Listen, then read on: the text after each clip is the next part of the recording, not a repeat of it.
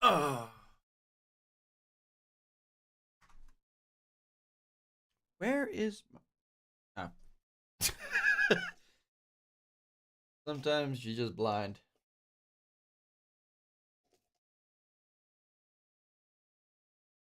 And unfortunately, sometimes tends to be a bit more often than not for me.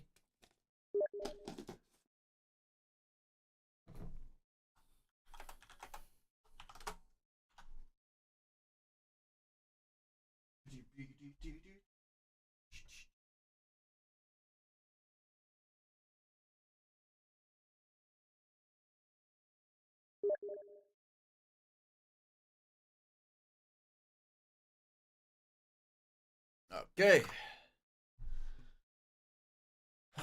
Is the official stream?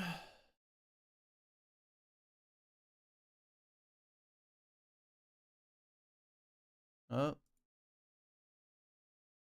still not. They're not live. Wondering if they are even. Wait.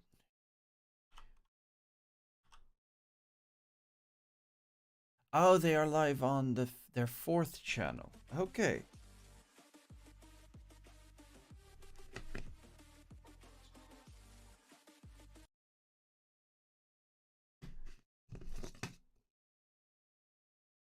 Wait, that means the DPC is.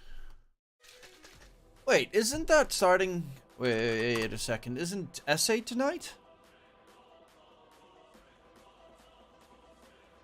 One move, one game, one against Navi. I know I was doing definitely better than I initially expected.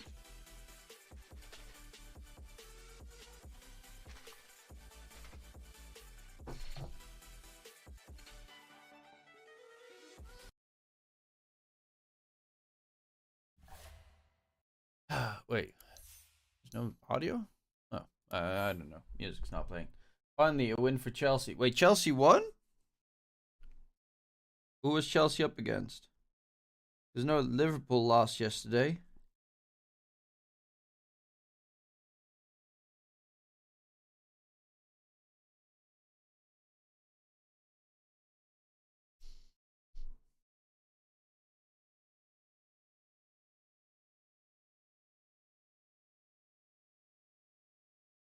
Chelsea beat Crystal Palace. Woo! Now they're just in 10th spot.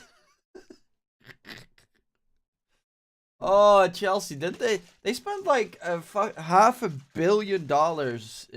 Half a billion. Well, definitely think dollars. Could be euros in recent memory, but ass.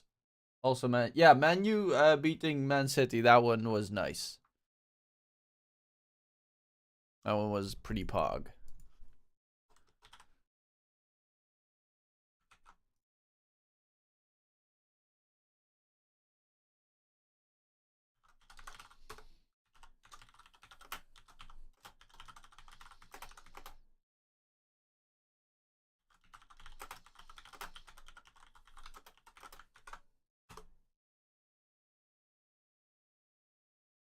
Also tonight,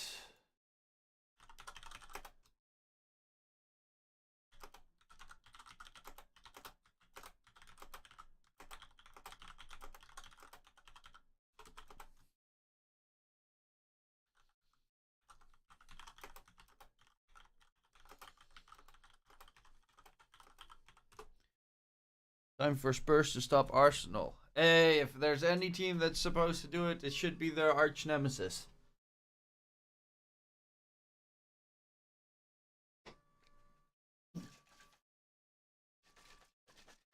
I went to Vitesse game today. Vitesse Neck. It was a good game. Well, it was kind of boring and it was 0-0, but it was good to go with my dad and family again.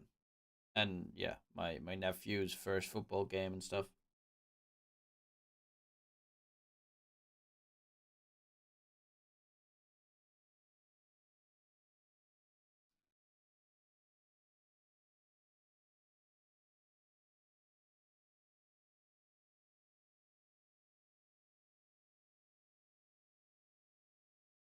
Ah, Let's see, did they already start?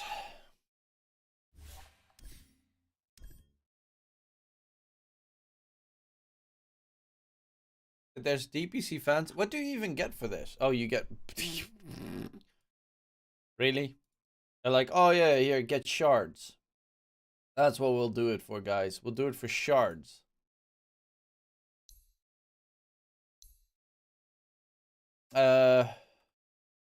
What's this Neon League, actually? Any good teams in there? Eh, no, not really. What's this? This is 16K tournament. Europe and Central Asia. None of the teams I know. None of them I know. European Pro League.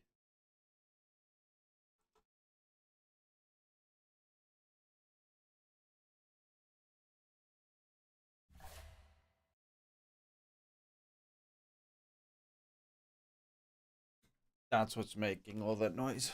I was already wondering.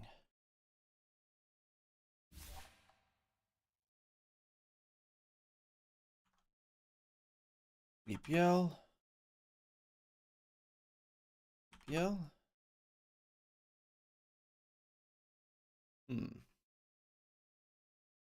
I can also just do it easier.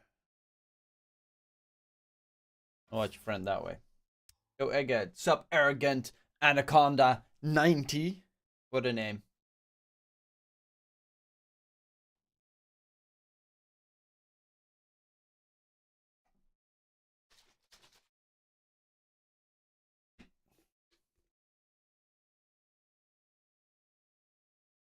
How you doing?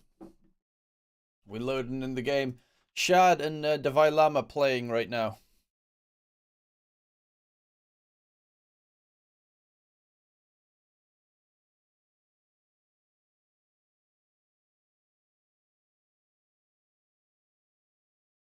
Game 3 now for your one move. Help a brother out. Okay, I'll help you. Not that it's really help. Draft's not done yet. Is the draft currently busy?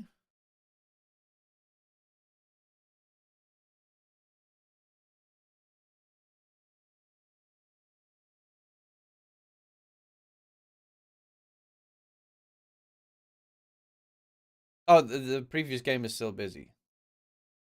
Yeah, I don't know. I need to see a draft before I can make any predictions, even though my predictions tend to be sometimes iffy.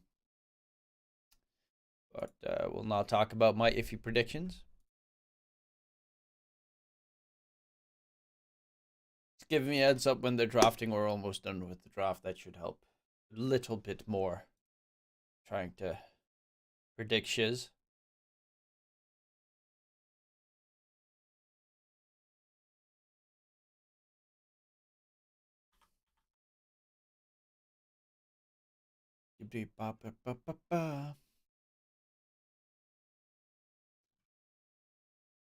I'm really hoping so much that the SADPC product will be so much better today.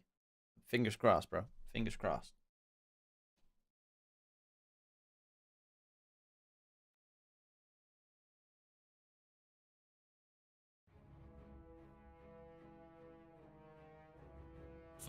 Seconds remain. It is Dyer's ban.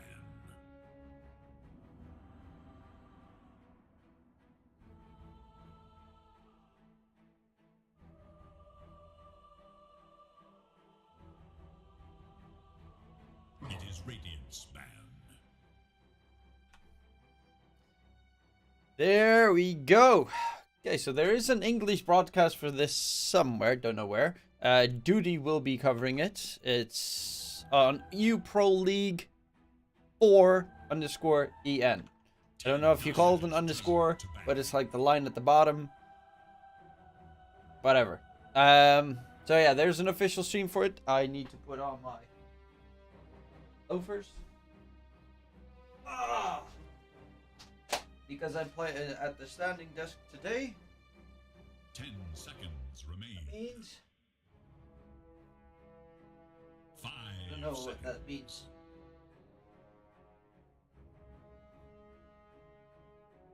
That means otherwise my heels will hurt.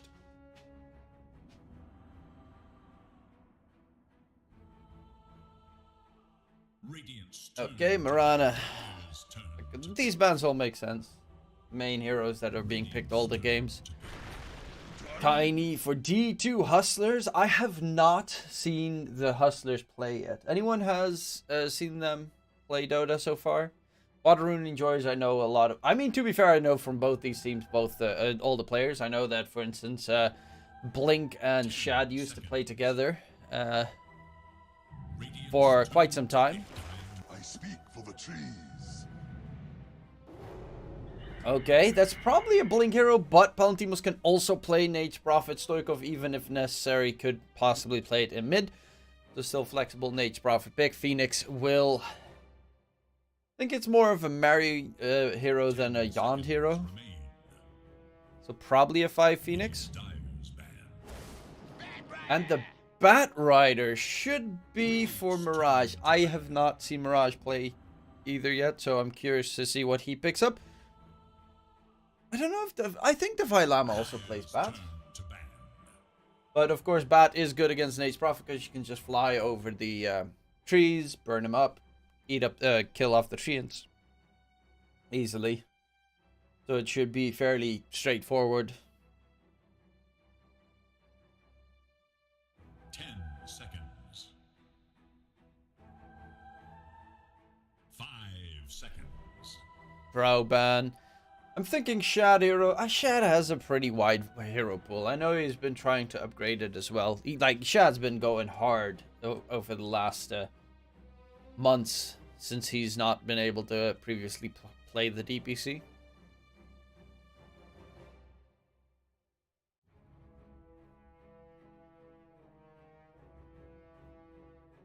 It is Radiant's I think he's top 30 right now.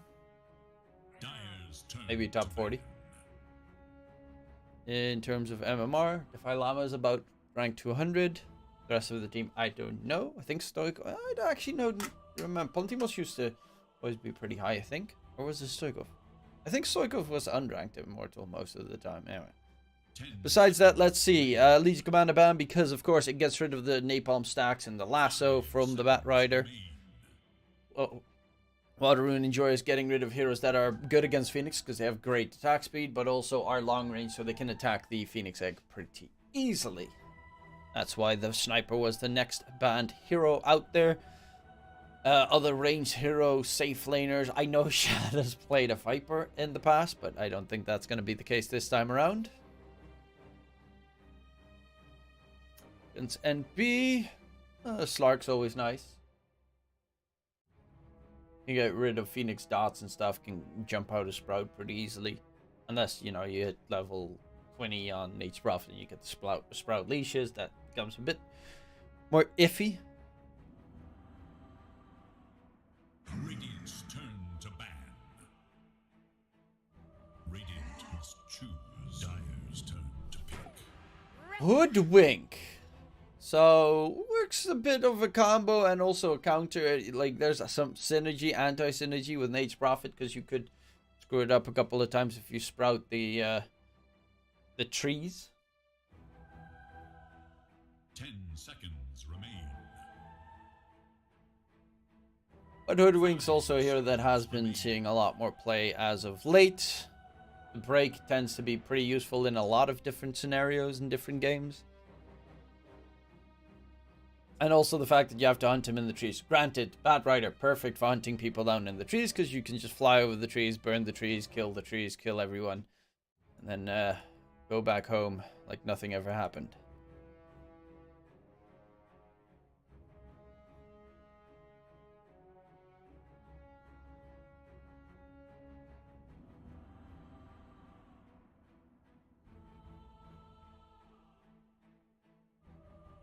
Dire's turn to pick.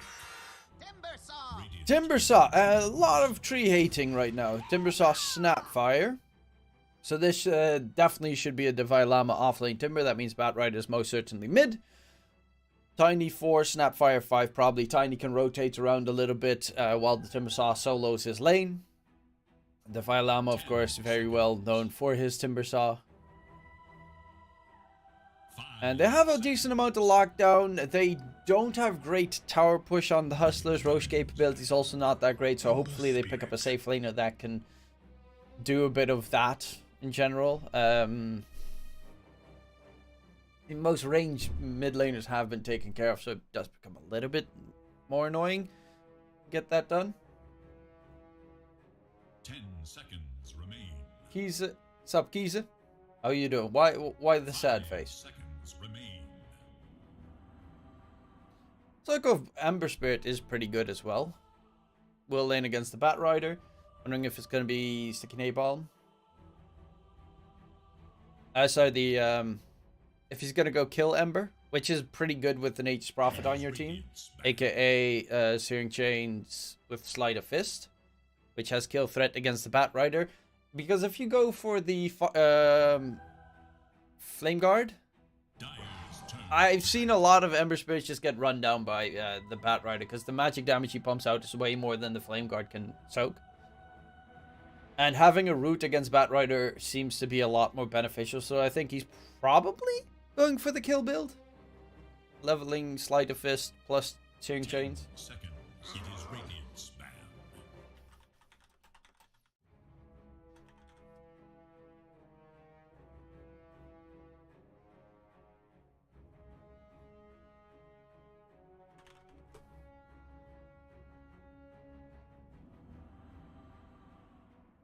Seconds.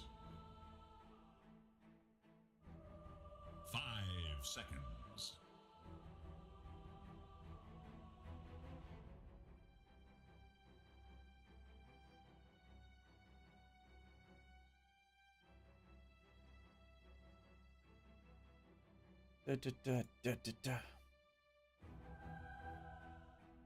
Okay, Faceless Void and Viper both banned out. Yeah, I was thinking Viper initially.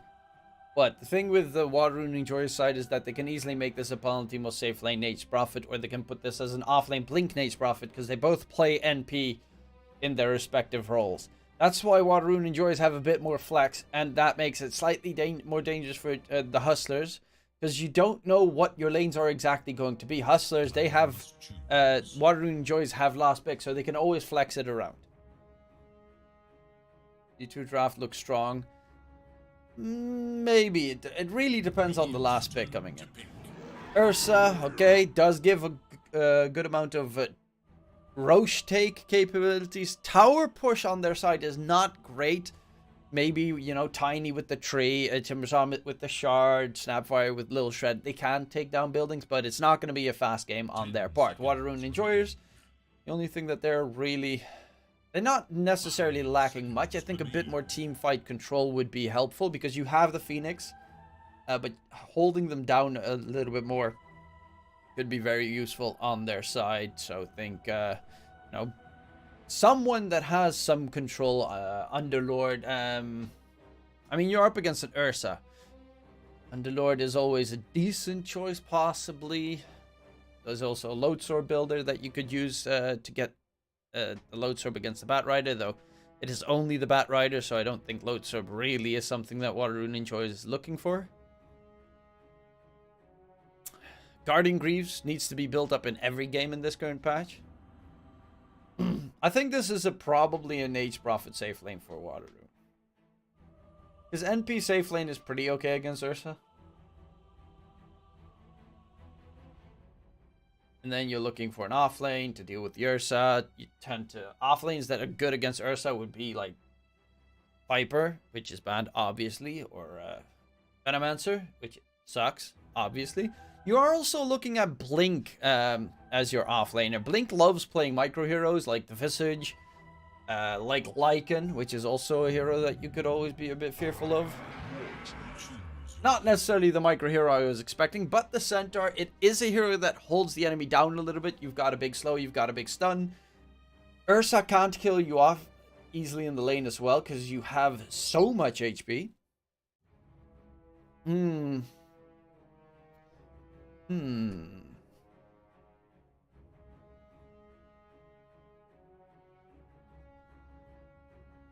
This is a tough one. Personally, I think D2 Hustlers are better players. However, I slightly like Waterrune Enjoyer's draft more. So, Waterrune Enjoyers is not a bad team either. When it comes to team fights, they've got good stuns, they've got good damage. The fact that they have an Ember and an H-Prophet that are kind of global centaur, also with the Stampede has a global ult. They are everywhere and nowhere at the same time. You can split push against Ursa, which is something Ursa is pretty weak against.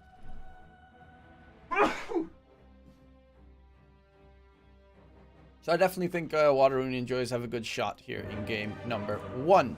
I will quickly check out the odds, what they are for game number 1, map number 1. Odds for map number 1. I will share a screen so that everyone can see it. As you can see, the odds for map number 1, 2.87. I would take those odds because I definitely think that Waterrune Enjoys is not that weak. Are you ready to rumble? Waterrune Enjoyers.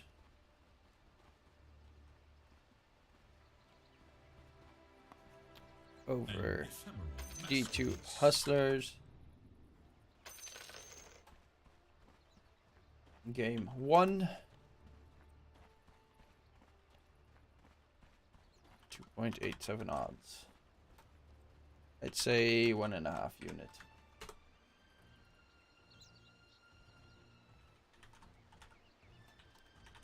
I think D2 Hustlers will take the series. I just think that game number 1 can go to Waterrune and Enjoyers.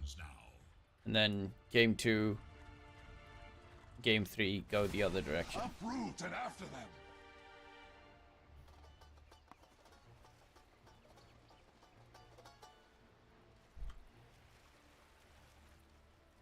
I really need to get the spectator view controls back.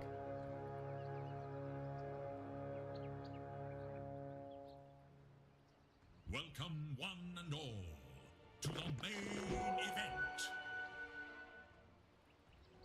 Let's see, 2 for 2 bounty rune trades, no surprises here. Are Waterrune Enjoyers playing DPC? Proper skacks. Waterrune Enjoyers.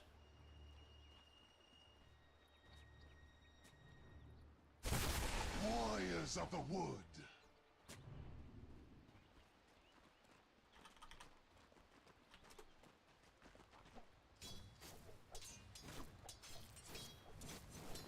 Wait, they don't have an official DPC, like an official...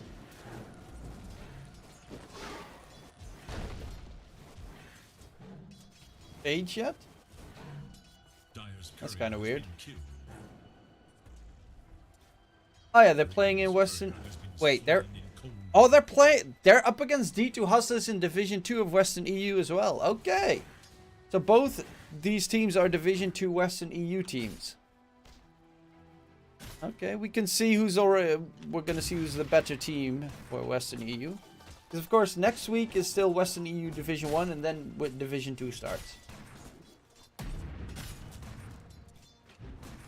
I'm looking forward to Southeast Asian Division 2, because that's when I get to cast. So I go... Okay, he did go for level 1 Flame Guard. You have Blink up top. Together with Jan versus... the Ursa Snap. Don't it? Maybe my finger got twitchy. No.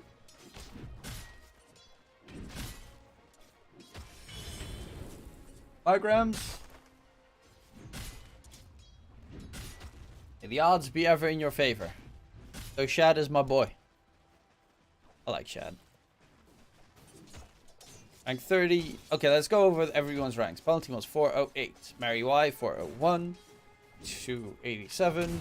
I swear to God, I thought that they were higher ranked. Stoikov is almost top 100. And then we have Angel, 304. Shad, 39. Mirage, 62. 219 for Devi. And Alex is 201. So, of course, Shad, the Chad, is number 1 of this game. Easy. Defi struggling a little bit in the bottom lane. It is not the easiest lane because the Phoenix Burn is pretty nasty and reactive armor doesn't help you against magic damage. Also, Ace Prophet is pretty strong in the laning stage. Radiant's courier has been killed. Each brave courier knows the risks. Stoikov did get a point in Searing Chain, so he only put the 1 point in Flame Break. And the rest he put in the other spells, which that does make plenty of sense.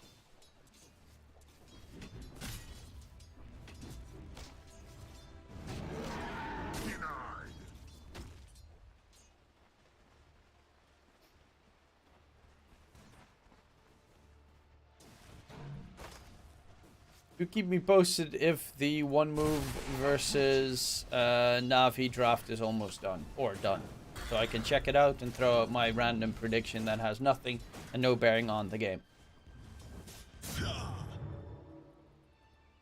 Their lanes are going pretty well, especially Blink top side. He's already got the Ring of Health. He started off with the double Ring of Protection so that he has some armor, because of course Centaur is a hero that has incredible strength gain but horrid agility gain.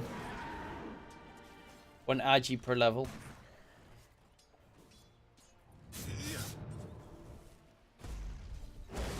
Oh, they want to go for Stoikov. Alex can't reach it though.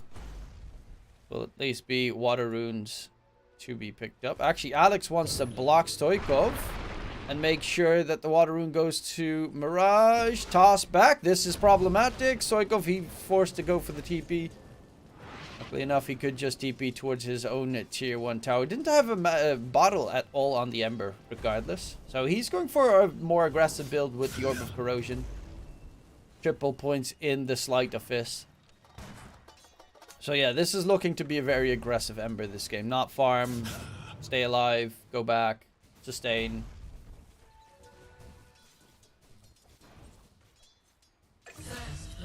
And after 5 minutes, I miss First Blood in the top lane. Angel does die rotation from Alex. A nice one. Doesn't have the mana for a toss available, though. And his mana regen is pretty atrocious. Shad needs to find a better target. Blink. I don't really know what Blink is doing here. What is he doing here? How does he actually stay alive? While all of this was going on, they missed everything in the creep wave. That's a bit problematic. Shad does at least get a couple of creep kills in the meantime, but they kept them distracted for quite some time. Also, right now, what you're seeing is the Ursa with 3 mangoes. You see that a lot more on safe laners in this current patch, where they get 3 mangoes. Even like a Spectre Skeeter played with 6 mangoes a couple of days ago. Because you, of course, get the health regen, which is per mango that you have is 0.6 health regen. That gives you good sustain in the lane. You have a Ring of Health on top, and I mean, with the creeps, the tower healing added in, he has 13.3 passive HP regen right now, which is an insane amount. It's Tango, I think, gives you 9 HP regen. Better not fall off. Okay, kill in mid. Top lane though, it is Shad. Luckily enough with everything underneath the tower. Pantimos has 20 denies on the NP, and that's why you can see that big difference in terms of last hits compared to him and Davai Lama. Dire's courier has been killed. Put you in your status. Somewhere, someone lays blame. So that's going pretty well so far. Angel is smoked up. They're looking for a fight up top. Alex is even rotating in. This time he does have enough for his wombo combo. Okay, they just missed everything on Blink.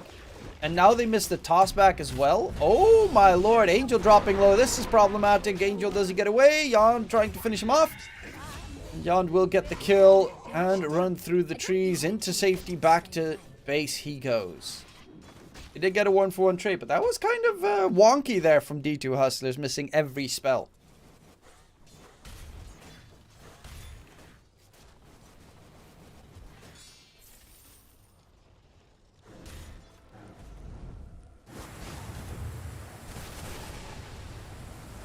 Mirage Mirage has a lasso, takes Mary White for a spin, but only for a brief one. Divine Llama does blow up the Phoenix. One plus, of course, against Phoenix is that Whirling Death does reduce his strength gain. His strength in general. That's pretty nice. Stoikov, Orb of Corrosion, plus Sleight of Fist max level. Yeah, he wants to kill off Angel, but Angel knows he's just fine. Pretty scary how much farm Palantimos has. And he's got the Hand of Midas already done. He's going for the Javelin, so definitely looking to be a Maelstrom kind of build. Blink, use the Stomp already.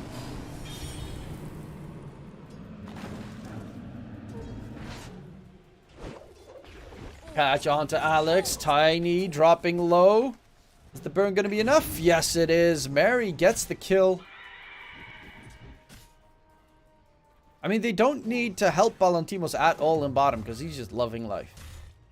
Javelin's pretty much almost done also on the Nature's Prophet. Chad's going for the Battle Fury. He's actually going for the Battle Fury rush without building up his boots. I mean, they are currently tri-laning, so it kind of does make sense. Going in for the kill onto the Hoodwink. Yond, will he die? The toss forward, right click, one more. Oh! And Yond will have disengaged. He survives, and Shad was distracted from hitting creeps in the lane for quite some time again.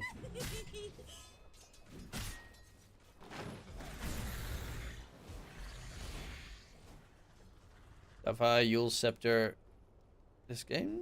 Wait, what's he sending out?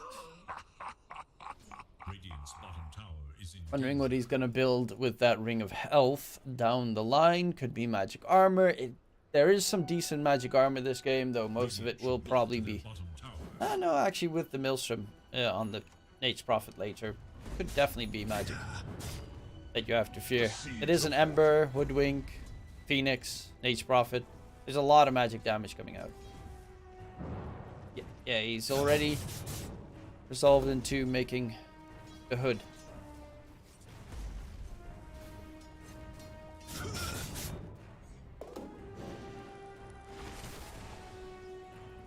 Cold and sweet. KD for Ember, level 8.5. Is looking pretty good.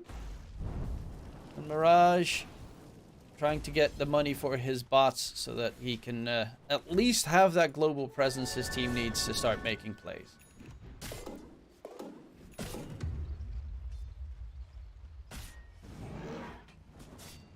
Chad's still fairly farmed though.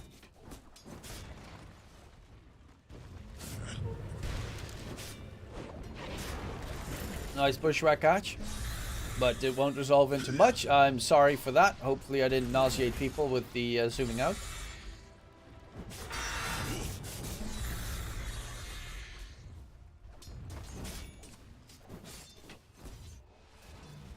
Well, bottom lane, they're going for the tier 1 tower push. Batrider is TPing in. Can he get the catch onto Palantimos? Yes, he can. Mary does have the Sun Ray if need be, but he doesn't want to lasso. He just wants to kill him. With the flighty flight, there's the lasso onto the Phoenix. They should have the lockdown double kill coming in for Mirage, and pretty much nearly single-handedly got that done. That's why the Batrider was picked up against the Nature's Prophet, because there is nothing NP can do. If he tries to TP out, he'll get lassoed, which... Yeah, that was a straightforward but very well done pickup. Tree got cut. Davai tries to keep them away from the mid-tier 1 tower. They want to open up the map significantly, especially with an Nature's Prophet on your side. If you get the tier 1 towers faster, you can split push the map a lot easier as Water Rune enjoyers. Shad's Battle Fury is close to being done. I'm personally not the biggest fan of going for Battle Fury before boots. Before finished boots. Invisibility. But hey, it can work.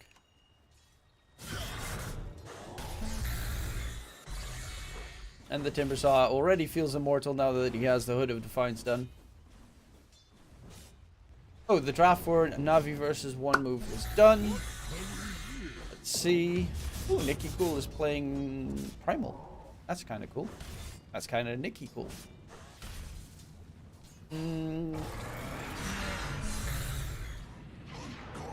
Ooh, Shad dies so close to his battle. Fury, yawn, shotgun misses. But the kill will still come in for Alex.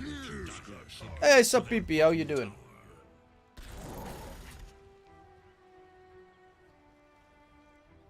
Navi versus one move. Map number 3. Kind of like the Spectre pick of one move. Dire's bottom tower has fallen. Tough one. They have no way of interrupting Black Hole. They have barely any stuns on one move to begin with. Oh, Phoenix Egg went off.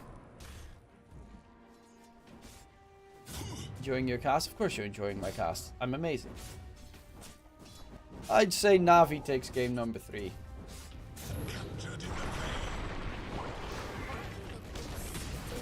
Big fight coming in though. Shad dropping pretty low. Does still have the enrage available. Yawn, does he get away? Well, Mirage comes to say hi. Oh, but a nice 2-man route by Stoikov will deny it. And they're actually... I mean, they don't have any more rotations, so they'll probably not go for more. Against attack. Dire's top tower is in danger.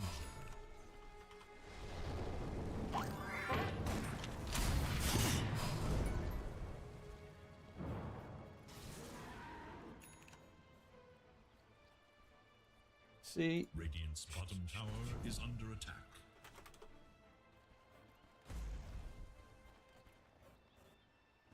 The Dire scan. On the hunt for Radiant forces. Radiant's bottom tower is in danger. Oh, they are 3k ahead. Palantimos is top net worth, but the big difference maker is the supports of Waterrune Enjoys have quite a bit of money, especially the Phoenix. 3k for a position 5 Phoenix. This hero that has decent farm potential with the Fire Spirits, which is obviously a big plus. And going for the Yule Scepter, heads up pick against the Ursa. Shad will be very much annoyed every time he pops in rage. He'll just get Yules in the sky. Palantimos for 4 staff. Yeah, they're trying to kite the Ursa as much as possible. 4 staff, Yule Scepters, maybe even a Heaven's Halberd for the Centaur later down the line. But Shad's gonna get caught, gonna get sniped. Shad is dead again. Blink Dagger from Blink coming into play, and he is also going for the Yule Scepter. So their supports are really itemizing to make sure that Shad's gonna have a terrible game. Catch onto Mirage, nice enter stomp, and they smack him down. Alex wants to go in for a counter kill. It's a lot of down from Devilama. Can he continue on? The Phoenix Egg does get dropped. But there is Lil Shredder, chop, chop, chop, and it gets chucked down. Devilama on the disengage will be possibly chased by Stoikov. However, it's going to be Alex shut down by Palantimos, who is pretty scary on that Nate's Prophet. Devilama going to be able to stay alive. Jumps back in aggressively. Stoikov on the disengage. There is a Mortimer's Kisses, but still 2 Fire Remnants. So Stoikov should be just fine.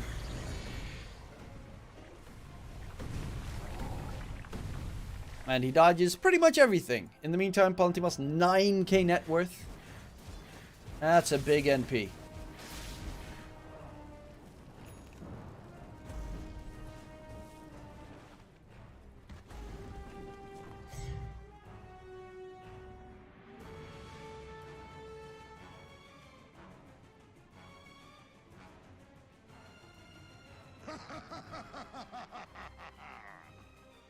Oh, we have some lags, so I'm gonna sit down for a sec. Hi. Discord lags. Okay. How's everyone doing?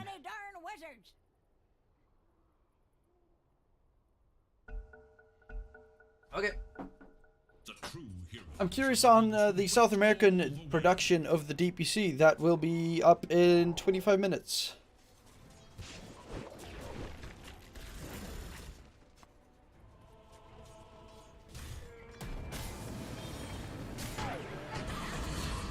Oh, Devilama does get chopped down.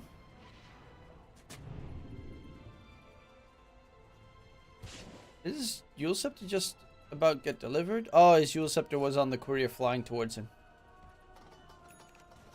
Thou shalt be missed.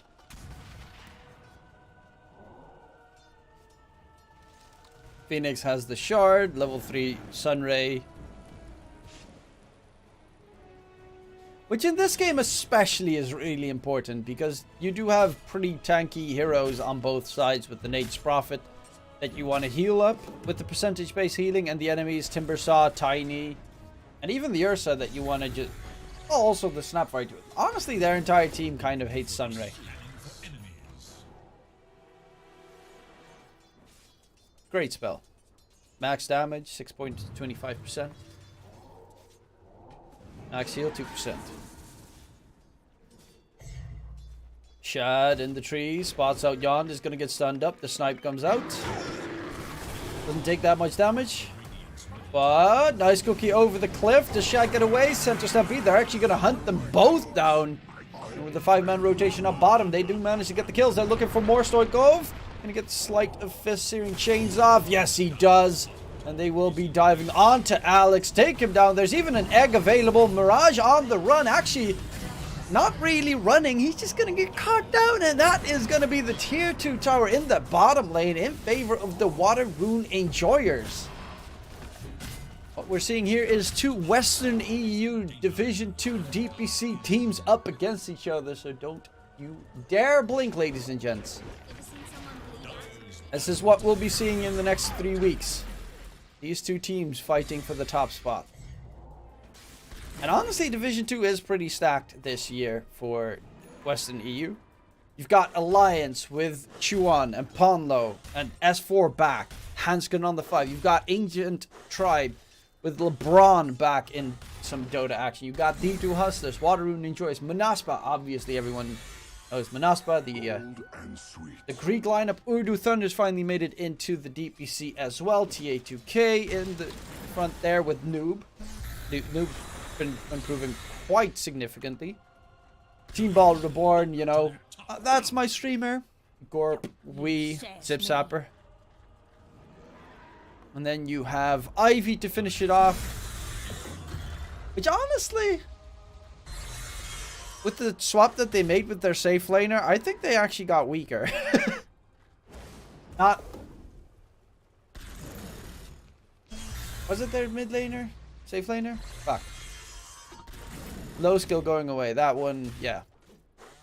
I'm not saying, of course, that Pyo is bad in any sense of the word. It's just, he shall be missed. Dire's top tower is under attack. Love your Avengers jacket. Hey. Got it at Disneyland Paris. Divine needs the Yules to be able to get pop. Doesn't get it off in time. Now they just need to disengage. 7k net worth lead for the Water Rune Enjoyers. And Shad's just trying to find farm. He is significantly behind. Bottom of the cores at the moment. Valentimo's on the other hand. He's at the top of the game. They will get a big kill onto Stoikov though. Lasso was not used, so gotta be a bit careful. Ember is the one that is creating the space in these fights. And jumping on the back line. Not that Centaur can't do that. Speaking of which, Blink almost has this full Lotus done. Against the Lasso, that's about it. Against the Lasso. I guess against the Tiny Toss, but that one's kind of shit. And against the Sticky Napalm stacks, I guess, from the Bat Rider. So Mirage, gotta be a bit careful. He does smell something funky.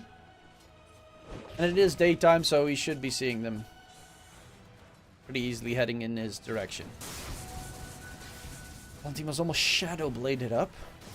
Oof. Catching this NP is going to be quite a difficult task.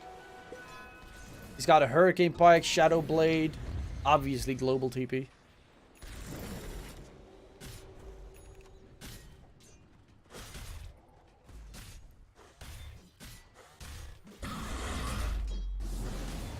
Alex does have the blink. Oh. Do they expect Alex to be there? Ah, they didn't see him. They're actually going for Yon. The Phoenix would have been a really good pick if they managed to scoop it up, though.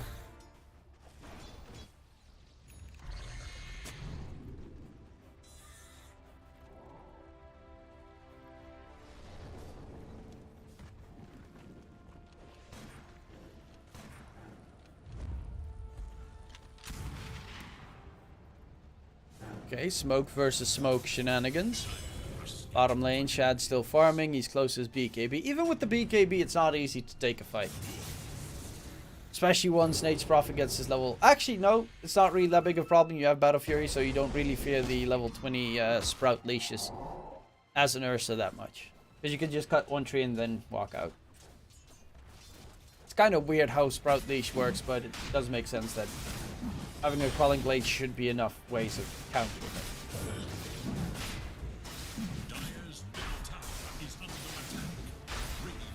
Oh, the age is secured on Vaterun Enjoyers.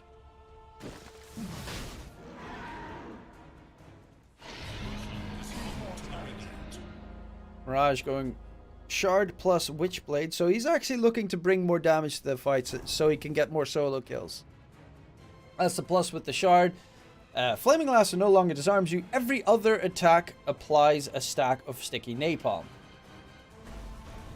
So every second, 2 attacks you hit someone with, one of them will give a sticky napalm stack. It's pretty nice if you have the Witchblade as well, so that you do a lot of damage, honestly. Not sure of the lasso there, but at least it's a kill.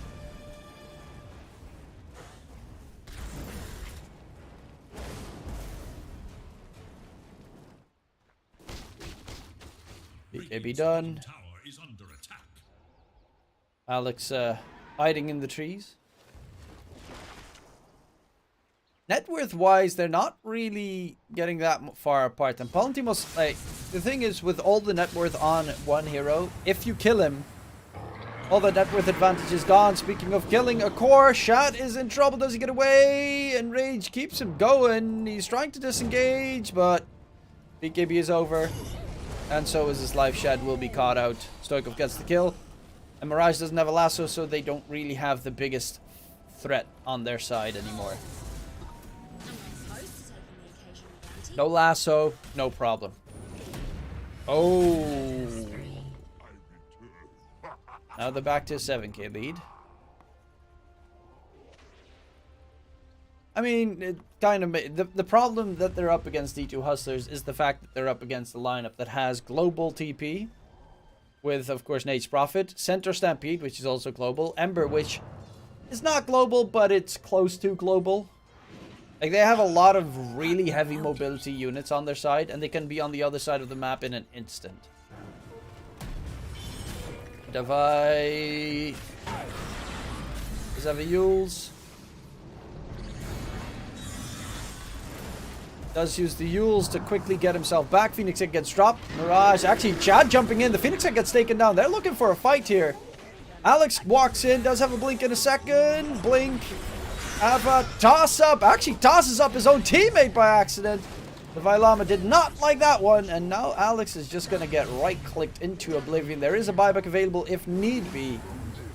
NP ulti. Angel won't be hit by the MP ulti, but will be hit by Stoikov. Lasso comes in, but it's a Lotus Orb Lasso. Stoikov gets back to the low ground in time. It's getting a little bit dicey on both sides here. Because, yeah, they come out ahead in that engagement, but just a little bit. Just a tiny smidge extra, and they could definitely die.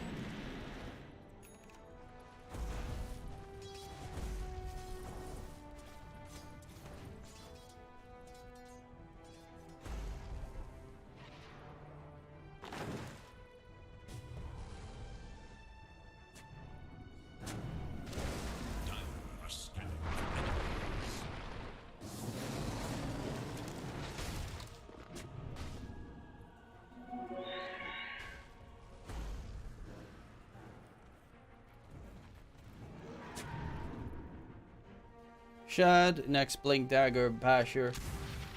Some a better chance to get on top of everything. Davai getting caught out in the top lane. Pipe is fairly close to being done. Should make it a lot more survivable in mid. Yeah, they're just they're trying to find a pick off, but globals are a pain. Oh, Angel is very dead. Palantimos has a full Silver Edge. Break against the Timber Saw is always nice. And obviously having the crit innately is also not bad. Even has enough money for the full BKB. Look how far Baltimos is ahead in this game. And that's because the catch on D2 Hustlers, they have it, but it's kind of hard to connect. And they scan. Oh, they scan. They know where Shad is lurking about. And he's trying to get away. Yawn. Ooh. Shad the Chad almost gets caught.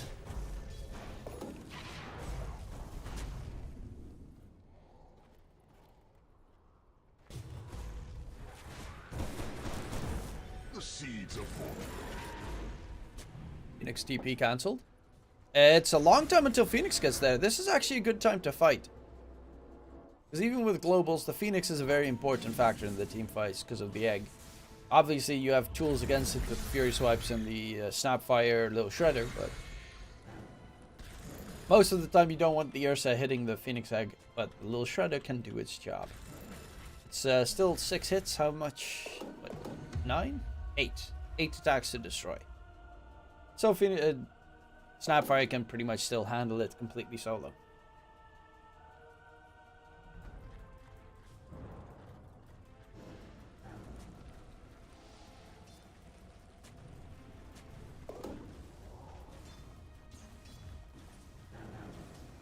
Well, the tier 1 tower in mid barely took any damage this game so far.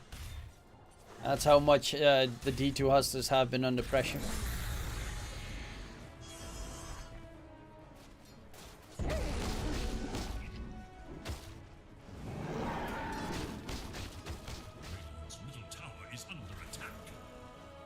Sprout leashes. A good tool against a bunch of enemies, but they do have ways of getting out of it. The cookie, with the Timber Saw in general. They're going in onto the Vailama. Does have a Yules. Can he get it off? Does Yules himself. Doesn't have the Timber Chain just yet. Trying to disengage. He's still being chased. And he will get taken down. Angel's going to be the next target that they're going to focus down. Baltimos TP's in, pops the BKB. Angel is dead. Can they get a third? Mirage still has a BKB available. And Alex, well, he can try and find... Yeah, he blinks to the side. We'll be able to TP out. Actually, he's going to try and clear out the bottom creep wave with a nice Avatos and then walk away.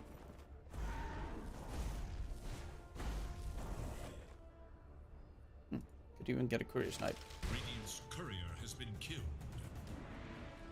One silence is the other's cunning plan. Avatos, TP attempt. Sprout does not connect. Oh, if he Sprout leashed him right there.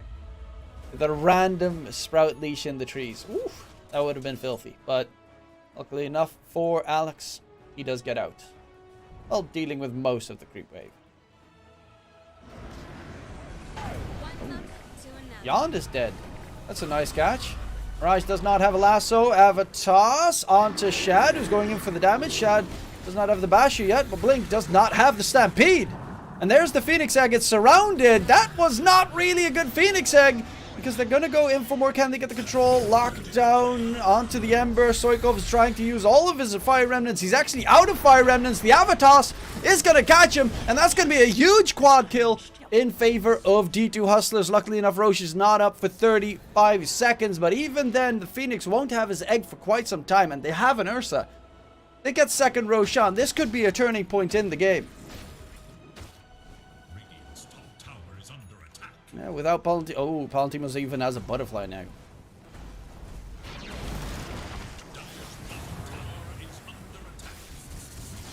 Well, he needs to make that into a Gleipnir if he wants to control Mirage. Roche is up in 5. Radiant's top tower has Oh, no. Alex walks out of the pit. Just check it, check it, check it. Roche is up. They know. There's no Phoenix Egg. That's a big timing for them to go. Shad, he's going to go for Roche. And they know that this is their saving grace. There's only a 5k deficit on the side of D2 Hustlers as well. And they kill off Roche. They need to zone the enemies out. No Ember for the foreseeable future. Roche is dropping low. Roche is dead. Aegis plus Shard. Shard for the Ursa most likely. Levi Llama. Cookie out. Timber Chain away. And no harm, no foul. This is a big jump in net worth for the Hustlers. And Pontimos. I mean, he is still really big. They're going to need that Nate's Prophet to start doing stuff in fights. It's not even my birthday. I guess it could be. Hi, how are you? Hey, what's up, Lizati? I'm doing just fine and dandy. Anyone know where the SA DPC match is going to be streamed on? Hold on, getting caught. There's the center stampede.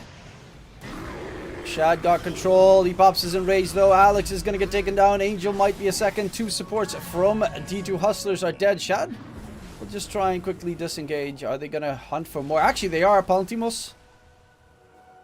Pretty greedily. I've never watched Dota before. It is a fun game. I tend to cast a decent amount of Dota. But it is also a lot of chaos. And if you haven't seen it before, I mean, I assume you've seen League then, because normally it's either you've seen Dota or League. Or Heroes of New Earth if you're a real OG. Heroes of the Storm, maybe? I personally loved Heroes of the Storm. Sucks that their competitive scene died. The game has very interesting avenues and it's very min-maxy. I've seen League, I've just avoided playing it. That is exactly how you should do it. I've played League. It's okay. Not my game, but it's okay.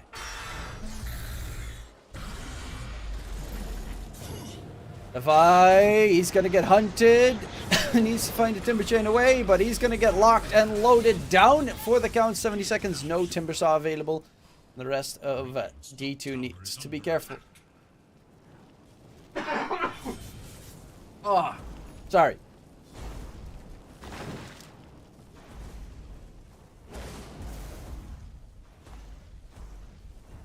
Masterful mark.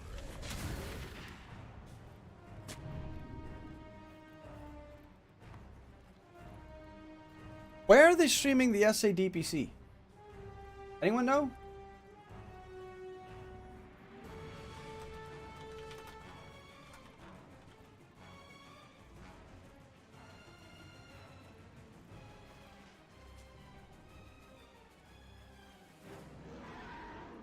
Ursa's getting fat.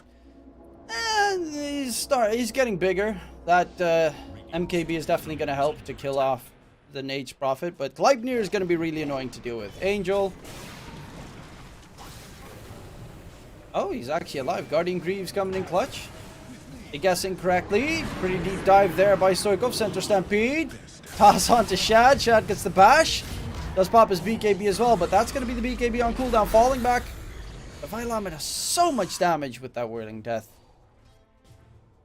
It's all pure, baby. It's all pure.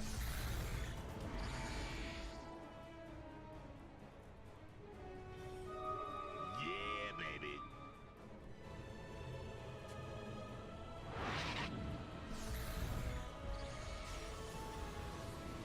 Whoops. Control coming in. H Prophet dropping low. Pontimos is dead. 8.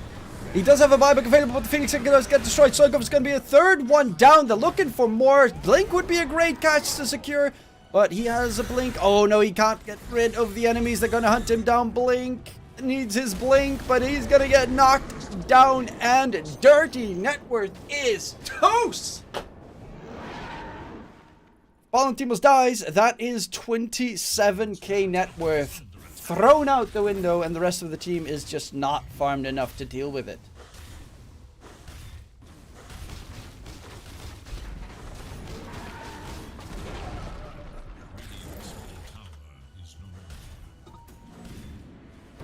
Its middle tower is under attack.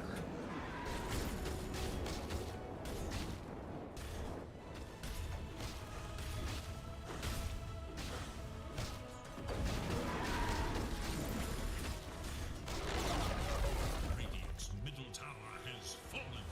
Radiant's middle tower is under attack. Where's the... SA DPC stream. Anyone know where Infamous versus Alliance Latin America is going to be streamed? Is under attack.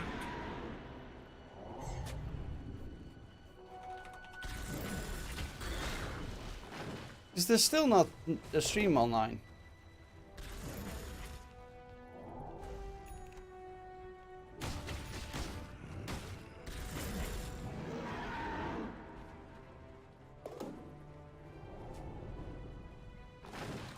Radiant's bottom tower is under attack.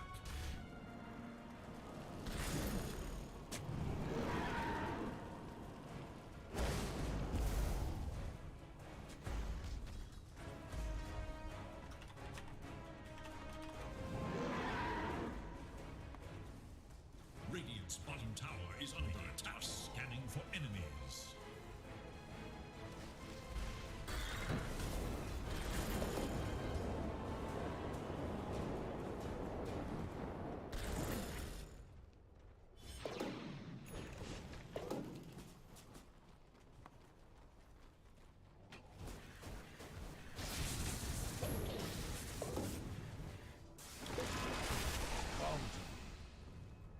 Radiant's bottom tower is under attack.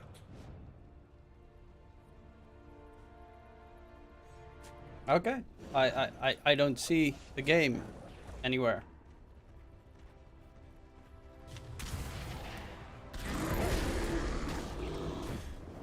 Radiant's bottom tower is under attack.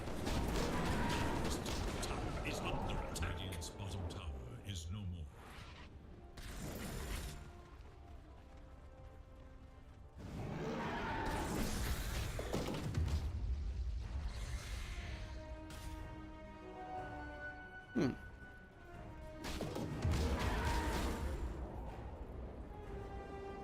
Actually, I'm curious about one thing. Are they starting on time? Uproot you. I have 8 out of 10 in the lobby.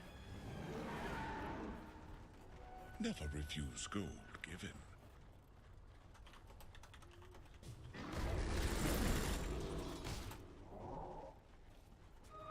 A tool to teach.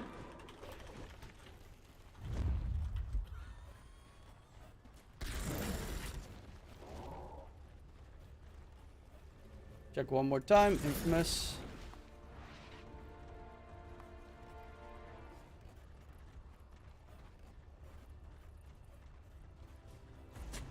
No. Uproot and after them. Cool. Dire's top tower is under attack.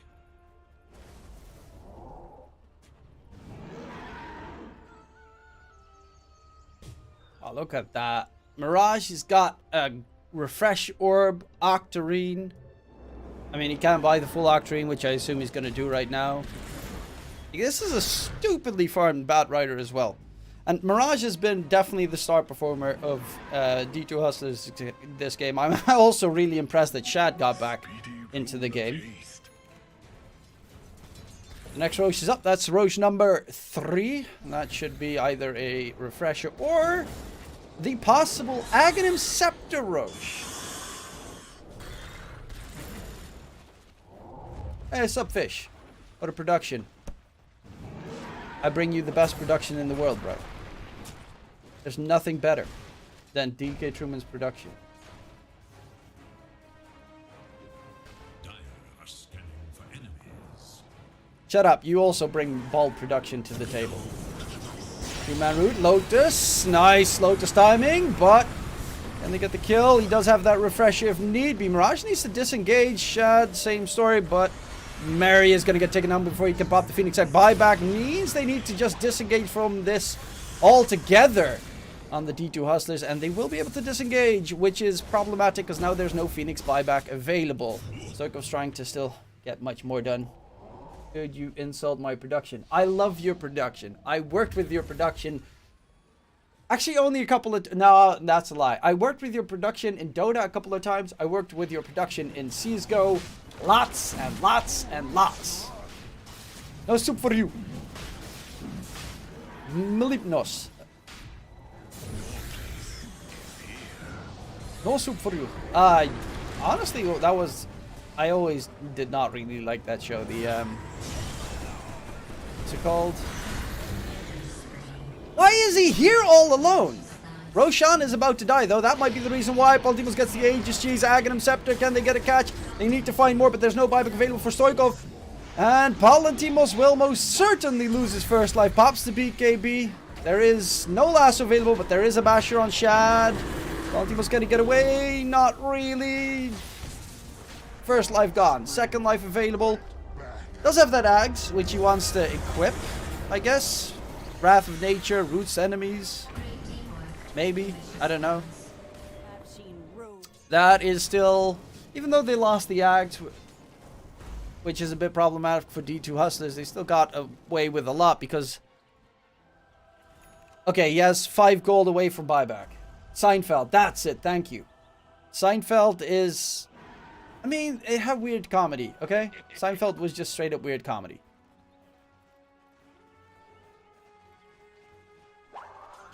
I loved it.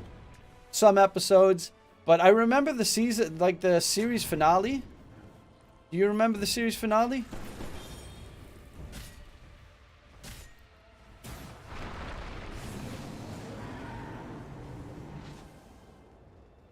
Radiant's top tower is under attack. Double damage.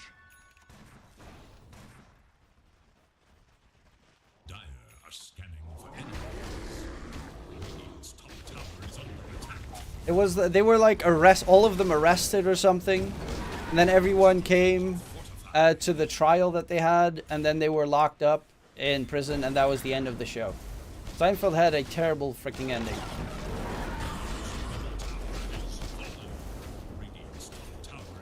I do like Jerry Seinfeld's show with drinking coffee with comedians. That one is funny.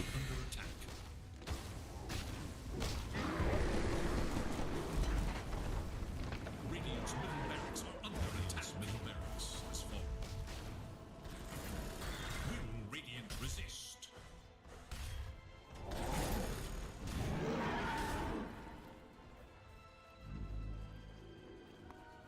Oh, SA has coverage, it seems. I found the channel. It is BTS Brazil Esports ES. So they're using their Spanish channel from BTS Brazil to cover the English broadcast. Magic.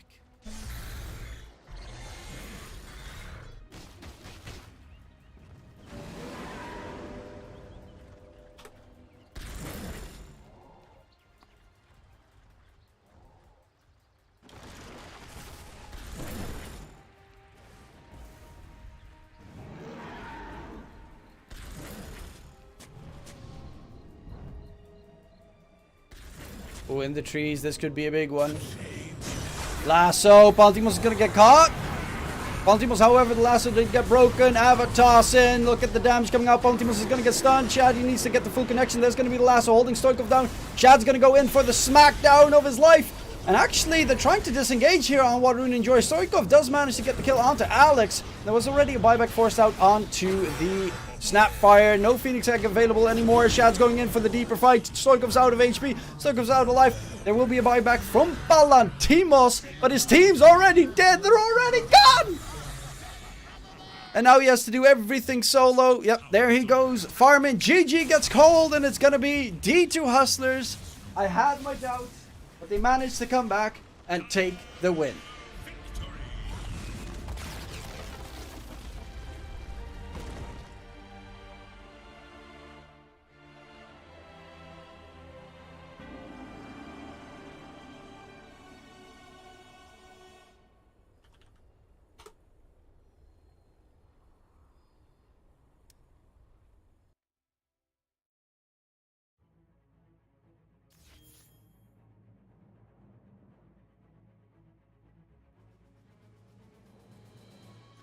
Oh, that was game one. Honestly, this was a really good game one. Really enjoyable.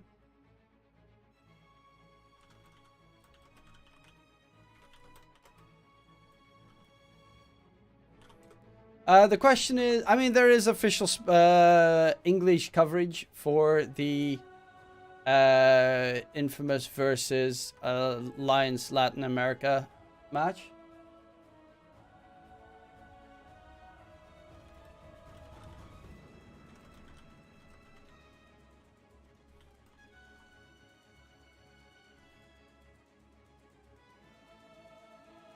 But there's a 15-minute delay when I cover it. That's the big problem.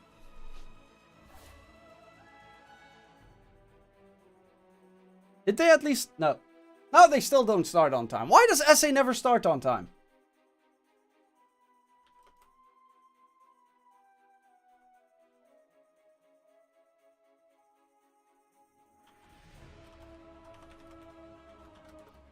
Why do you have 15-minute delay? Because Valve rules. It's anything... Because I'm a community caster.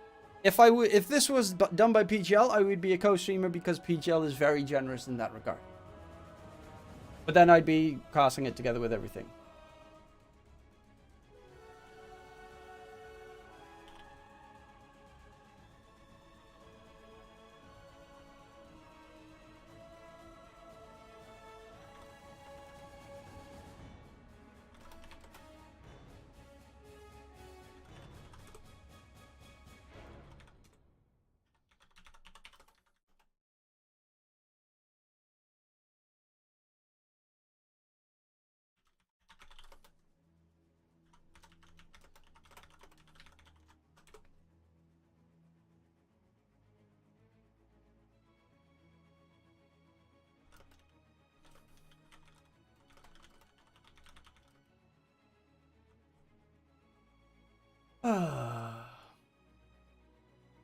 Why do any prediction for SA Dota match? I probably should have done my predictions last night.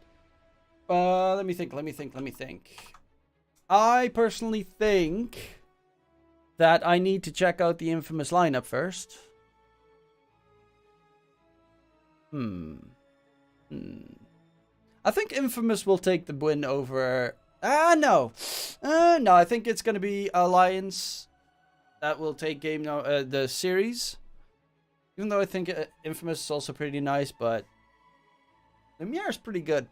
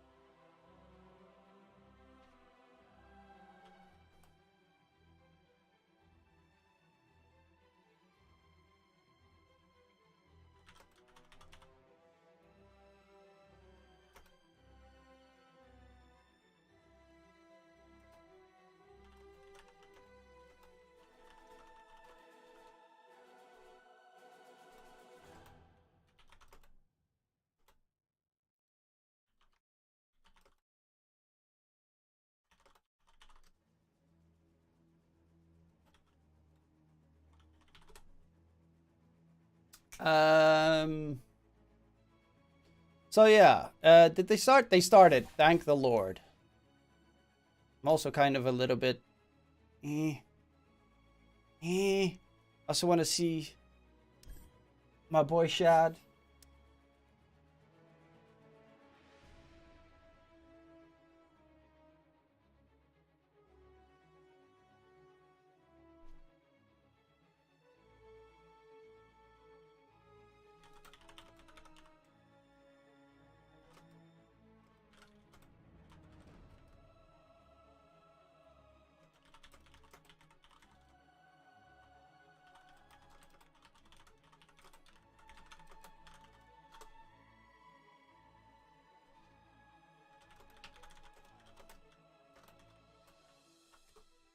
I'm gonna quickly bio. I mean, quickly, I got like 15 minutes.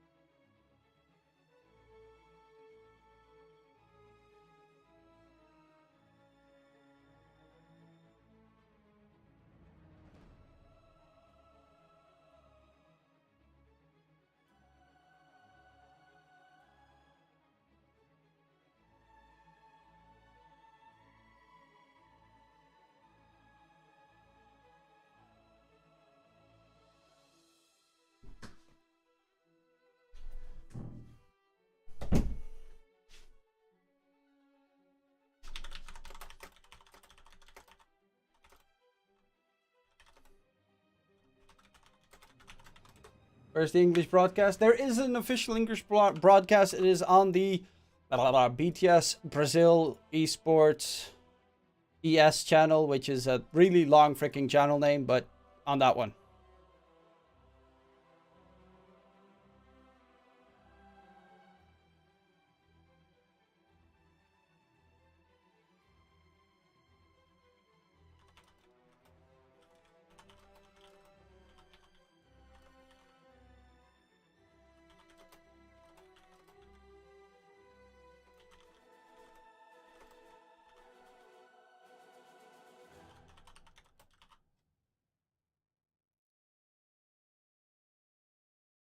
Okay, we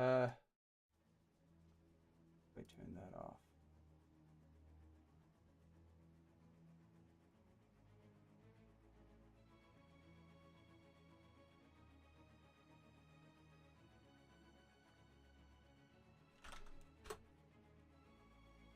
Give one advice for someone road pro player. That's probably not the best thing for me to do, to say, but honestly, it's don't be toxic, which helps a lot. Try to become friendly with people. Try to always focus on one specific thing when you're playing games. Don't just play like 50 best of threes per day, because that does nothing. But always try to improve on a certain aspect of your gameplay. Watch replays. Watch what pro players say. Watch what coaches say specifically. There's a lot of channels that give you like good information on how like movements to make after 10 at the 10-minute mark. The enemy safe lane tower needs to be taken down. That sort of stuff.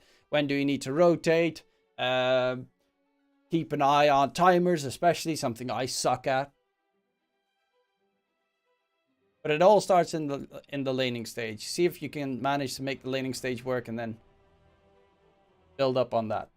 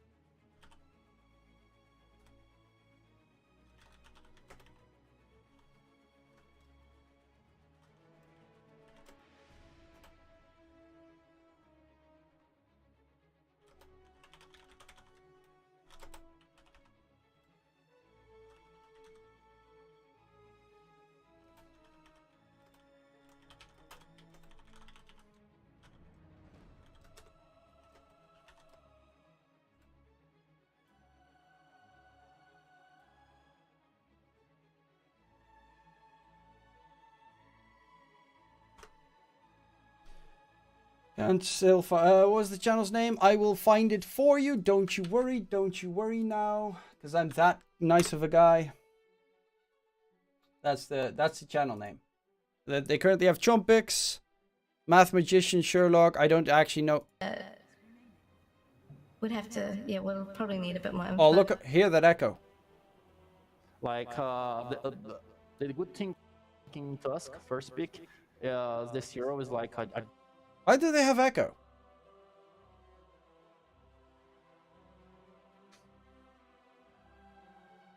How's everything been, Truman? Haven't seen you in a long time. Back to betting my family on Dota games.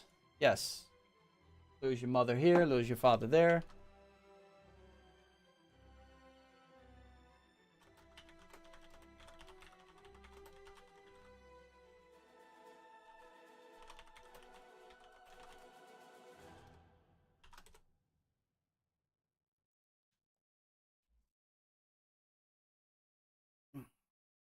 But all the cool kids stay in this channel, right? That's, you know, only the the amazing people. They chill out over here.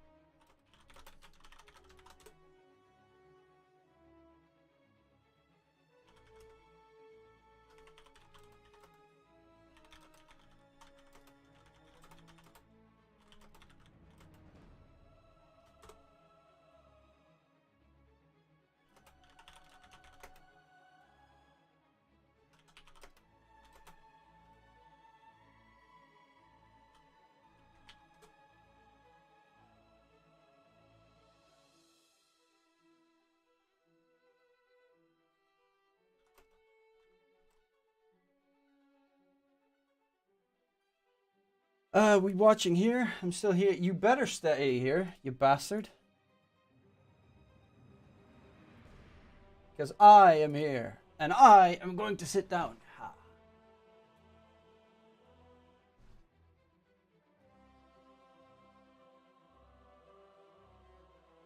5 or 10 minutes behind. I'm 10 minutes behind the official broadcast. So in total, 15! PP that, no. No, bad, PP, bad. Oh! Gotta chill on my stare on my chair all the way down here. The football scores. Who's ahead? Who's behind? Arsenal is 2-0 ahead against Tottenham. God, Arsenal's actually going to win the league this year. That's kind of nuts. 15 minutes delay is ugly, yes. But luckily enough, I am horridly ugly.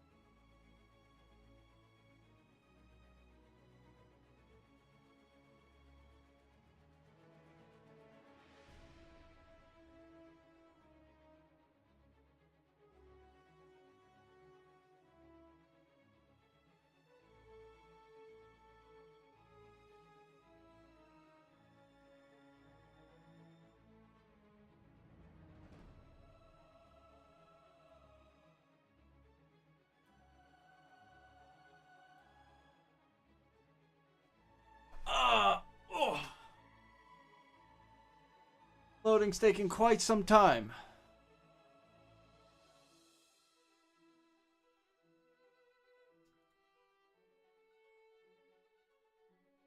By the way, who won? Did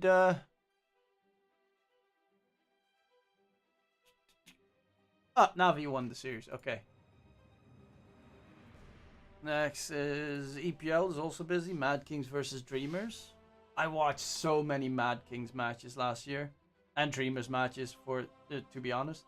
I always loved Red Monster from Mad Kings. I was kind of nutty. Used to be the coach of Beast Coast. Decided after coaching, I want to play. Ooh, D2 Hustlers versus Waterloo Enjoy. There's no official English coverage for the SA match right now. There is official English coverage. I'll link it to you. There it is. It's being handled by BTS Brazil right now.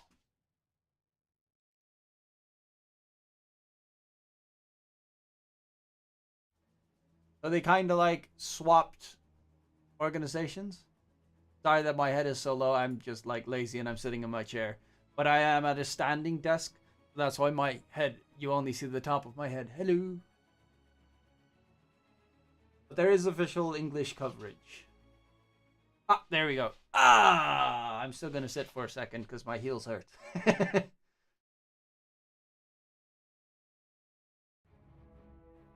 is Dyer's bad. Let's see, who's... Math Magician and Sherlocko are going to be doing the... Hey, Tomamoto. I always see him do South America. Last year he was also always doing South American Dota. He's a nice dude. Or at least the encounters I've had. Buenos días, buenos días. Buenos dias. Buenos dias. Let's play to win, baby. Oh! 10 There we go. seconds. Let's get ready to Dota. 5 seconds. I'm actually baffled at the fact that D2 Hustlers still managed to beat Waterloo Enjoyers in game 1. That was pretty marvelous. It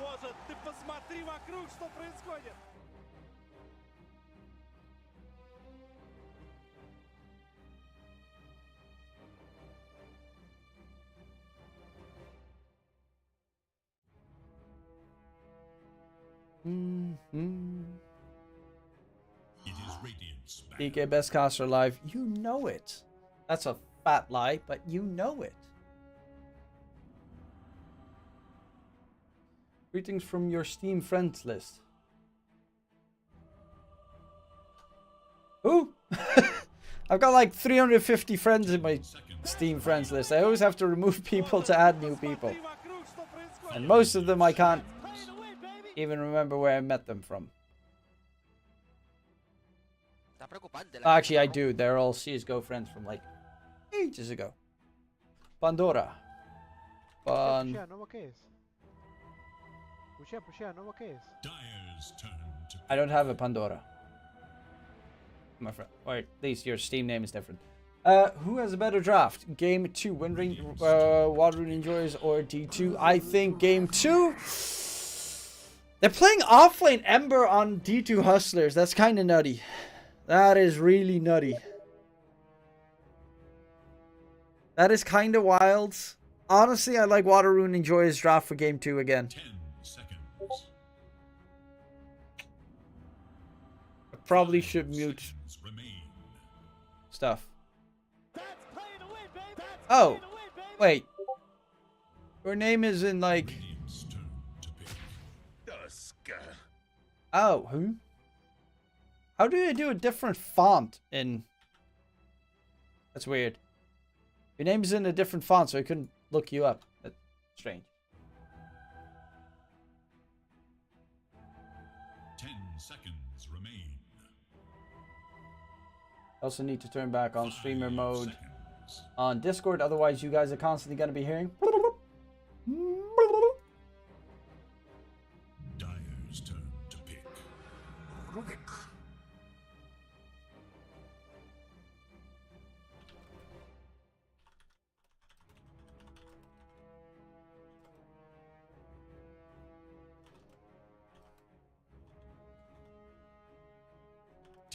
Seconds. 5 seconds remain.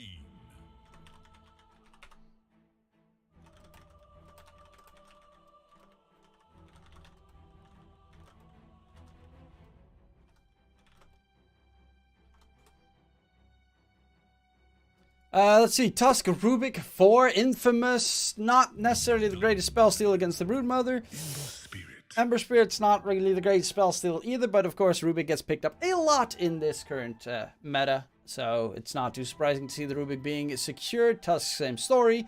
On the Alliance side, you've got that Brood, which probably is going to be the offlane 10 seconds. for Vitali. Radiant's turn to ban.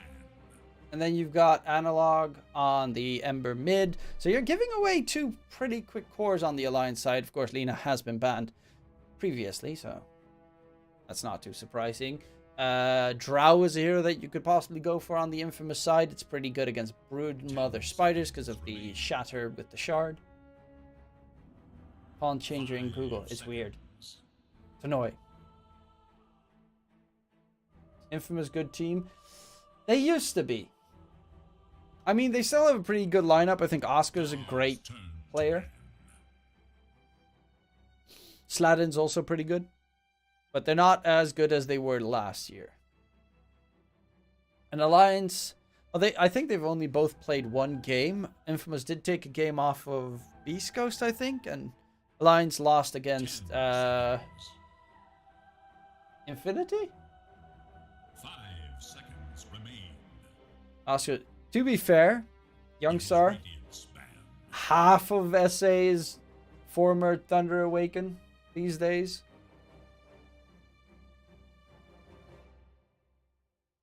For instance, he's not in this game, but what's his name? The mid laner of... 10 seconds. Oh, what's his name? Peruvian mid laner. 5 seconds.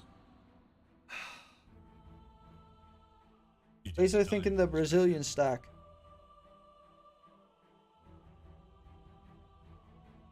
God, my memory is terrible. Someone will help me with that soon enough. Dara is still good. I do like the Alliance squad. They look good as Hokuri. Yeah, as Hokuri, they looked really good. Their first showing wasn't that great, though. 5 Hopefully, they'll be able to show us what they're made of. Radiant's turn to ban. Because that's playing to win, baby. Leo Style, thank you.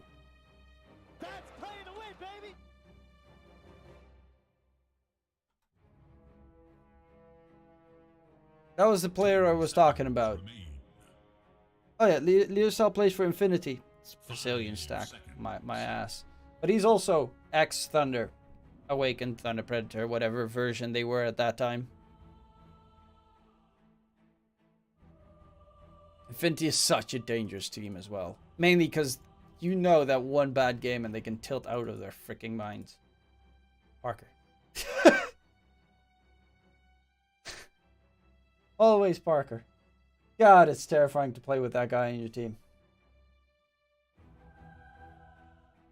Radiant's turn I remember, I think it was playoffs last year to make it to TI. And then Parker just raged. I think Parker and Oscar raged in like the last series to qualify for TI.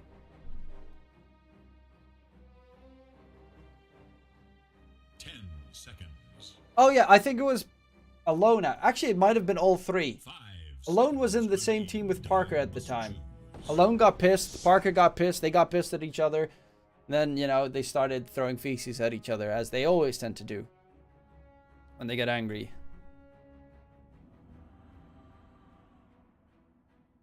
Lesh for Infamous. Okay, mid Lesh, most certainly. Could also be offlane Lesh, but most likely in mid Lesh. Could be safe lane even, yeah. Dyer's turn to pick. Silencer. Silencer ulti. Us and HFN had a big rivalry back in the days and often played in the same stacks. I mean, to be fair, some people can do that, some people can't. Seconds. I mean, there are a lot of pro players that are like, Mate must choose. I don't like you! Walk out to mid, destroy items, buy Shadow Amulet, stand there AFK. There's plenty of those around. Okay, Mirana. So, the only stun Alliance have right now is the Mirana Arrow. Granted, Mirana is really good in this patch. And it works well with the Ember because you can rotate to mid. Ember hits Searing Chains. You throw out... Seconds. yeah, Searing Chains. You throw out the arrow, you get the stun, you get the kill.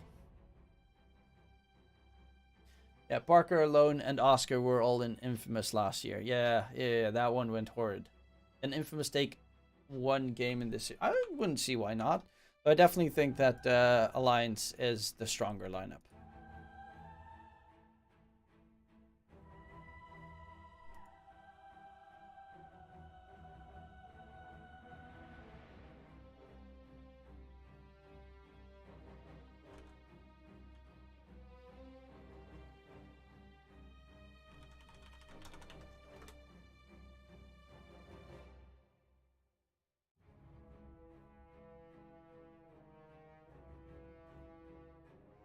Let's see. Undying Ban out, Snapfire. So far, Infamous have a lot of lockdown. Alliance have very lacking lockdown. Dyer's turn to ban. Templar Assassin. TA, laning stage wise, is okay against Brood because once Brood gets his spiders, you just Psyblade and they all vanish. Psyblade is pure damage, so they kind of get one shot pretty easily. It's also solid damage against the Ember. because you can burst him down. And the supports, honestly. This TA can like two-shot the entire Alliance lineup with enough farm.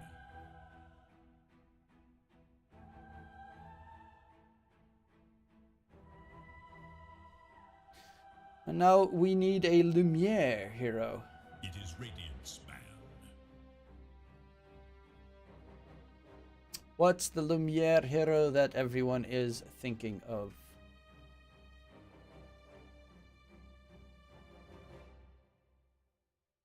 I mean, he has quite a big hero pool. 10 seconds remain. 5 seconds. Monkey King would be okay, I guess, this game against TA. Seen that one work in the past. Troll still sucks, especially against Tusk. TB I always find a bit scary. It's pretty good against the TA, but it sucks against Lesh. If Lesh gets to a point where he gets like a blink dagger and stuff, you jump on the TB and you just... I mean, to be fair, TB also goes for a fast Scotty build and then it kind of counters the Lesh. It's kind of a weird give and take scenario.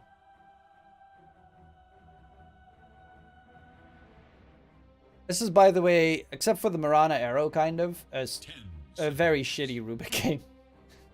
Also, one problem with TB against TA is not that it's going to happen all the time and blah blah, but if you hit a side, because TB's biggest advantage is his armor is insane, his HP pool is kind of minute, but his armor is insane. If TA hits a side blade, it is pure damage. So a side blade hit from the illusions onto the real TB, and you just see him chunk away at his HP. But Infamous have tower push, they have Roshan, they have team fight, they have pretty much all 3 bases completed. Maybe a little bit more global, because they have decent catch. I guess a offlaner that's like a Centaur would be nice. Primal would have actually been really good, especially against the Alliance lineup. Oh my god, it would have been like the perfect Primal game. Less Shard. Less Shard's the best, bro. Less Shard is amazing. So they are going to go for the TB, which you know, it is one of Lumiere's favorite heroes, so it's not that surprising. I personally am not the biggest fan of the TB into their opponents. Mainly because now they actually only have Mirana arrows. That's a stun. However, Alliance do have one thing that's an advantage, and that is they can snowball out of control with their lineup. Split push shenanigans. Hello, counter to any split push shenanigans you ever wanted. Also percentage-based damage. It's a very good Underlord game as well, because the route against Mirana, Brood, and Ember is off the chain. I'm really liking Infamous draft. I think I really prefer Infamous's draft. However, Alliance are the better lineup. So it is draft versus the better players. So it's kind of draft versus... yeah. Draft versus performance. What do you guys think?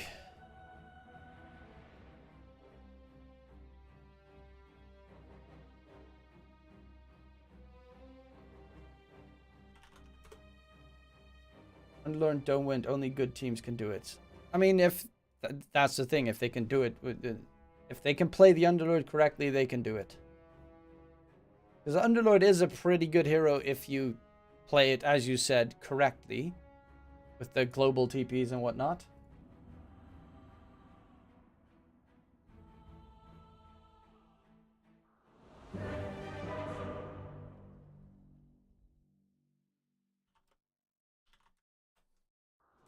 Okay, what happened to the official English cast? There is an official English... You mean the previous one or the new one? Because there are two. There is a previous one and there is a new one. The previous one kind of got booted. I mean, not really booted. They kept like the same talent, but they kicked Jeeves, I think. I mean, he might still be casting. I don't know if he's still casting, but they got like rid of the... Okay, there's no other way to say it. Horrible, horrible production. And now they have slightly better production. And it is now being handled by BTS Brazil. And the casters are Math Magician and Sherlock. I personally don't... I know Math Magician. Actually, a little bit. I don't know who Sherlock is. I think Alliance have good chance on this game. Yeah, I think Alliance... I mean, I think in general in this series, Alliance is the stronger team. They removed G... I don't know if G was removed or if he's now is just a talent, like a caster, or... But he's not doing production, panel, casting, and mod work at the same time.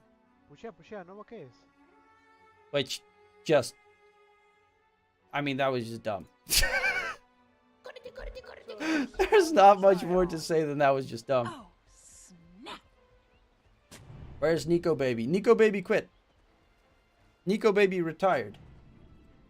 To be fair, it's a surprise that he lasted this long, considering he did not really give a damn about Dota.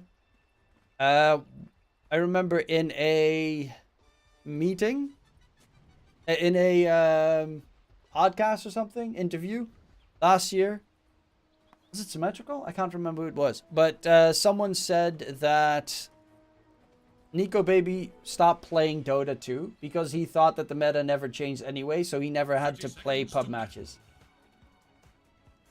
So Nico Baby just completely stopped practicing or giving a damn about Dota, and then, yeah. Dude's got a fucking Medusa neck tattoo.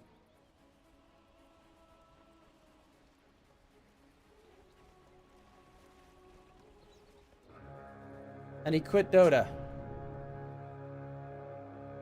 What did Jeeves do? Jeeves tried to kind of handle the entire production of an SA DPC single-handedly. Which, just in general, was not smart.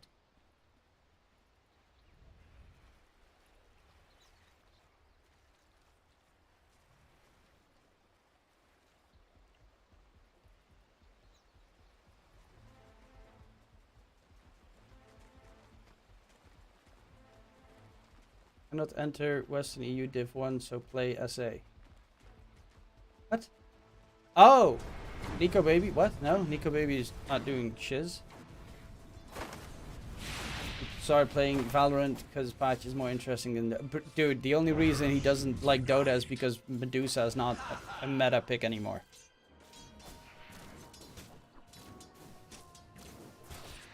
Why you smile? No, why you smile? Isn't he from... Yeah. Why you smile in your dream? I think. Right? Or... From LGD. A lot of damage in this lane already. Okay. Infamous getting bullied. Oh my god. This is just from right clicks and a Starstorm. They're absolutely getting bullied in that lane. Mid matchup, it is going to be Analog versus Slatams. I'm actually curious, kind of. Rank 22, unranked Immortal, 32, 66. Daros 13. Gardic 90. Ooh, 8. 21. Unranked. 28. Missed first blood. My bad. I will focus up now. But that bottom lane looks horrid at this stage of the game. They typed Xiaobet in Chinese DPC stream and got booted instantly. We got Thunder and Beast Coast later. Wait, Thunder is playing against Beast Coast later? I mean, to be fair, probably not, because I will be most likely super duper tired. I went to a football match today, drank some beers at noon. Haven't eaten lunch or dinner yet. Or breakfast. And it's almost 7 p.m.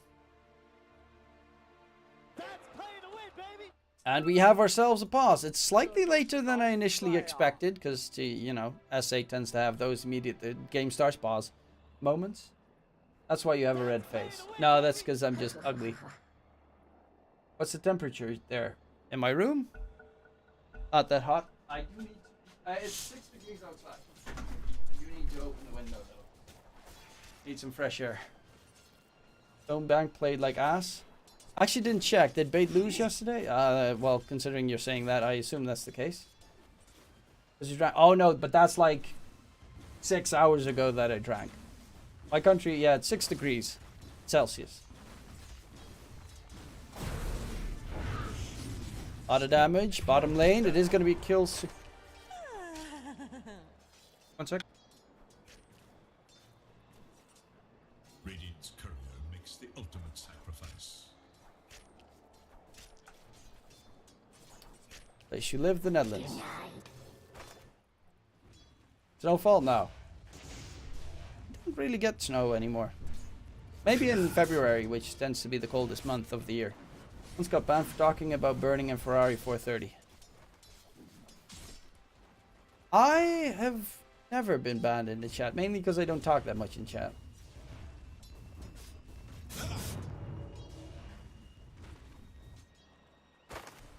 Dauro is having a terrible lane. He also doesn't have a point in refraction just yet, and that doesn't help. Orb of Corrosion, very nasty to deal with. MJZ, good harass onto Theodore. They're going in for Kataro, and oh my god, refraction is desperately needed, but it's already going to get taken care of. Snowball in onto Vitally. Theodore thought that it was going to be a chase on him, and maybe that might have been the better choice. Or maybe not. Okay. Nice work. Good move from MJZ. All top lane, Oscar being slowed down. Another slow coming in. Will they get the kill? Yes, they will. Lumiere gets himself a kill added in the mix. 1k net with lead for Alliance right now. And then there's a Mirana dying bottom lane somewhere.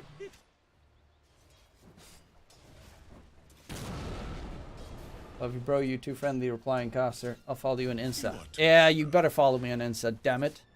And there goes all the nice bonus points I just got. Is an official stream channel doing this match in English? Yes, there is. They changed it. That is the channel. It is BTS Brazil Esports ES, which, or is it Esportes because it's in Brazilian? I don't actually know Brazilian, so I don't know. But the ES sounds very much like it's the BTS Brazil's Spanish channel. Theodore still has another leap. Sladen TPing mid to help out. Lesh is being bullied all the way back. It is scary, of course. If you get Searing chained into an arrow, you die.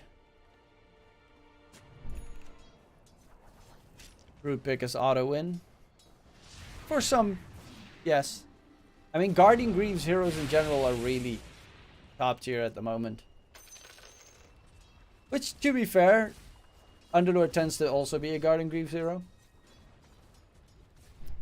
No, it's not BTS. It's BTS Brazil. And BTS Brazil is not part of BTS, if I'm not mistaken. They're kind of the same company, but they're also kind of completely separate. BTS Brazil has only a 5-minute delay. I have a 15-minute delay. Because they gotta keep my gorgeousness down somehow. Blessings. Oh, Lumiere's lane going pretty well. Full level ahead of Oscar. Uberlord. Not the most fun time. Same with Kotaro, who is significantly behind. Especially because Vitally is getting close to his level 6. And level 6 gives you a lot of burst on the Broodmother with that spawn spiderlings on top of Silken Bola. Why you bully me? Let me explain how the delay works.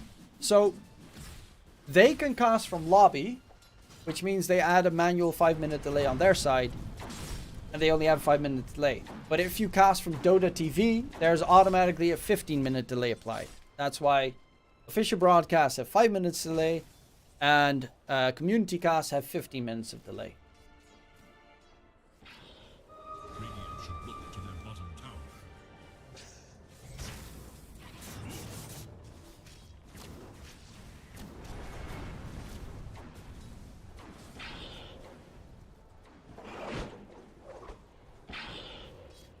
MJZ not having some fun. He's going to get rooted up, and that should be an easy pickup kill. Snowball onto Vitali. That's just to delay it as much as possible.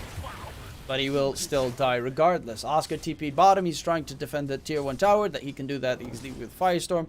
And is also level 6, so Fiend's Gate global presence is definitely a big plus if he can use it. Actually going to send the TA top, so Kotaro can get some farm in the other side of the map. So far, both side lanes going really well for Alliance. Mid is going kind of even. Nice arrow lands onto Lesh, and he's going to get taken down because of the root. MJZ could not snowball save his Lesh either. Speaking of which, MJZ needs to be careful not to die here. Dire's middle tower is under attack. Missed the root. Nope. If he rooted that one, he would have most likely thrown a Fire Remnant in, jumped on, gotten the kill. Because if he roots him, he can't snowball. If he doesn't root him, he can't snowball. Are you doing all of SA today? Then the Wikipedia's link doesn't work. I'll link it again in chat. The official stream is linked in chat right now.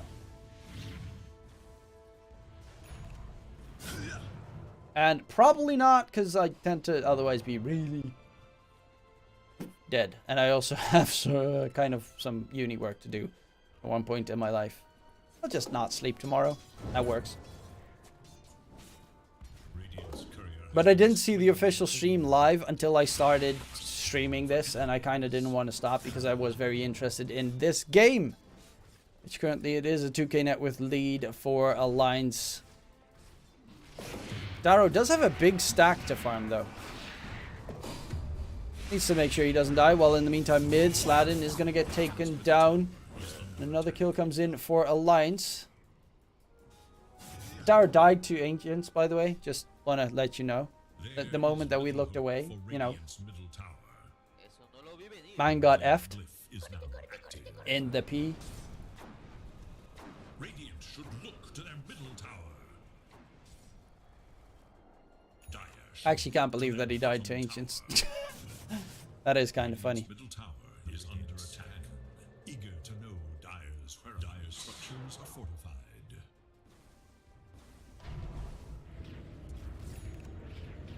And Lesh wants to get the tier 1 tower towards top. Going for the Bloodstone build. Same as every Lesh ever. This batch. Dire's top tower is in danger.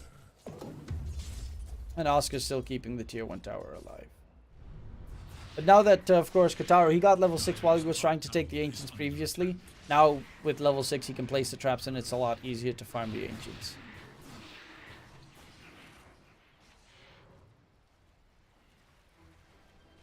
Such a shitty Rubik's Spellsteal game. Like, you steal Arcane Curse, which is okay, but it does really nothing. If Grim plays Lesh, will he carry the game? You mean in this game specific? I mean, I don't know. Different dynamic, different players. But how Quinn plays it. Quinn plays his heroes pretty much as a main core, as like a safe laner would. Okay, that's actually big. Slatams, can he get away? Jump in, and the kill secured. Nice one from Analog. Radiant's middle tower is under attack. Dire should look to their top tower. Radiant's courier has been killed. I think Infamous has always been a Peruvian team, though. I don't think it's ever been. Maybe they had an Infamous like academy team. Infamous Young, Infamous Black. No, they were always Peruvians. Or South Americans at the very least. I have talked to the owner of... the general manager of the team before.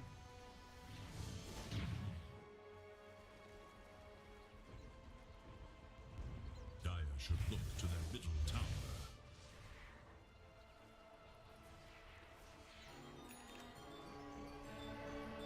There is little hope for Dire's Spirit Vessel on Theolacor being built up. Good against, of course, the healing of the Lesh. Oscar. They didn't throw an arrow. I think that one probably would have connected. Don't know if it would have been enough to secure the kill, but could have at the very least connected. Does Armel still play Dota? Yeah, Armel is the mid laner for Fnatic. And he's playing with Gabby in Fnatic. In Southeast Asia, which you should check the Southeast Asian DPC because, of course, that is being done by ePulse, by Cap and SVG as one casting duo, and the other casting duo being Seek and Strike and Avo Plus.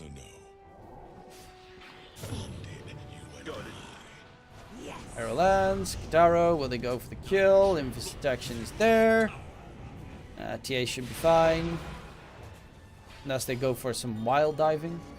What happened to TNC, bro? I don't know. They fell off. Silence ulti, good global. Make sure that the Ember does get out of that scenario.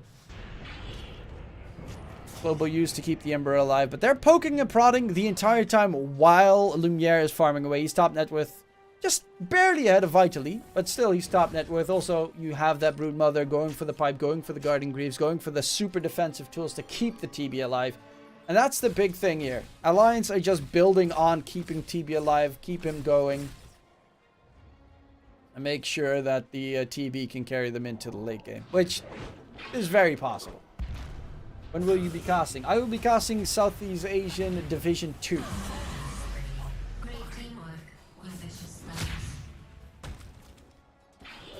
Behold, a subtle bird.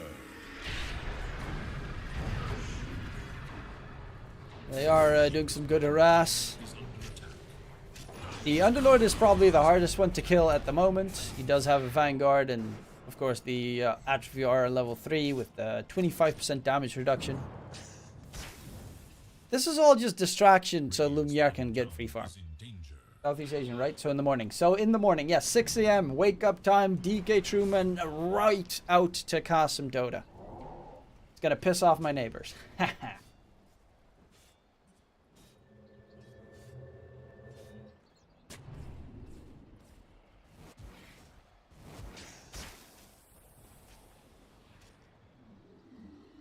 Dire's top tower is under attack. Better in the morning than late at night. That is true. Then I at least have a reason to wake up in the morning. That sounds very dark and depressing. Look to their top tower. But it is true.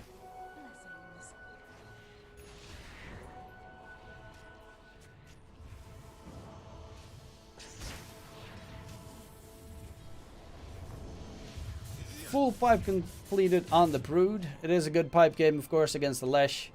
Very much needed. Even the Underlord does a lot of magic damage in later portions of the game with Firestorm, considering it is 3% max HP burn damage.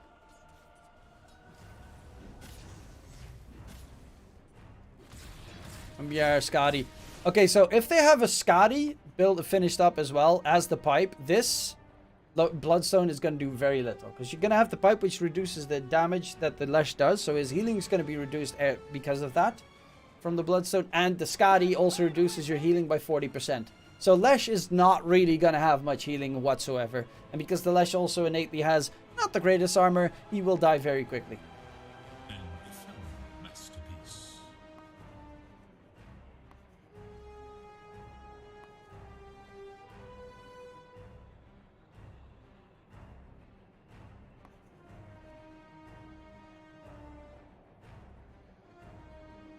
Oscar, Guardian Greaves into Crimson Guard. Yeah, they're a lot more afraid of physical damage than magic damage on the side of Infamous. It wouldn't be that wild if you would have gone for... I mean, Crimson Guard got boosted because, of course, they nerfed...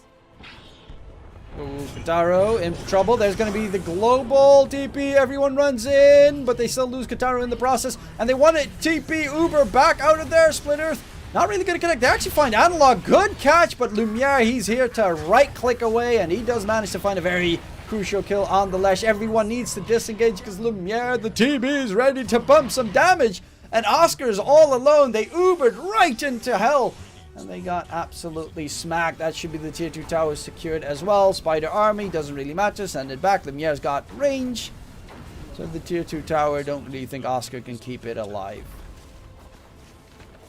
Okay, so that Fiend's Gate TP in the middle of the entire enemy pack. Fairly scary. Fairly dangerous.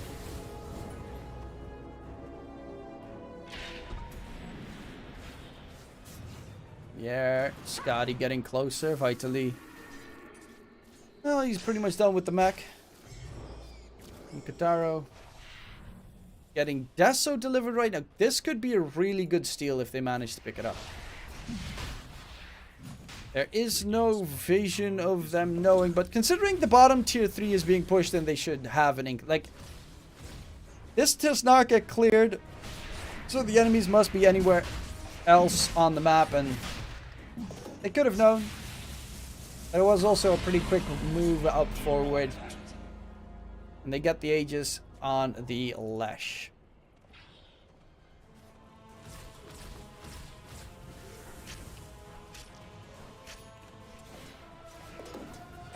(13-2). They haven't really shown much yet on the Infamous side. I'm actually curious. Did D2 Hustlers versus Water Ruining Choice is still going on? Is D2 Hustlers going to come back again 2 games in a row against the Water Ruining Joys from a 10k deficit? Sorry. I'm a big fan of everything Dutch in terms of esports, so obviously Shad, my boy. And he's playing for the D2 Hustlers right now. And of course I also really like Devi Lama. Also a nice guy. Waterrune known chokers. Yeah, kind of. They're actually going for a fight here. That will be the Aegis Pop Lumiere though. Wants to get the Sundra off. Do they have the damage to take him down? No, the Sundra onto Oscar, and there's a full HP TB, but still takes a lot of damage regardless. Can they get the TB kill at the very least? Yes, they do. Now the Lesh is just going to get absolutely knocked dead and dirty. Tried to TP back to safety, not going to work out. It's a 1-for-4 trade. Yes, they killed the TB, but what did it cost? Everything! Somehow they still came out ahead in that fight. Wait, what? Don't give up, guys. Oh, wait, they came ahead, obviously, but they actually didn't. It wasn't that bad. Could be a lot worse. You could also not kill the TB. Speaking of which, TB is going BKB. Once he has BKB, there is no damage in the world that can kill him during it. And he lost last night, 5-1. Then he lost 2 times in a row. Look, NA is not, even though I'm the one that thought that 5-rat would lose.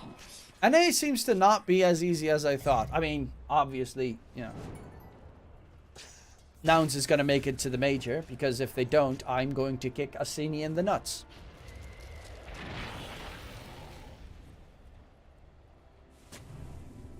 Dire are scanning for enemies.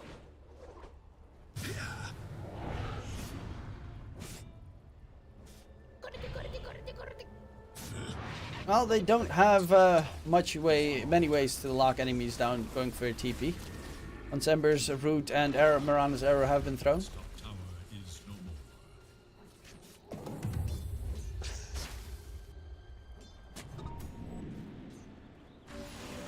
Radiant's top tower is under attack. They also have now the gem on the Broodmother. Great against the TA, but most importantly, it's a solid tool to cut off any vision that Alliance have on the map. You cut that down, they can't walk out of base, they can't walk out of base. You start farming their jungle while farming the lanes. They can only farm the lanes, you get ahead. Net worth grows. Dire's bottom tower And sadness ensues. My parents are making dinner right now, and they're making, which is honestly, it's just deep fried food, which is, you know, Dutch frietent. It's frikandels and krokkets, and if you're Dutch or you've ever been to the Netherlands and have eaten it, it is just fat Grubhub, but it's so good. Bunch of sauce on it, deep fried meat, done.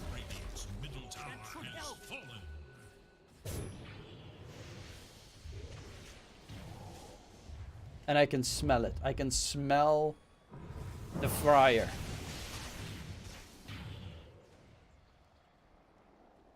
It's not good that I can smell it in my room upstairs, because that means my entire house is going to smell like it, but... Well, BKB from Lumiere still a bit off. What's Mirana going for staff? The root of the Underlord's kind of annoying. Not good, you mean perfect. Well, it's not nice to wake up tomorrow morning and be like, oh yeah, I'll put on my vest and smell the vest and nope, that smells like just deep fried shit. Dire's bottom tower is under Frikandel is the best. My man knows. Frikandel is the best. We have no idea what's actually in that thing, in the Frikandel, but we also do not want to know what's in the Frikandel. Don't ask, don't tell. Eat the Frikandel.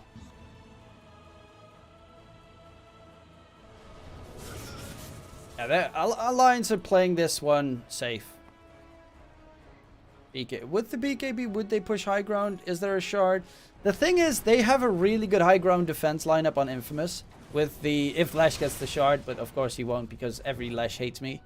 And Underlord with Bit of Malice Firestorm. Probably one of the best high ground defenders is the Underlord because he does have percentage based damage, AoE, and a way to root the enemies. And even during a fight, you could play a sneaky play with like the TB is farming the side lanes. You Uber there with your entire lineup. You smack him, you come back.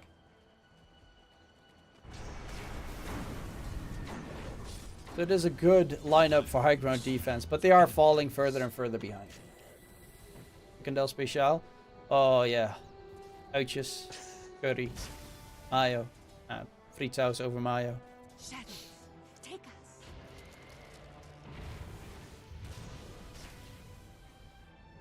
Look at all these traps. I'm gonna get my farm one way or another. Unless Brood walks. Yeah, no. He's gonna... Huh? Trap, trap, trap, trap. And then there's still three more traps, actually.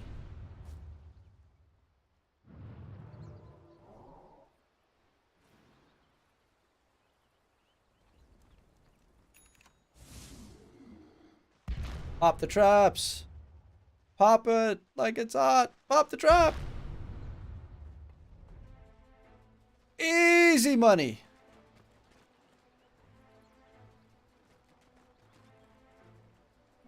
I run. Am I going to order me food or do spaghetti? Spaghetti is also nice. Spaghetti bolognese. Well, we always call it bolognese. I have no idea if it's actually bolognese. Then the next day, just add like pineapples and beans and then call it a chili. To the sauce, not to the spaghetti, because that would be disgusting. tower is under attack.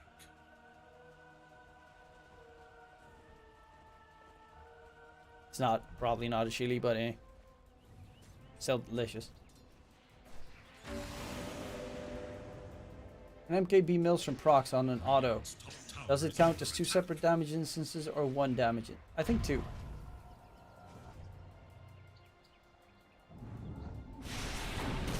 Catch, trying to get the silencer, but he does have global. Will die, but not before he pops it. And there's Lumiere going for the fight. Look at the little healing Lesh gets off. Does get the stun onto Lumiere, but he's just not sustaining whatsoever. They're looking for more MJs. He's trying to Uber out of there. Vitally, probably don't take that Uber into the enemy's base. Well, almost in their fountain. It is now 420. Haha. 420. And the high ground push will commence. Mid lane, the creeps still need to get there though. Metamorphosis, 3/4 down.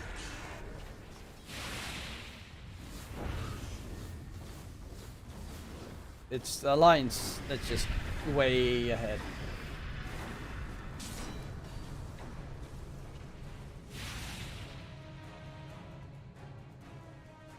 And no meta means no more pushing. It's funny because you're Dutch, yes. Anything weed related is funny because I'm Dutch.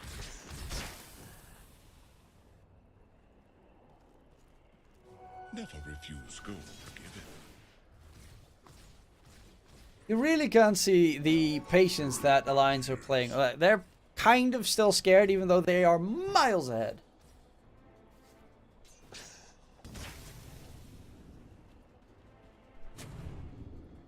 Brood Mama almost has his Ags. I hate Broodmother Ags. Honestly, I hate Broodmother Ags with a passion. Stupid, what's it called? Spinner snare all over the place. Analog. Just soloed. TA who just got his BKB delivered.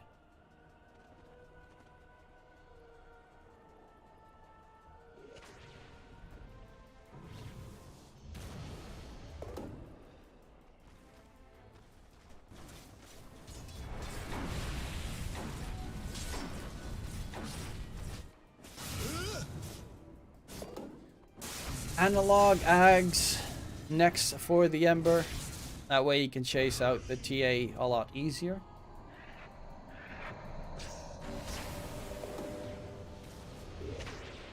Yeah. Time for the spinner snares. Coin for me. Where does he have them? Coin of the realm.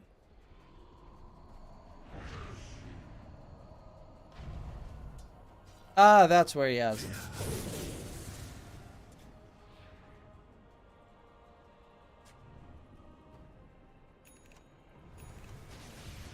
There. Any high ground position the enemy could walk in. Speaking of which, MJZ, Tusk.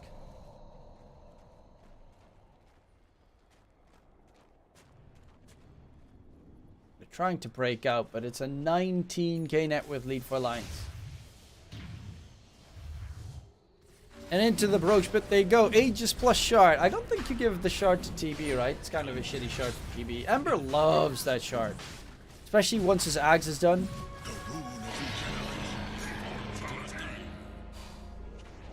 Yeah, Ember Ags, shard, Ember Ags. And honestly, if you have those two combos together, you probably can just finish the game. Oh, Kataro. Did they just see him? Ah, he gets the blink away.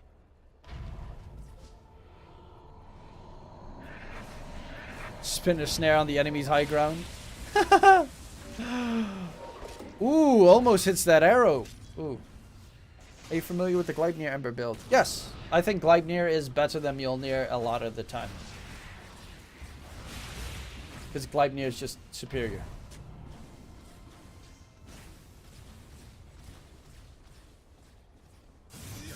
Miranda Lotus.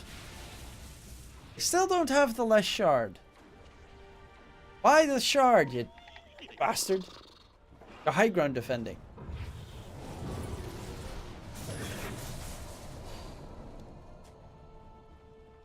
How does this spinner snare, by the way, connect to that web? I still don't get how this works. Touching any existing web. Where is it touching it? Where is it touching that web? On select heroes that want to have attack speed like Void or Sniper, Mjolnir is better. But on the whole, yeah. AoE root, baby. AoE root. But I get why attack speed is nice.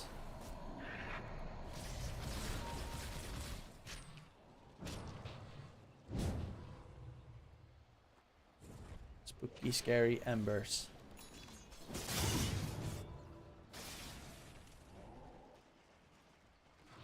They're trying to shove in all lanes at the same time.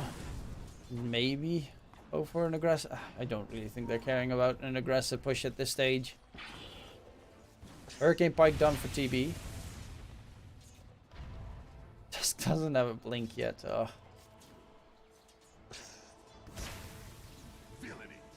Probably touched the web when vectored horizontally, but he changed the vector. Either that or he destroyed the web. Actually, can you do that?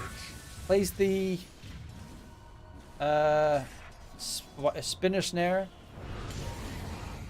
Oh, that's a BKB on cooldown. Change the spinner snare, place it, and then get rid of the web. That would be kind of dumb, but I guess possible. And the back line, the root. Annoyance with the metamorphosis. Managed to get a little bit done. Steals the lead. That's not great. And even the harass from just the fire remnant in the area. It's slowly dwindling away at the enemy's HP. It's annoying. Nice force forward. But the Sunder comes in and oh my lord, that's too dead.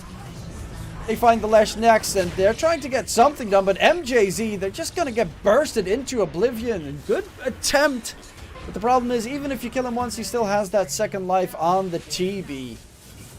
He will lose the top set of racks. Triple buyback has been forced out. MJZ still has one on the Tusk. Radiant's top barracks has fallen.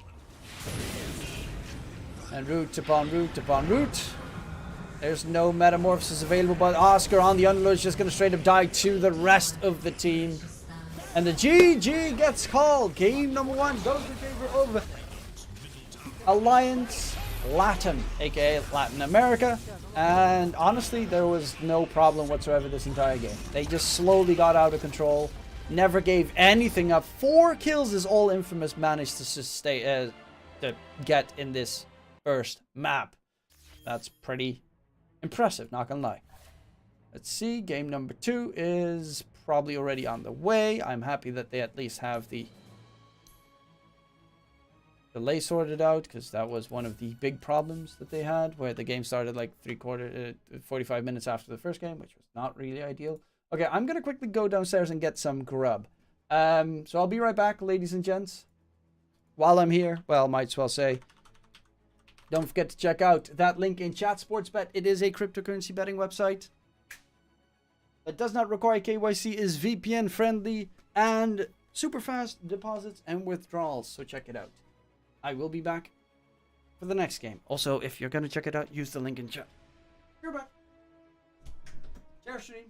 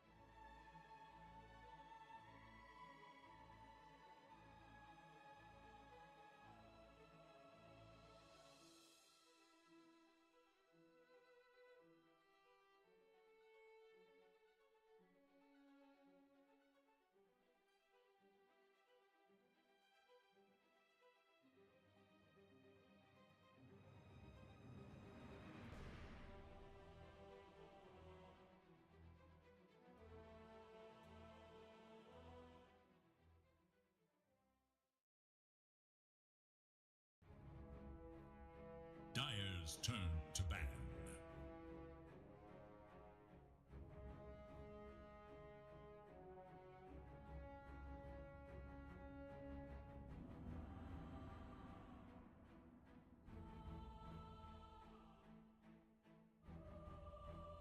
Ten seconds remain. 5 seconds.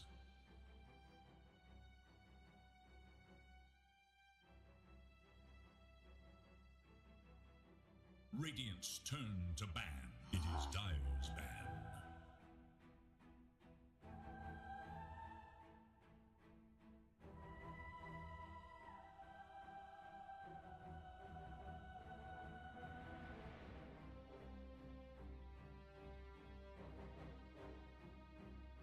Ten seconds. 5 seconds remain.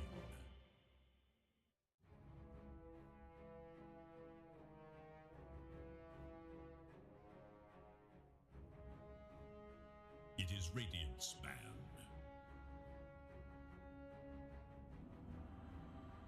Dire must choose.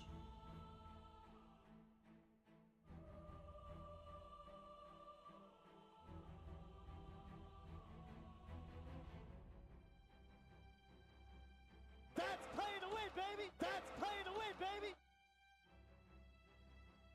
10 seconds.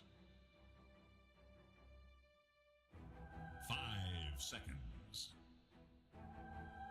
Radiant must choose. Treant Protector.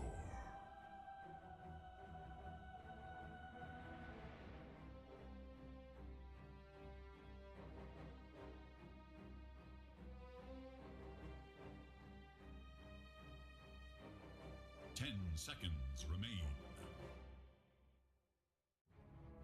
5 seconds remain.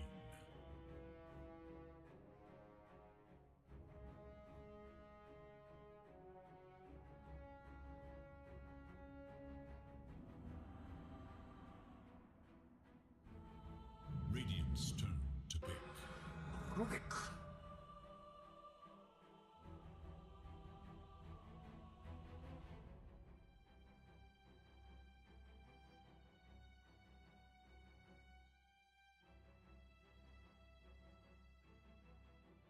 10 seconds. 5 seconds.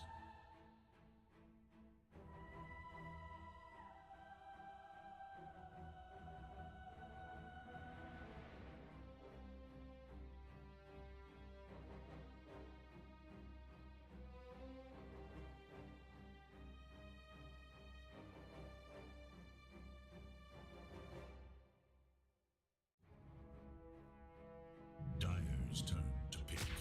Dusk. That's playing to win, baby!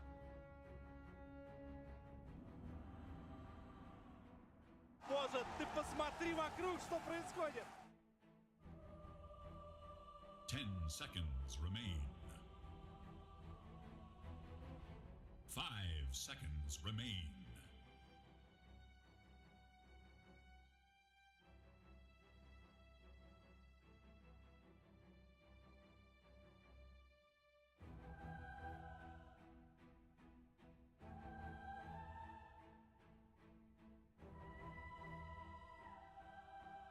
Dire's turn to bat. Tiny.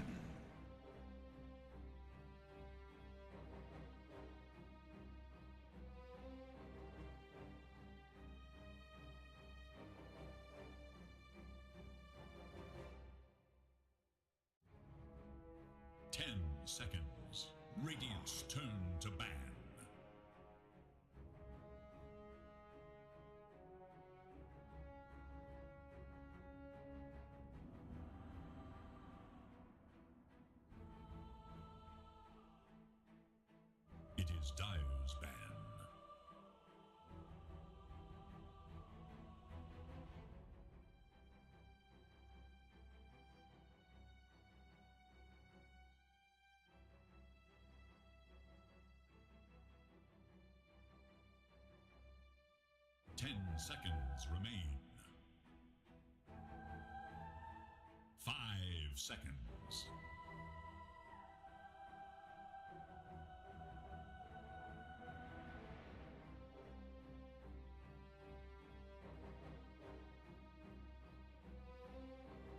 It is Radiant's ban.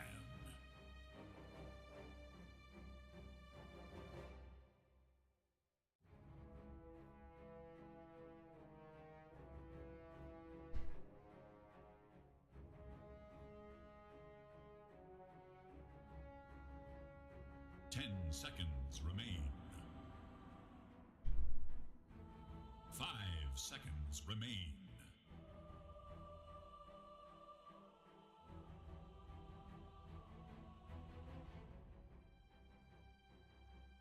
It is Dire's ban.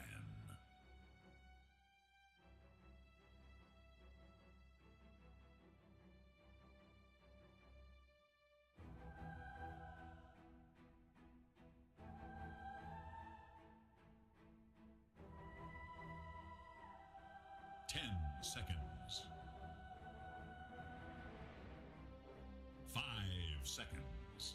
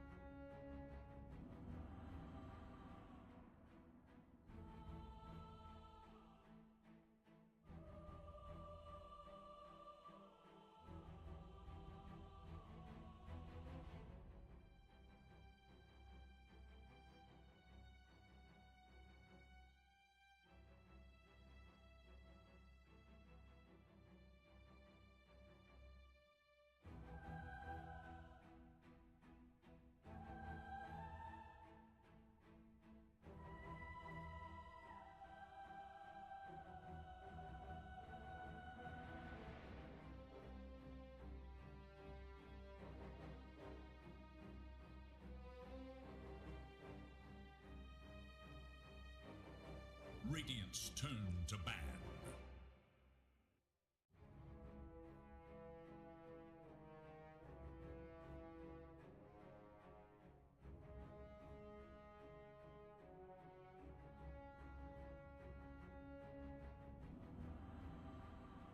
Ten seconds.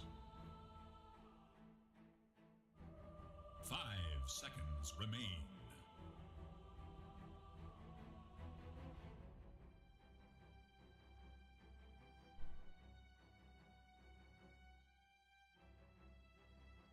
Radiant must choose.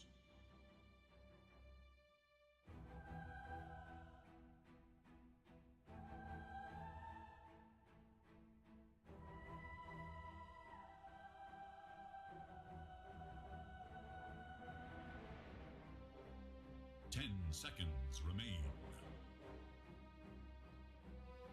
5 seconds remain.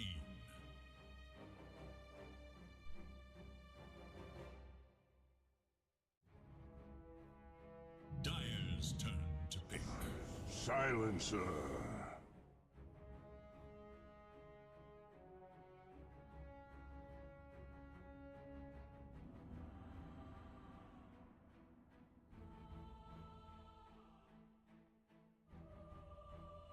10 seconds remain.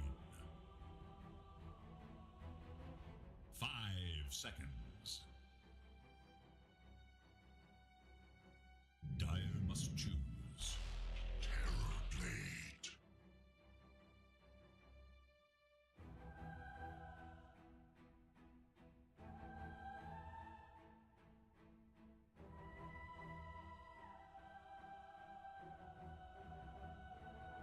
10 seconds.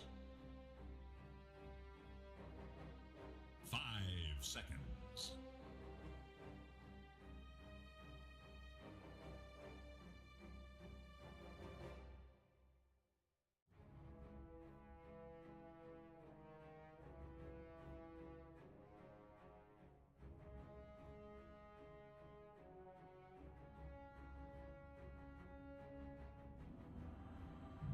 Alliance turn to pick.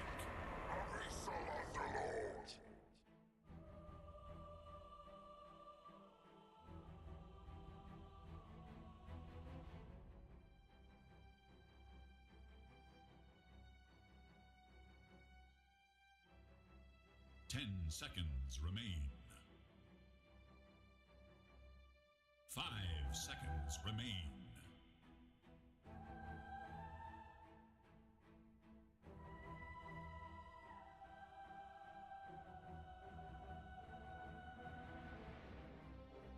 Dyer's turn to battle. Timber saw!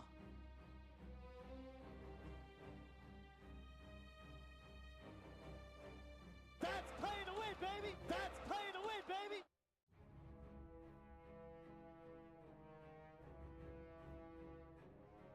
Ten seconds. 5 seconds. It is Radiant's ban.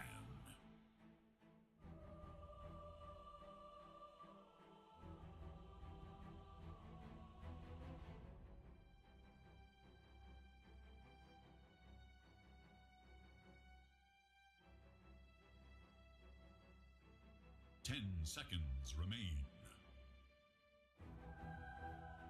5 seconds remain.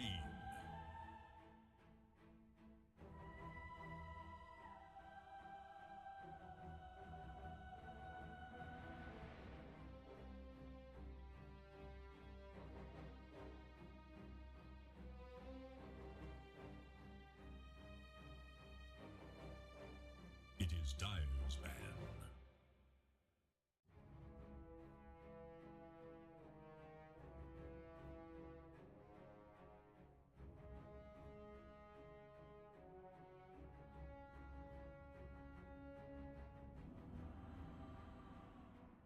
Ten seconds.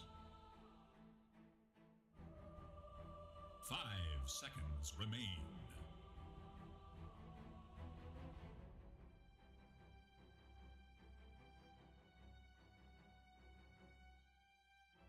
It is Radiant's ban.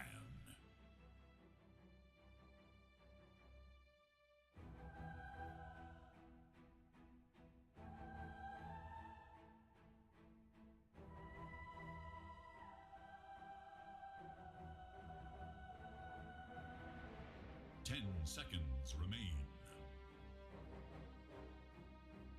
5 seconds.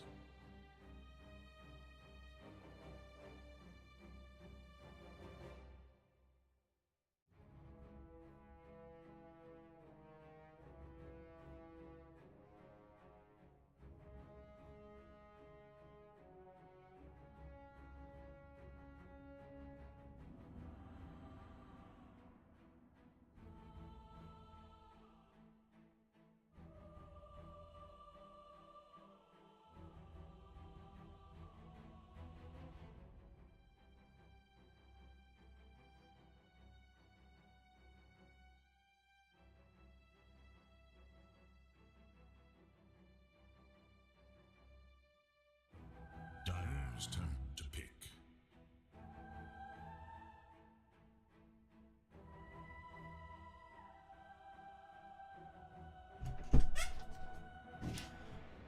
Oh my god. Game hasn't even started yet. Whew. Holy shit. 10 seconds. Actually, surprisingly a lot longer than I would have anticipated. Radiant's turn to pick. Mirana.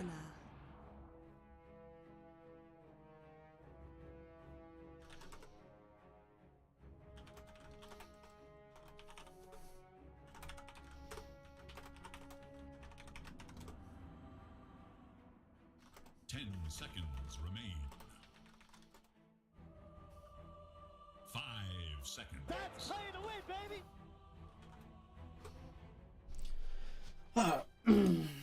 Oh, good food.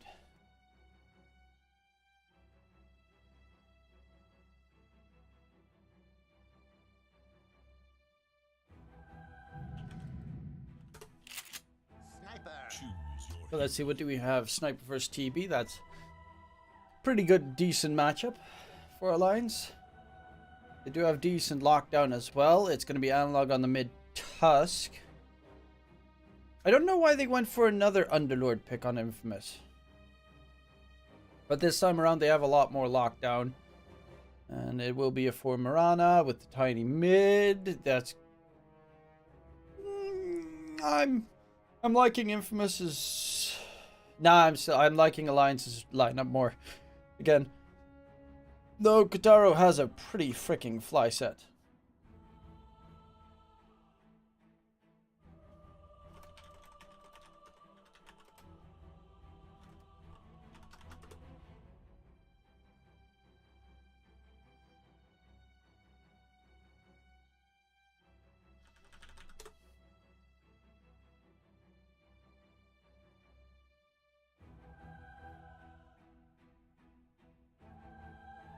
Is there no official English stream for this? There is an official English stream. It is... I'll link it in chat. It is right there.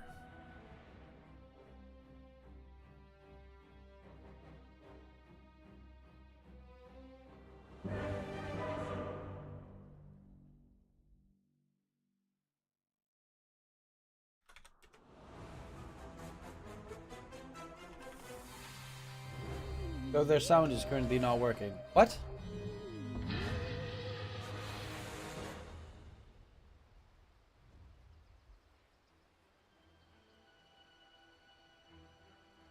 Prepare for battle. Puxea, não bloqueias.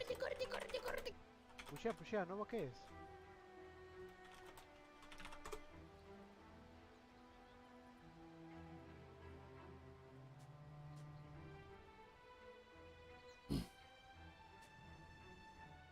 Okay, that's just hilarious. Sorry, I was watching the English stream, and that's actually hilarious. Infamous Game 2, Wiguchi. I mean... I like the fact that they have more active heroes, to a degree. But I think a lot is going to come down to SLATAM needs to step up this game. They need good Tiny rotations. And Tiny needs to honestly catch the sniper every single time. And that's hard, because the only one that really has a dive is Tiny. Maybe if the Blink Dagger for TB comes in later.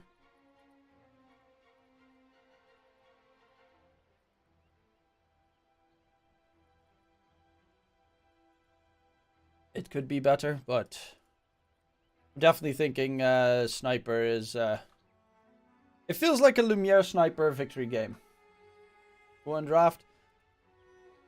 I like Alliance's draft more. And I also think Alliance is the better team. But there is still plenty of... Like, it's Dota, everything's possible, blah, blah, blah, blah. D2 Hustlers is going to beat Wadrun Enjoyers because they are amazing. God. I mean, I have... Where is it? Support this club. I've got golden nouns because, of course, Astini is the coach of that team. I'm friends with Astini, so I gotta get gold. And I got silver for D2 Hustlers because, well, Shad's amazing, Devi Lama is amazing, and I'm kind of getting... I think Alex is Serbian. I don't know what that has to do with anything, but it's kind of cool. And I'm curious about the rest of the team.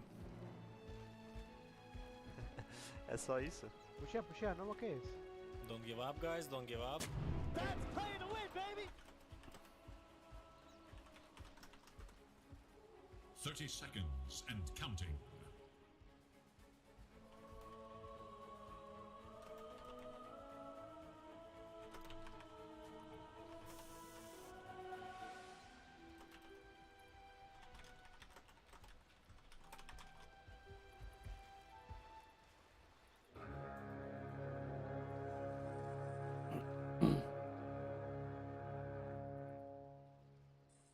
Radiant versus Dire.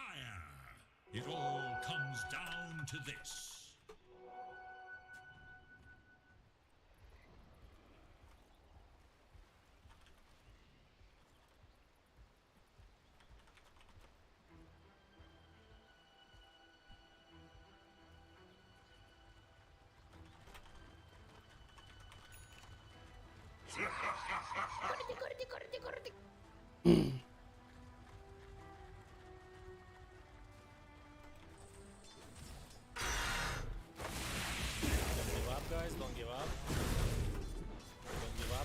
give up.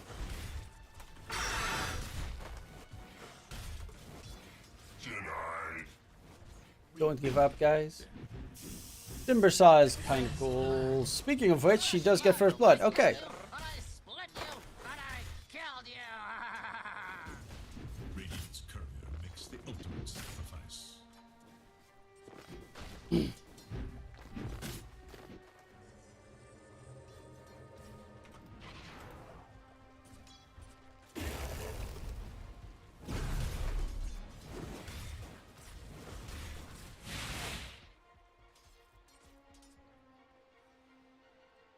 Lumiere.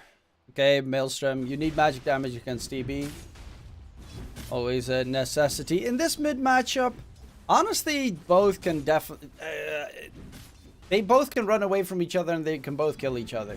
So if there's a rotation coming up from the Mirana, it does get a little bit more scary for the Tusk, depending on how you time the moves on the opposing side. Rubik rotating to kill Tiny is a little bit rougher, but it's still doable. Look at that.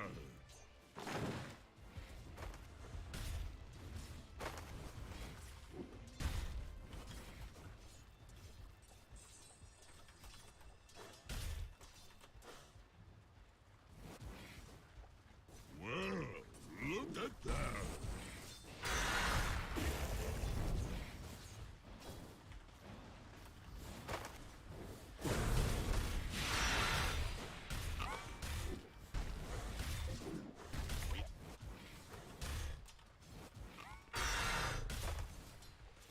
So far, Lumiere is not really loving life in that top. Sorry, Qatar is not loving life. Well, Lumiere is definitely enjoying his bottom lane. Gardic. And they're just pulling the creep wave behind so that Lumiere can pretty much fully free farm.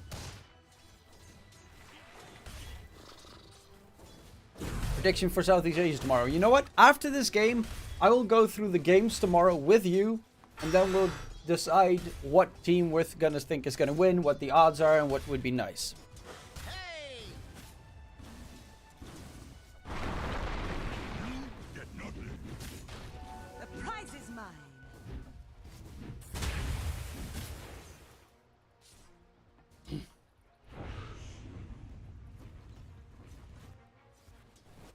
Because tomorrow is also Western EU and NA, and Western EU has, I think they have like OG versus Gaming Gladiators, which is kind of cool.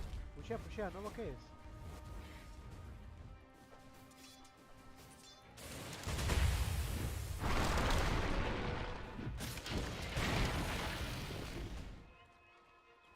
Don't give up, guys. Don't give up. Don't give up, guys. Don't give up.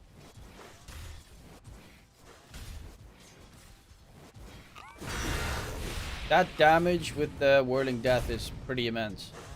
Radiant's bottom tower is Especially against Treant, which is literally a tree. the Radiant scan, eager to know Dire's whereabouts. Denied!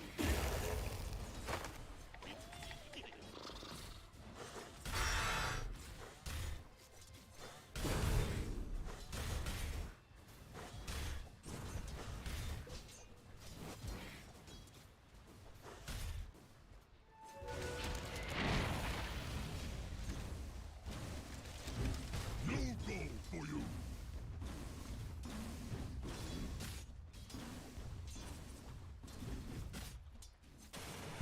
Thoughts on Alliance branching in the South America region? I mean, in Western EU, they're playing Division 2, so they're like... brand is not out there, and as say they at least have a Division 1 team, which is kind of nice. Also, this is probably one of the... it's not like the best SA team, but it is one of the most hyped SA teams of last season, the Tempest lineup. Because they did a lot better than most people expected of them. So they were pretty high up there with people enjoying watching the team. You pick up a team like that, which is relatively cheap. I mean, it's going to be cheaper to pay their salary than it's going to be to pay Western EU player salaries. Let's be real. Dire's top Delacour is very dead. What does Kurti mean? Radiant should look to their middle tower.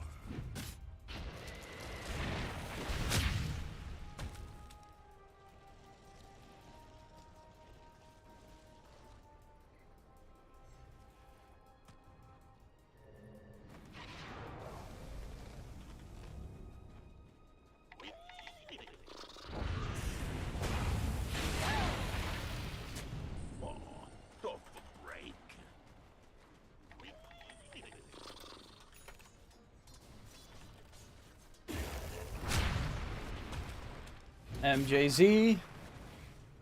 He's gonna be caught. There is an ice shards available, and not the best block. Snowball, go for the kill. Deep in. Kill gets secured. Analog, body block for SLATAM, but there's a TP from the Marana. SLATAM. Arrow, nope. He doesn't even have a point in Starstone, but he is a max level Marana. It is going to be a kill. Most definitely Analog dropping low. That's a Walrus Punch. Snowball in 2-1. Ice Shard still a bit away, but the tree throw will be enough, and that is going to be a pretty big kill. In the meantime, Oscar's got 14 denies, 39 last hits. They did previously kill off Lumiere in the bottom lane. It's going for max level Shrapnel, which not everyone goes for, but the plus of max level Shrapnel is that you can farm jungle camps pretty easily. Is allowed by Valve. 2 teams from same org allowed to play in majors. Majors, I don't know, but not 2 teams from the same... Sorry, I meant Hokori. Why did I say Tempest? I meant Hokori. Which, of course, is the old team that Astini coached. What was the thing? Fuck, now I'm off my game. Oh yeah, they're not allowed to attend TI, I think. They can play in majors, not TI.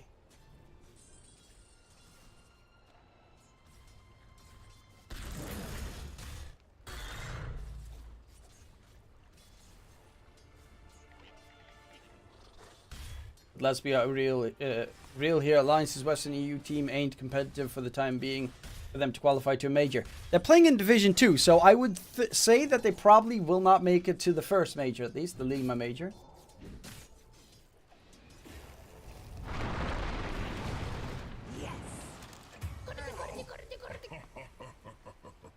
Oh, that's a nice kill on Theolokor. Of course, Alliance could make it to the first major. Would be kind of nuts, though.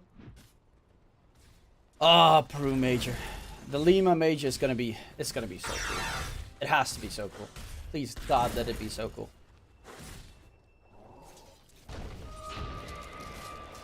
You like Crim from CSGO? Yes, because I look like him.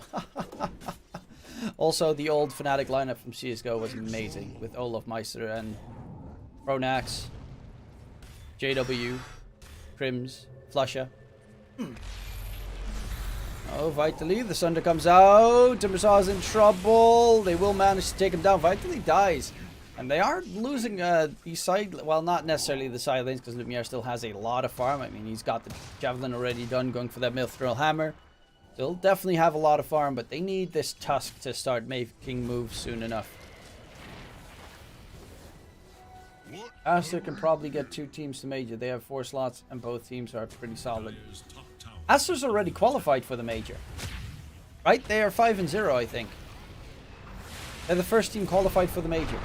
Aster Ares is also a pretty decent lineup. There's going to be the Uber servers TPing in. Oscar, can they get the kills here? Katara, of course, doesn't have a Sunder available, but it is actually going to just be the TP back towards his lane.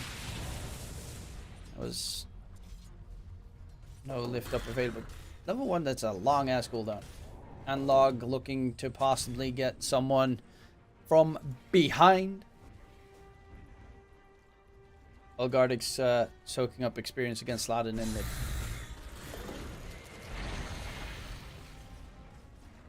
Dire should look to their top tower. Double damage. Oh, MJZ. Yeah, you can't really run from a Timber in the trees.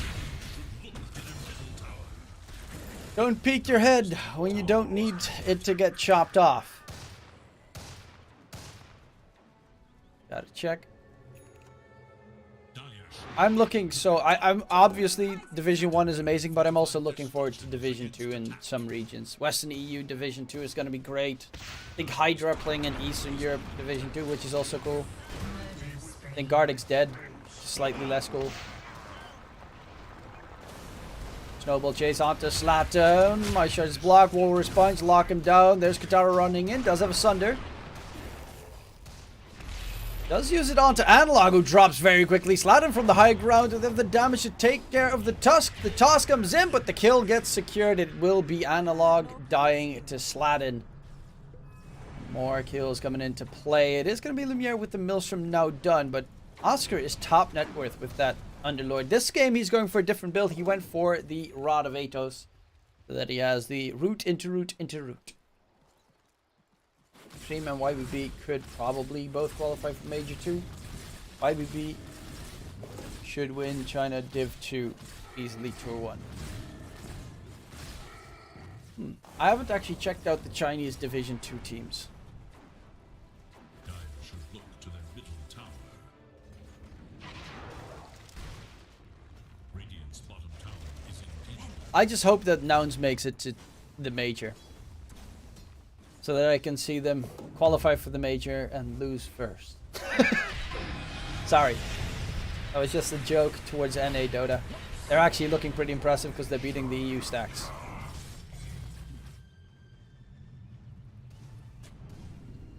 Radiant's middle tower is under attack. Dire should look to their top tower.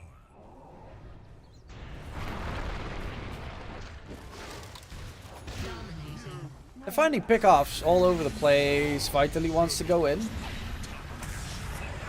The snowball is going pretty deep. SLATAM still has a leap forward. Ice Shard's block. There is not a gap SLATAM can use, and he's just gonna be chilling, getting away. This game, it's definitely significantly better to play Rubik than last game because, of course, you can steal Avalanche. Firestorm is good steal. Overgrowth is a great steal. Metamorphosis, because why not? Nah, Sunder is actually a pretty decent steal. Arrow, obviously. Probably going to be Shopify or either Nouns or TSM that qualify since Clinton Crew is gone. 5 Rat 4 Sav's also pretty impressive. They haven't played against, of course, the top teams, but they're pretty good. Which is surprising because they used to be not good. Regeneration.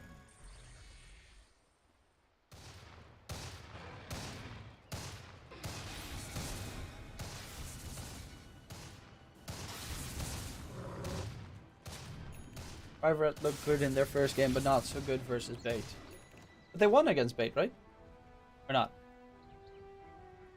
Bait playing in NA is still one of Valve's rule loophole about slot or team ownership that needs to be fixed. China and Southeast Asia also has issues about slot selling. The fact that in NA Division 1, the Defy Lama sold his slot to buy a Western EU Division 2 slot is just hilarious. He bought the slot for DGG to bring the D2 hustlers into play. Yeah, but iffy. I mean,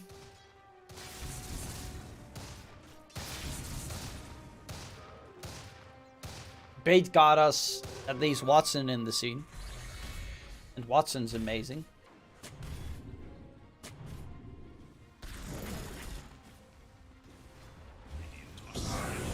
Silencer, ulti, Lumiere, Sniper. Oh no, not again. Second death of the game. It's not too many, but Sniper does need to be a little bit careful because Infamous are looking pretty good. 2k net with lead, 7 kills ahead.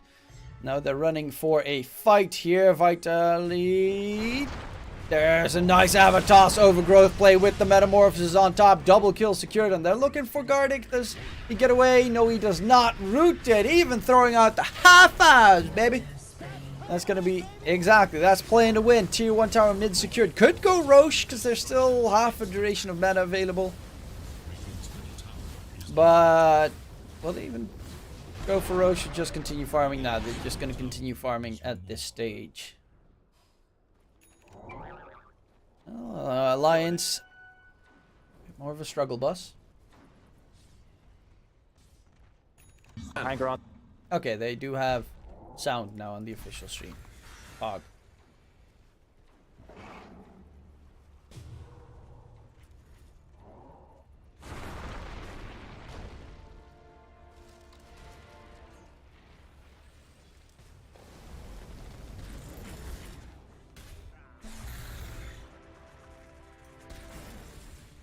Taro, Scotty, good against TV, good against everything and everyone in the world.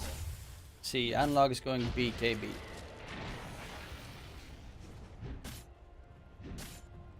I mean, BKB is nice, but Overgrowth versus BKB, Scotty is honestly going to be done at the same time he has BKP.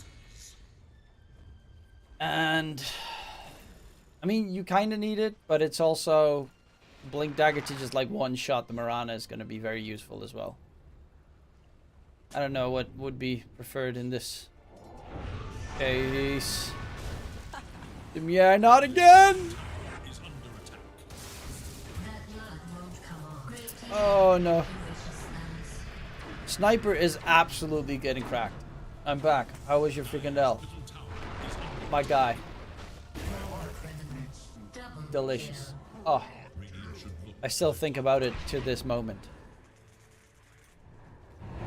There's the gates to bottom lane. They'll even find another one to boot. The global presence coming in from the Underlord. I mean, that's also the beauty of this lineup. They have Underlords, Fiend's Gates. They have the Mirana, Moonlight Shadow. They can be everywhere and nowhere at the same time. When I ask the people following NA, why is Moonmeander about Saberlight leaving, yet he's fine with Dubu doing it? Is it because Saber went to Rebellion? Why is Moonmeander about Saberlight leaving? Yeah.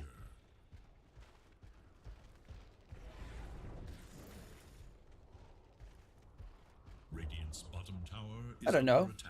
Saberlight is a wait a minute. I have Saberlight in my friends list. I'm so cool.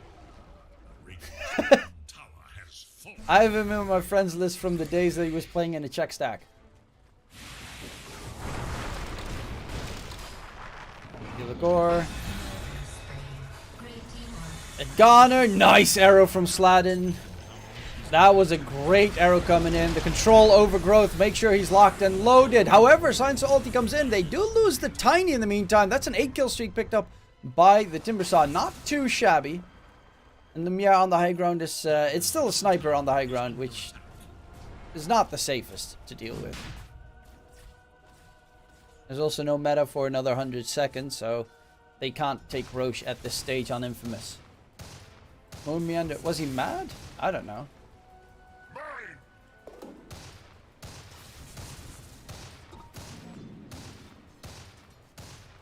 I mean, to be fair, Moonmeander swapping to a different team in the same region, but Dubu is, you know, he's going back to Southeast Asia, which is his region origin. Like, he's going back home. I guess you don't get mad for a person going back home. But for TSM, their biggest opponents was the RTZ stack. You know, it's the rivalry stuff.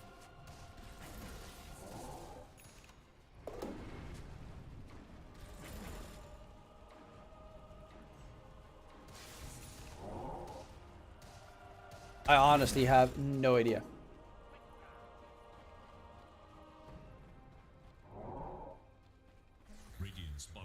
I legitimately have not seen TSM play yet. How is the new TSM roster? They good? Oh, they're playing against Nouns tomorrow.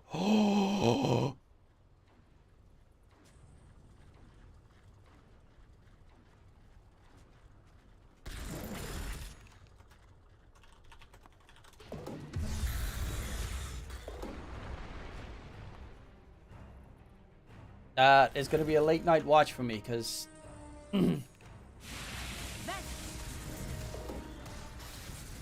might be a major deciding game. Dar does have his full Scotty now done. Lumiere. High ground defending is pretty okay for Alliance's side. Oscar guarding Greaves, Rod of Atos. Of course, that BKB next. Let's see Vitali. Got that Lotus against the Overgrowth and Sunder and Root and Root and Root. And Spirit Vessel, to be fair. They're better than last year, in my opinion. They got like second at a major last year.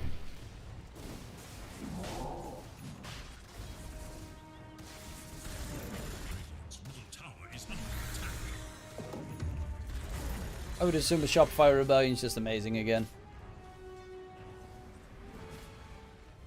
What's Moonmeander and wanting a Southeast Asia Pacific 5? The TI Shuffle gave way for a lot of free ink, but he went far from getting White Mon.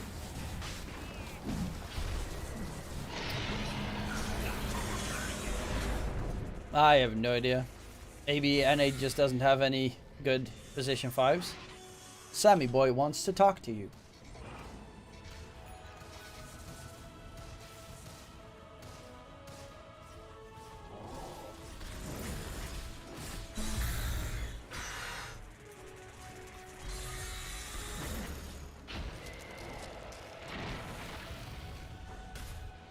Some have actually looked really good. Arya is a beast, and Kasane is destroying teams single-handedly with micro heroes like Lycan, but they haven't played anyone really good yet. Good to know. Good to know.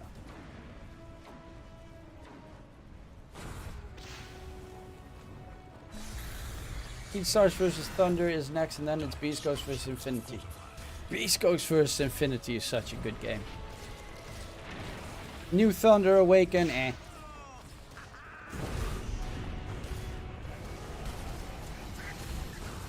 Heat Stars, eh. There's Silence All Global coming in. Sniper does get himself back out of range. And pop shot and all over the place. Oscar's trying to hunt him down, and the kill will be secured. They also have that Aegis still on Kataro. They lose the sniper. That is their primary damage gone. Analog going for the TP attempt. Overgrowth from Theologor. And the NP just barely lives. Run, Theologor. No chance, Rubik. Steals the toss. Throws Kataro away. That's actually kind of nice. To make sure that at least the TV doesn't get the kill. But yeah, if they kill off Sniper, the damage on Alliance's side is just gone. Analog, he knows what's up. He knows what's up. He's going Blink Dagger, Ags, knowing that it's probably going to be a high ground defense game. And he's going to have to yeet in the... he's going to have to play the tiny role pretty much. Grab, yeet! Grab, yeet! Grab, yeet!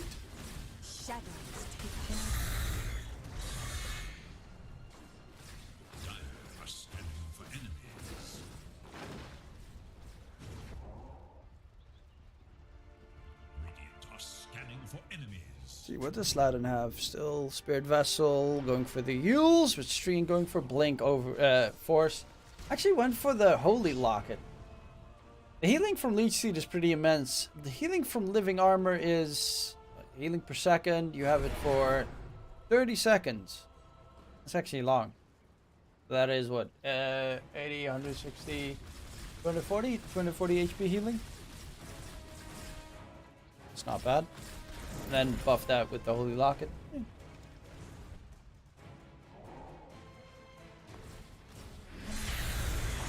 Going in, have a toss catch onto Vitality, Lotus Orb, won't keep you alive, or will it? Ooh! Nope. Last right click from Kataro is enough. Mega kill streak for the Terror Blade. And he did pop meta for this. Has the Aegis available as well, so it's going to be high ground tickle. The problem is, we got a pretty nasty nuisance with the shrapnel spam. I mean, wildcard gaming this year isn't that great, right? Because the wildcard gaming slot was sold. And the new wildcard gaming lineup is okay-ish.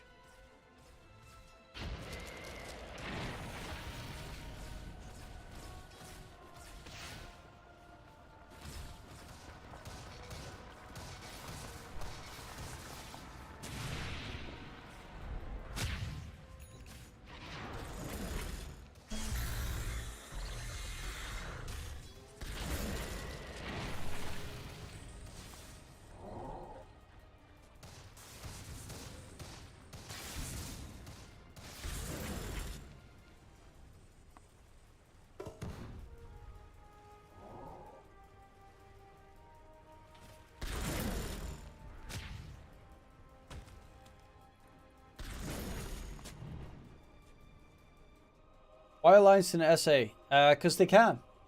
I know. Surprise. Donald Obama Sama your mama.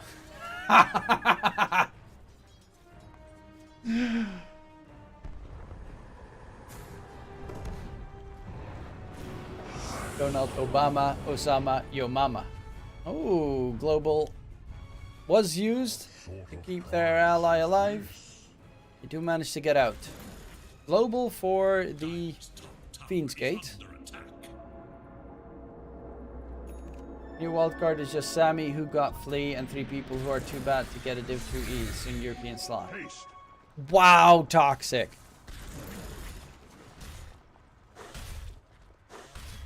But isn't that most of NA? People who are too bad to get slots in other regions.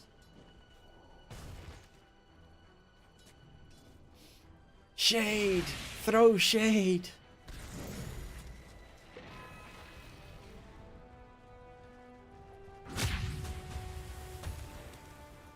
Blink Dagger finally done on analog, but yeah, Ags is still a long way to go. Radiant's top tower is under attack.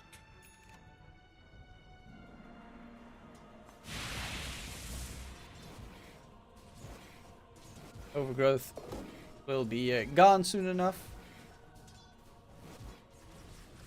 But they're not really pushing the objective here on Infamous. I guess they're waiting for the second Roche. Dire's bottom tower is under attack. Hopefully get a couple more items, make it slightly safer, which I don't know if that's going to be the case. If Tusk manages to get his Ags. Youth Gaming will win TR this year. Mark my words, Timmy. Your name is correct. Arrogant Anaconda. It's because they know they are not strong to be in Western EU. I honestly... Oop. Bottom lane. Gilligor. Does the arrow land? No, it does not. Sladen doesn't get the catch. And... too far away to hit that Yules.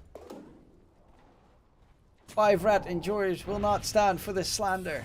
To be fair, it's pretty impressive that an actual NA team is doing that well. Like, I am very impressed. Also, D2 Hustlers won their game. Yeah.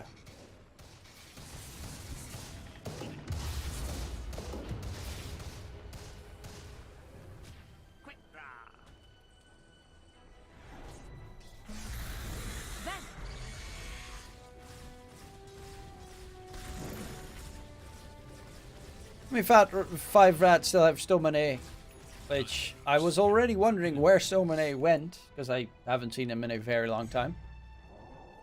Is that a team in NA that is only North Americans? There's not a single team in NA that is only North Americans. In Division 1 at least. The prize is mine.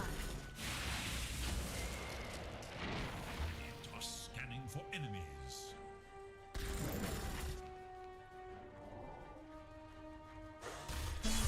Dire's middle tower is under attack. Now they're gonna say hi. Quick catch comes in. Silencer dead. Gilligor still had those leaps available. And I guess that was the Uber in.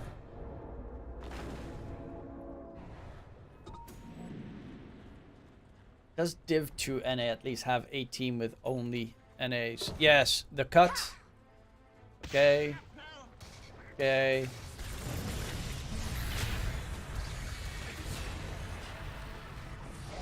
Literally the cut, that's it. The cut is the only NA team in NA. Radiant's courier has been killed. Dire's bottom tower is under attack. Simia going for Mjolnir. So in this game, yeah, someone mentioned it previously, Sniper High Ground, pretty good. With the Mjolnir instead of the Gleipnir, which it does make sense. Though, I still love Gleipnir because I think it's an amazing item and one of the best additions they added to the game.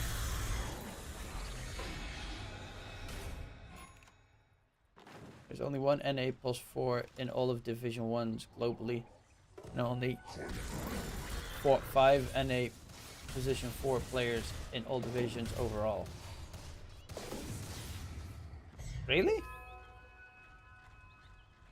Does Seafreak still play?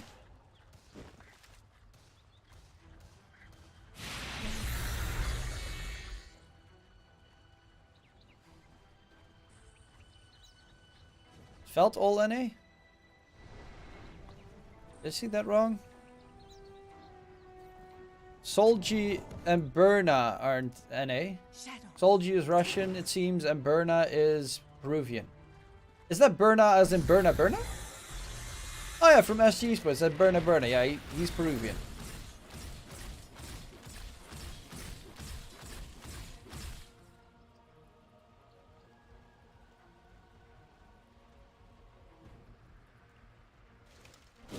Radiant's middle tower is under attack. I mean, to be fair, you can also count Snaking as Pulse 4 because he used to be Pulse 4. I'll count, even though he is Pulse 5 right now.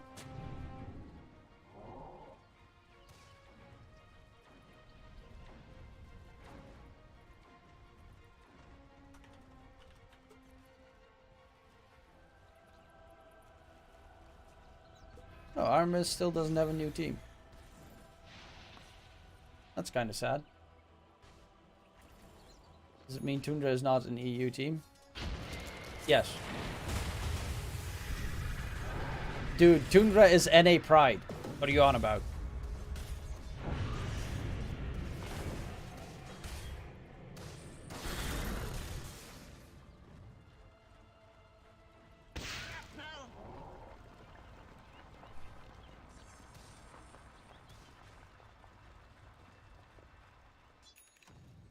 Daro BKB done. So he's got BKB, Silver Edge, Scotty, Manta. Probably going for Hurricane Pike and then might consider ever taking an engagement. Div 1, there's Flea as NA Pulse 4. And NA Div 2, there are Empyrean, Shu, the Warden, and Nushin.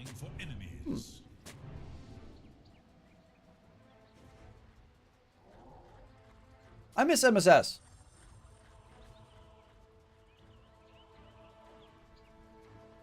It was a really good plus 4.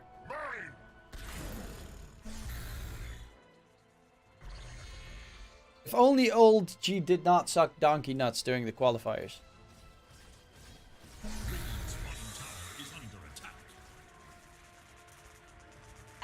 You're talking about regions and nationalities playing. Southeast Asia also has Koreans and Mongolians playing, wherein geographically they are nearer to China. Yes, but China only constitutes China. That's why it's called China. Otherwise they'd call it the, I don't know, Chinese Peninsula.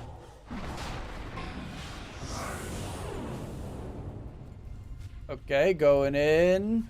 Global Silence was used. Global Silence has ended. Now they need to back off. They do have a bunch of 4 staffs available. Oscar takes a lot of damage. I don't know why the Tusk is here. Where did Analog just come from? Jump in aggressively by Slate. Buyback comes out from Analog. Kotaro is looking for the catch onto Sniper. The Miar pops the BKB. Is going to get slowed down by Kotaro. Does he get away? Does have a concussive grenade in a second. Yeet! Gets himself out of there. Oscar's going to get pop shotted down. And they went a little bit too deep for that kill. LATAM does stay alive. They're actually looking for more because they know that Metamorphosis is almost ending, and once Metamorphosis is gone, TB has very little to work with.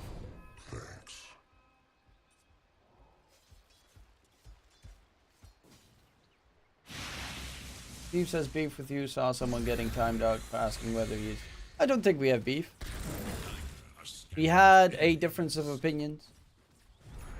I pissed him off. He pissed me off. I don't think we have beef, though.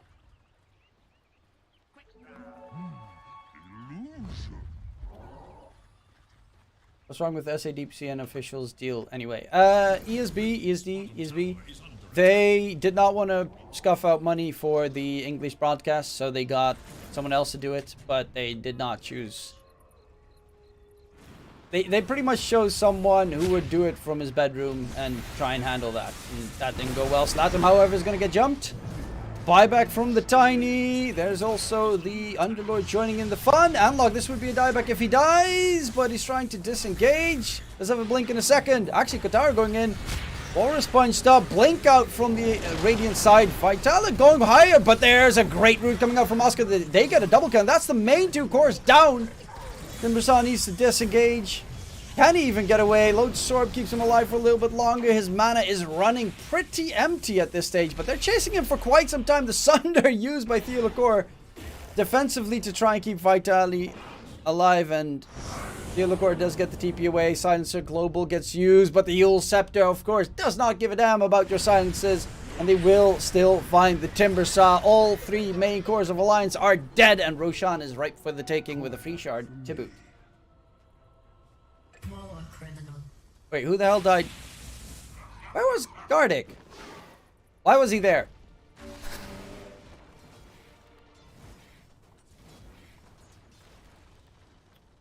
What about pork? Have you got pork? Pork's delicious. And yes.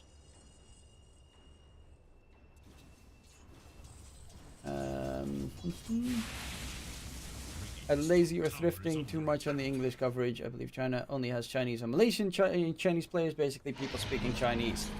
ISSI used to play in China as well, but yeah, the Chinese teams only want people that speak Chinese, which kind of makes sense. Oh, the arrow does not connect because the creep soaks it up. Theolacor still has the Sunder available to save an ally. Drink some coffee. Oh, let's do a viewer meetup in Amsterdam. Drink some coffee. Dude, Amsterdam's like an hour driving away from me. Radiant's top tower is under attack. Oh yeah, Poloson also, Singaporean. They did pretty well today.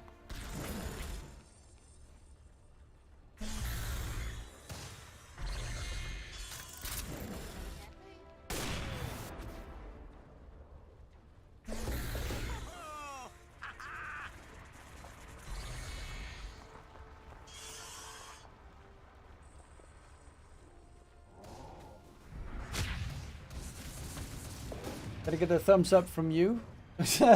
Wait, isn't that from Dave? Thumbs up for you. That was a friend of mine who also used to stream. He always did thumbs up for you. Oh. When orgs is more likely added funding in SA more than NA this year. Not like... It didn't have to be the most expensive shit. You just needed to have competent people. And people that have done a production before. That's the most important thing when you're doing something that is Division 1, DPC. You need to have someone who has done production before. Are you Jeeves? Yes, you can hear it in my beautiful Scottish accent. You'll never take our freedom! Ooh, MJZ in the trees! Dusted up. They will find the tree, but bottom lane, that's where they're pushing. Ghana has a few foreign players aside from their typical Singaporeans and Malaysians. Singapore size, Malaysia, bunch of Malaysians.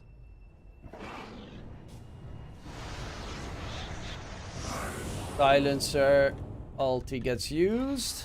They want to go in. Oscar forced to pop the BKB, but there's a toss back play.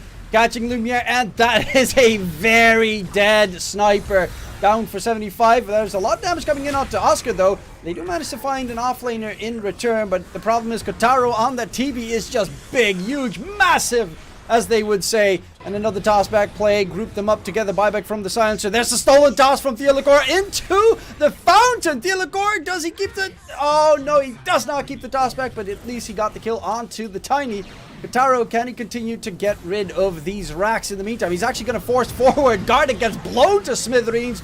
Arrow's going to land onto Vitally. The Timbersaw is in a little bit of a pickle, but that metamorphosis is about to end. They're trying to kite him as long as possible before they could go in and keep him occupied, but Sniper is dead for 30 seconds. The stolen arrow not connecting, so close for the Theolacor, but not on the money just yet. MJZ has rotated through. He does have the overgrowth with the Blink Dagger available, and it will only be the range racks in tier 3 tower that they lose. Blame the TO more than Volvo. Yes. In this case, I would blame the TO more than Volvo. I would blame both, but, you know, this was kind of a worse situation. Especially this year, where SA was the most interesting region so far. From all the years that you've had SA. I mean, at the major, they looked great. You've had EG joining SA. You have Alliance joining SA.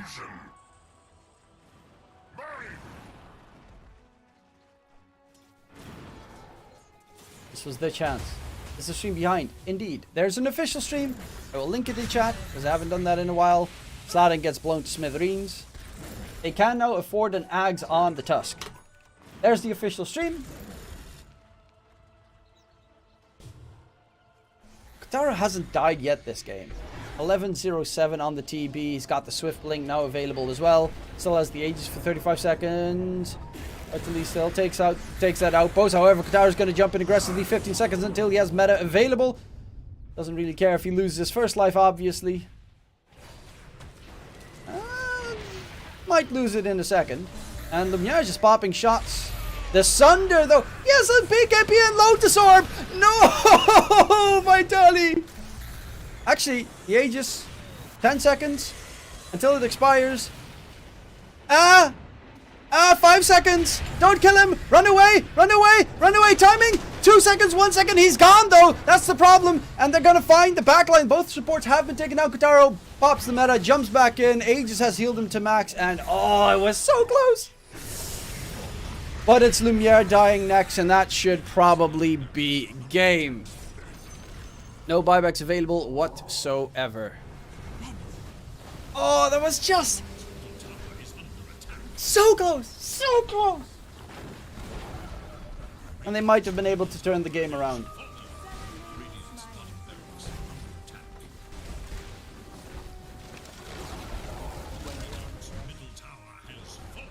East Coast was once NA. Yes, they used to be NA, but NA is expensive.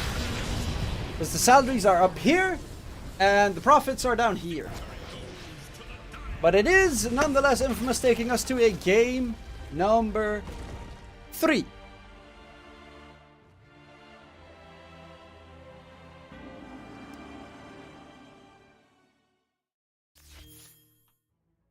Let's see.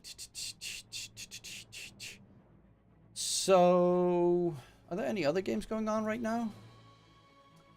Got Mad Kings versus Dreamers, game number 3. Dreamers look ahead. Oh, that's about it. Second series of the day, Keystars vs Thunder Awakens gonna be okay, I guess.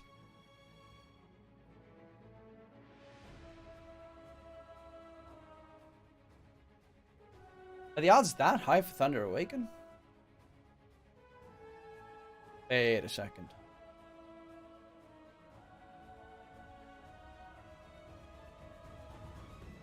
Thunder Awaken that good? I mean, Smiling Knight I know, but he was always like a pretty okay division. Pretty okay safe laner. Alone is amazing, not gonna lie. Michel as well. Michel's probably one of the best pulse forward players in SA, to be fair. Excel is also pretty good.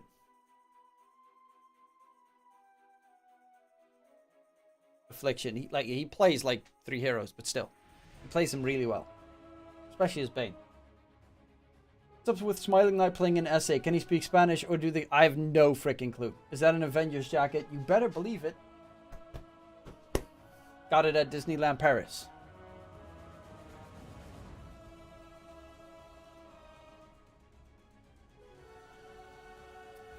So, we will be loading into the next game. Because they're already loading up. What are other teams from all regions that had a successful season after getting promoted to Division 1 from 2? I'm sorry, I can only name BetBoom and Talon. This season? From all regions? Or from previous seasons? This season, let's think. No, Western EU sucks. China. How's IG doing right now? Actually, don't know how IG is doing.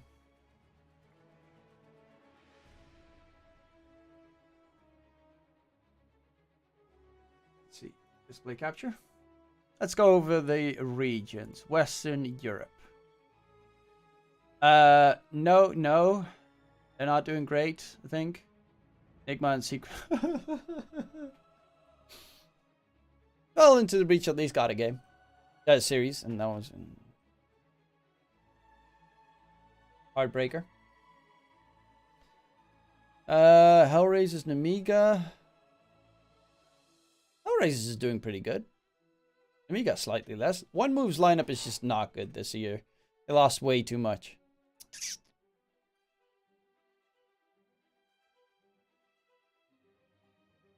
They lost game 1. I did see that IG lost game 2 in like 18 minutes today. Yeah, game 2 they lost in 18 minutes and 21 seconds. After playing game 1 for 17 minutes. Oh, that is a heartbreaker.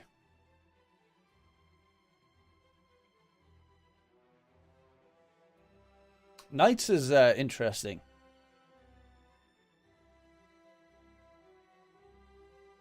Solid performance on their part. So what was the other team that got up? Oh, Don. Yeah, Don screwed. IG can still make the major, actually. What teams does IG still have to play up against? Aster? And Extreme. Okay, IG's probably screwed. Extreme has to play against LGD, Dawn, and IG, so they can definitely win that one. That one's actually going to be super important. February 2nd, which is almost the last day. And what's EOM up against? EOM has Knights and Asteries. Oh, EOM can also pretty decently make it. Southeast Asia. Execration and Geek Slate. Oh yeah, those are the advanced teams. Geek Slate 4th place, Execration 3rd place. Both haven't lost a series just yet. Look at that. 2 promotion teams are looking really good at the moment. Fnatic looking really not good. I mean, in general, Malaysia's screwed. Like, look at this. Team SMG, screwed. They're 0-2. Fnatic. Oh, these are... Yeah, Gabby, Armel, KP, DJ. Like, this lineup looks like a star-studded top-tier lineup that you expect at the major. But, ouch. Yeah, Geek Slate bought Lil Gun's Division 1 slot, and then Lil Gun tried to qualify for Division 2 and failed. Oh.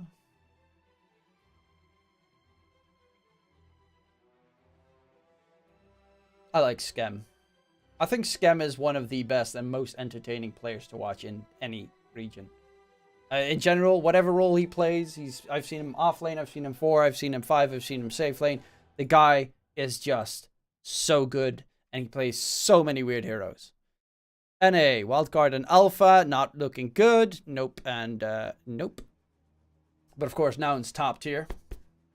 Let's go, Astini, 5 red, 4 staff, Shopify. All these teams, 2-0. Only one map was lost, and that's 5 red, 4 staff. But they're all going to screw each other over soon enough. And then SA, obviously, the one that we're covering right now. Beast Ghost, EG, not surprising that they both won. Under Awaken, playing later. Rip Keat Stars. Ravens. Ravens was so good in Div 2. Infinity is, I really like Infinity because I'm a Parker fan, but Parker is just sometimes a bit there. But I really think he's such an amazing player if he just controls his emotions sometimes. Most of the time. Also, while I have your attention anyway, we're waiting forever and I got a bio in a sec. Don't forget to check out this website, Sportsbet. Link is in the chat. If you are into betting, if you're not into betting, just ignore everything I'm saying right now. But it is a cryptocurrency betting website. Easy deposits, quick withdrawals, VPN friendly, and they do not require KYC, which for me is just sublime. Because the Netherlands is actually not allowed on it, but sellout? Oh, I'm such a sellout, bro. I gotta make money somehow. You guys, you bitches aren't subbing. If you sub more, I'll stop being a sellout. Let's do it like that. Have you ever heard of Twitch Prime? Bates final standings prediction. I mean, they're 0-2, right? Yeah, they got a map in both series. They played against 5 Rat and Wildcard. Yeah, they're screwed. They're probably gonna relegate.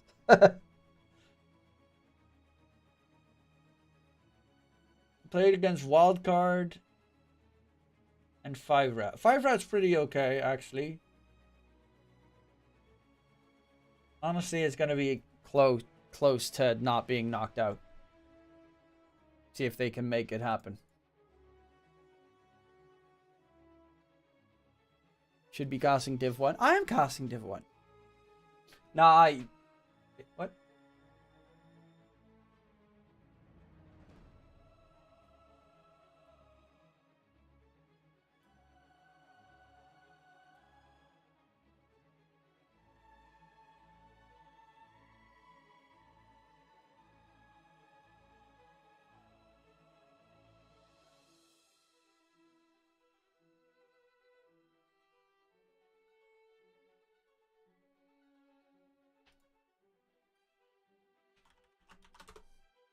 Truth is definitely going 0-8. I think Alpha is worse than Bait, though. You know, the worst part is I really like the Alpha roster. I really like them, but they're just sucking nuts at the moment.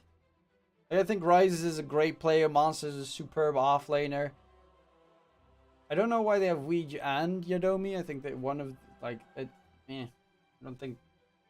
I think they're both pretty much 5 positions, so it's kind of weird. But yeah. Here, I'm gonna quickly bio because I have to wait 15 minutes anyway.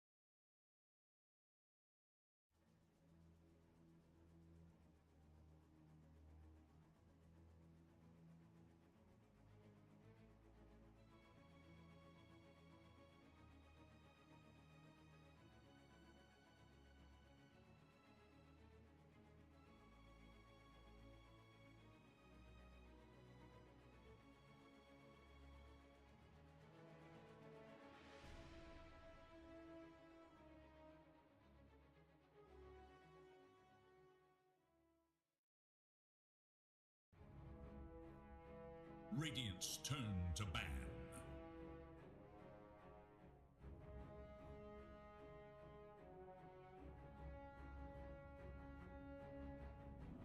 Dire's turn to ban.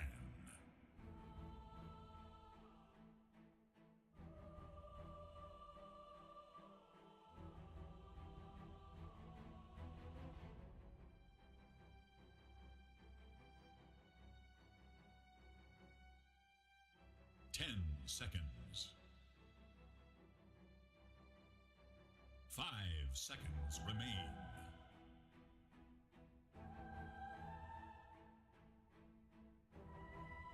Radiant's turn to ban.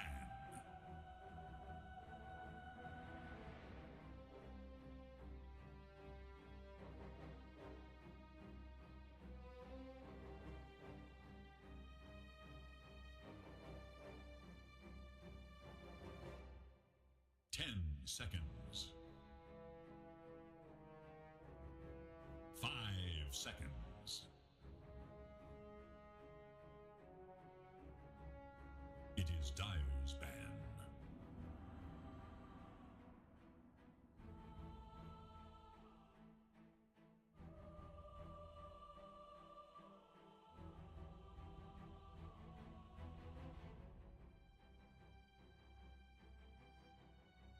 10 seconds remain. 5 seconds Radiant's turn to pick. Dire's turn to pick. Lena.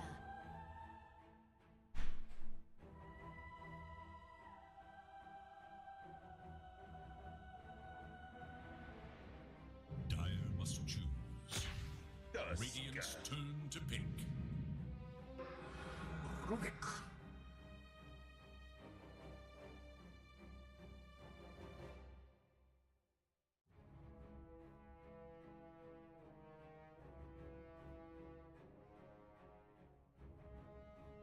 Seconds remain.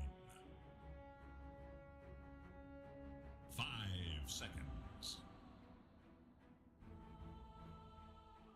It is Radiant's man. Tiny.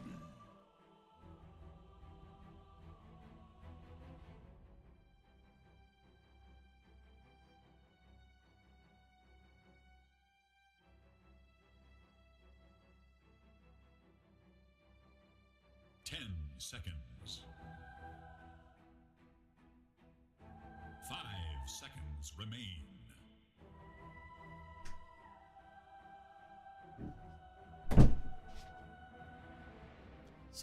Bitches. Oh my god, Lena came through. GG. Dire's turn to ban. GG.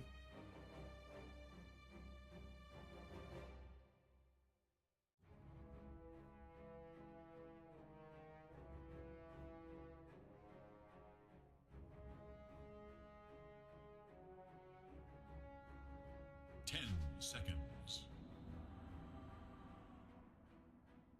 5 seconds. Radiant's turn to ban. X Nova, nothing to say. Felix Showback, success. Those are Malaysians. Hey, what? JT is also Malaysian. They got a Tiny and a Lena for Infamous. 10 seconds remain. My guys is starting off strong. It's a good Rubik game though. Avalanche, LSA, Dragon Slave, Laguna Blade, Tossback, all great spells to steal. And 100% he's accidentally going to steal Tree Grab.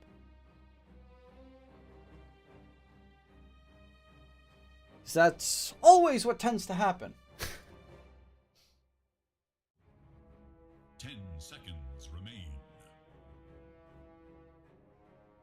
5 seconds remain.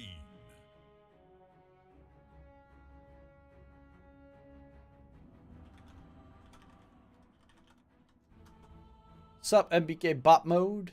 How you doing?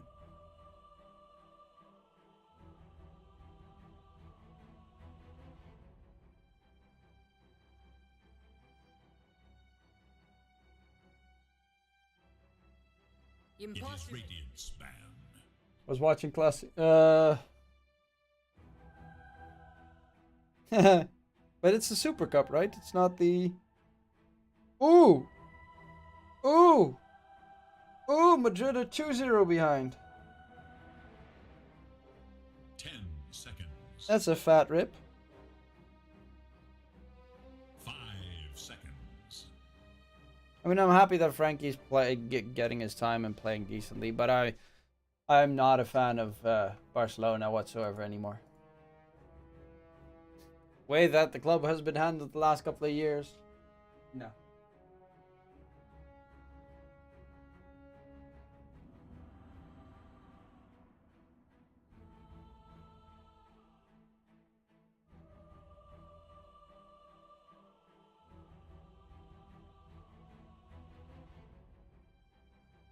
I'm done already, he says 3 minutes before the end of the first half.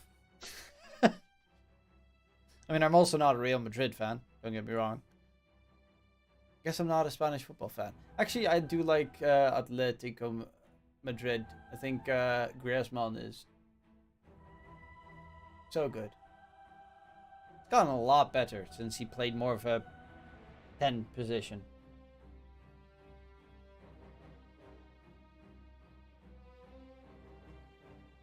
It is Dire's ban.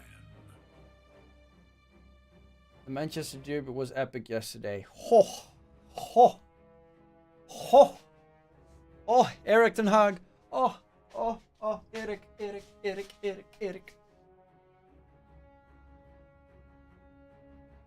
seconds. That was a good game. Was a good game. Dyer's turn to pick.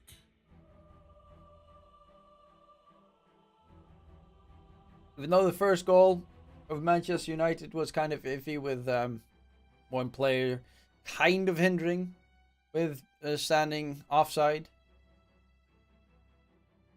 10 seconds remain. 5 seconds remain.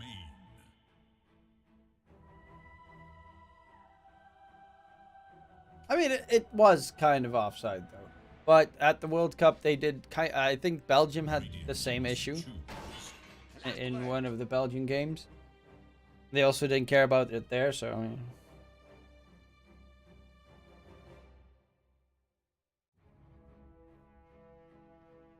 Puxa, no, ¿qué es? 10 seconds.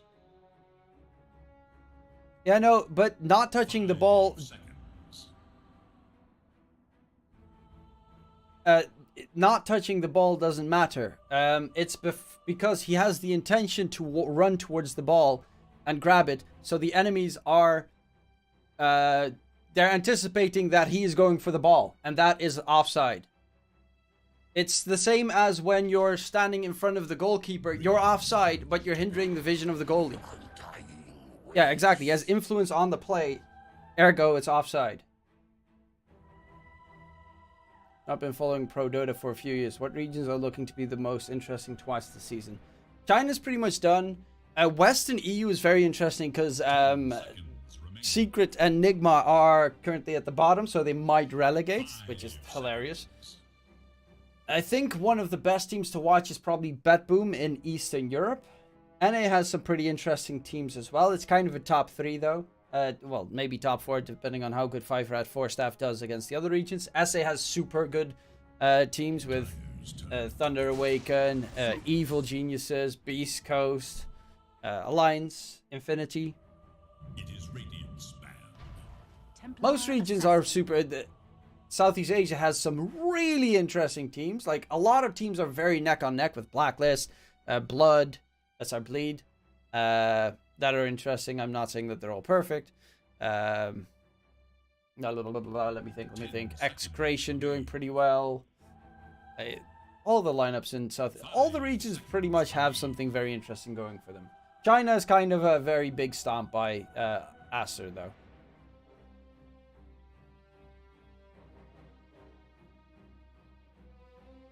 So let's see. I didn't talk about the heroes being picked up. So you got Undying Zeus for Infamous. Don't see too many Zeuses anymore. So this probably looking like a tiny 4 Undying 5 Zeus mid Lina safe. Spells to steal for the Rubik. Yeah, nice spells with the Undying Tombstone that you can also yoink in. Possibly the Zeus ulti, but that one's really hard to connect to catch. 5 seconds. Clockwork TA. Seen a lot of attempts of TA against Lina, and normally TA gets his ass whooped.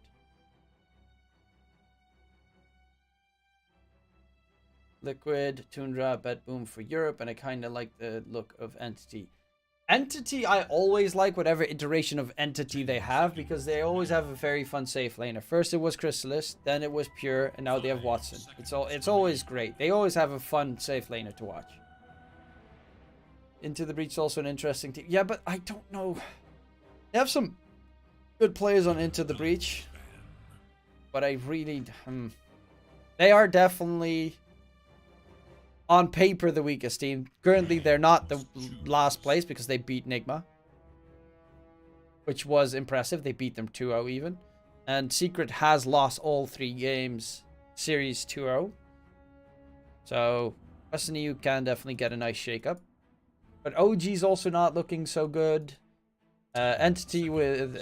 Nigma, of course, with Amar as a safe laner. It's kind of what you expected from Amar as a safe laner. He plays the same heroes he played as the off lane, but then in the safe lane.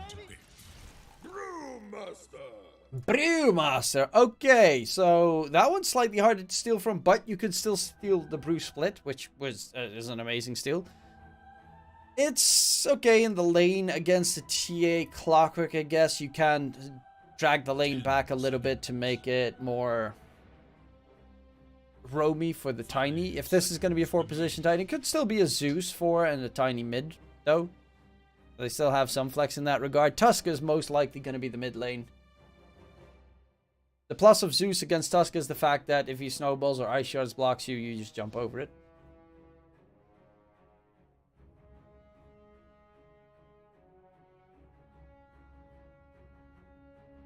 OG failed to qualify for Div 2. That is absolutely hilarious that they did. But yes, Gaimin looks really good with Quinn. Like they are third best in Western EU behind Liquid and Tundra. They are good. I like the fact that Dirachi is playing sort of, you know, the playmaker safe lane. Kind of what he did previously when they had Boom as their mid laner. But Quinn is more of a hard carry mid laner than Boom was. Boom is, you know, Quap, the Spirit's kind of player. So he does not farm until late game and becomes super huge. Whereas Quinn, he loves farming. He loves getting big. And then during the early to mid game, Dyrachio just goes ham and attacks everything on the side lanes with his, you know, remember his Mars safe lane from last season, or the Dawn that he loves to play. And then you just have Quinn going for whatever he wants. TA mid, farms until he's super fat. His Leshrac farms until he's super fat. And we have Enigma. Okay, one thing about the Enigma this game, very importantly, is that there is no black hole interrupt, no BKB black hole interrupt on the side of Infamous. That is really good for Alliance. That is also a super cool Clockwork skin, not gonna lie. So it's a mid-tiny, 4 Zeus, 5 Undying. Lena say... I kind of... That Enigma really made me jump fence to the other side. I'm gonna go with Alliance on game number 3. Sorry, game number 3. I think they have a pretty good shot here. I think that Enigma is a really, like, heads-up pick. That kind of screws over Infamous completely. Never go against Tiny. I mean, so most people never go against Lena either, but Lena still loses games. Western, Southeast Asia especially. Plus, Helmet is great too. Yeah, that one's kind of like, I've seen that one time and time again. Clockwork skin I haven't seen yet. Dying skin, he had also like a crystal on his head or something. Look at that. Oh no, that's his brains. Oh, he's got like the he's Frankenstein sort of monster. That's kind of cool. If Lena can carry. Lena is a very good carry hero in this patch, probably the strongest hero in this patch, I would say. But Lena will have to deal with Enigma. Means the lane is going to get dragged back the entire time, and that's kind of rough for Lena. Because you're going to constantly keep denying the range creep. Hey, sup, Epi? If I remember, Lumiere really impressed me last time I saw him play. Well, yes. Remember back in the day when casted South America?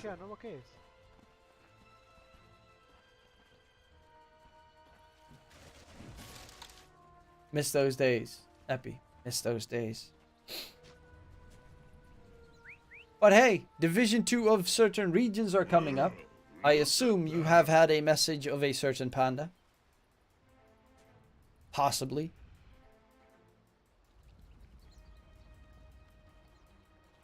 He's got a bat. It's a bat. What's it? Dress of the Anthaline Dragon. It looks more like a bat wing than a dragon wing, but cool. Lumiere top 3 carries in SA. I wouldn't go that far, I think, because I think SA has a lot of really good carries.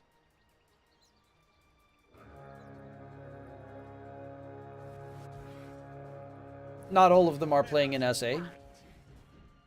Remember, the international spirit lives in us all.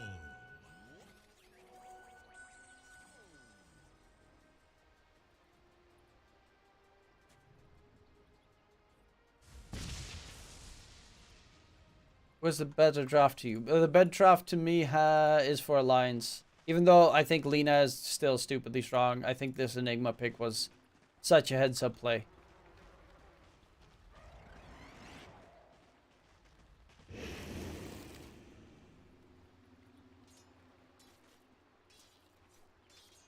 I mean, TSM still has Tomato, who's also a really good safe, like, SA has really good safe lane players. I want to see my boy Yuma at Major. Where does Yuma play right now? He used to play in the old Hokori lineup, which obviously is Alliance. Ages ago speaking about Div 2, but no updates as of yet. Okay, no updates as of yet. Wink wink. Dog champ. Rip.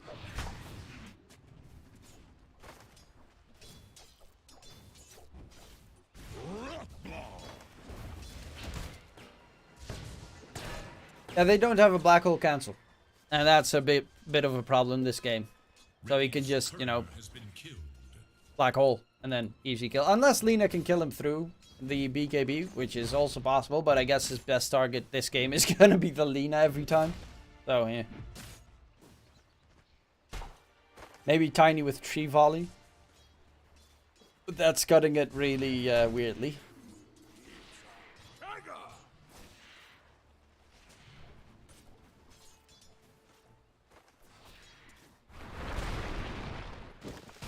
Ooh, courier snipe. But he already got the bottle, so it's not too problematic.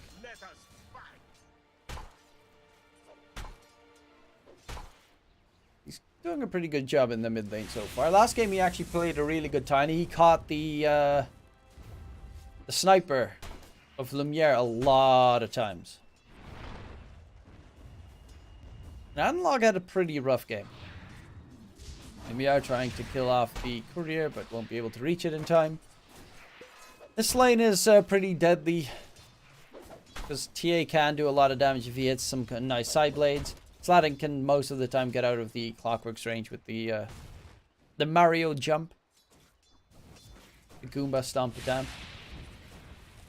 But Vitali only has 2 last hits. Granted, he has 6 denies, but only 2 last hits is a little bit low.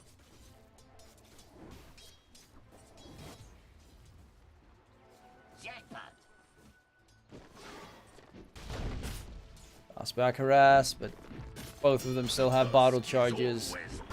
And LATAM doesn't even have mana left.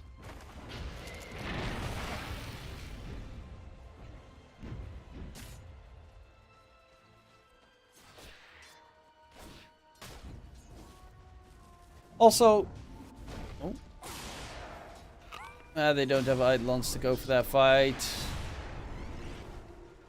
Oh, Kotaro's taken a lot of damage. He's going for the good old-fashioned Falcon Blade. Every Lina kind of builds the same these days. It's Falcon Blade, Maelstrom, bots, BKB, Gleipnir. Got it. And then Silver Edge, and then go brrr.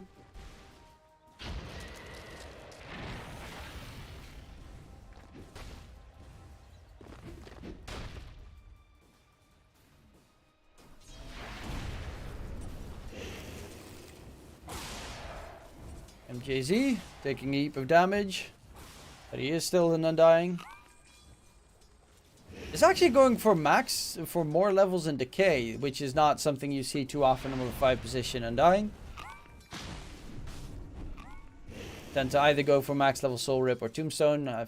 Max level Decay tends to be more of an offlaner's choice. Because it reduces the cooldown, but it also...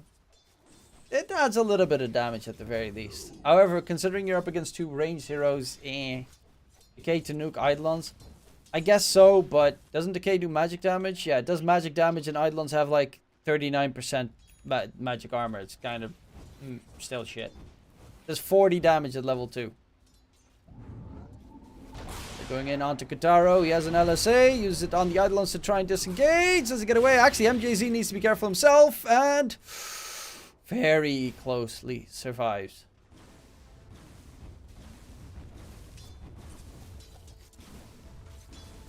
Falcon Blade, Brown Boots, Maelstrom, PKB, TP Boots, Gleipnir, and changing order afterwards. Build may differ. Most of the time it's Silver Edge though, but sometimes it does, yeah.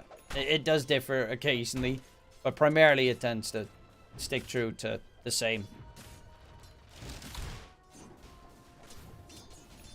They are 1k net worth ahead on the side of Alliance. Even though Vitality doesn't really have that many creep kills. So I guess Infamous used a lot more resources. So like mangoes and whatnot. That's a big difference maker in that regard.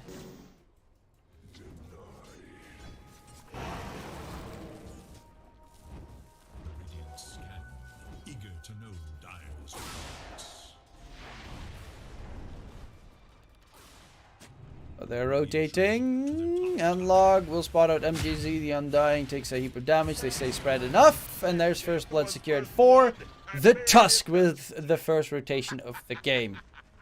In the meantime, mid lane's been taken over by Gardic, who's only level 2. Now the Clockwork gets level 3. But definitely trying to catch up. And 2k net worth lead for... How the hell are they already 2k ahead when barely anything has happened this game? Oh, the support. Yeah, look at this. Look at MJZ. He's got 500 net worth. And all of his items are pretty much consumables. Oh, this poor little Undying.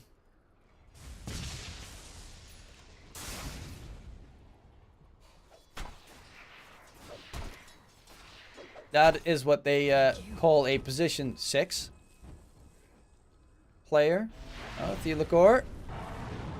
Let's take some damage. Kataro, can he chase him down? He does have fiery soul stacks and it's level 3. LATAM, he's going to try and chase. Actually, Theolacor is just walking away. He's just going to be fine. Okay. Lina, bottom of the net worth of the course this game. And Vitally with those Eidolons can just start pushing for the tier 1 tower bottom.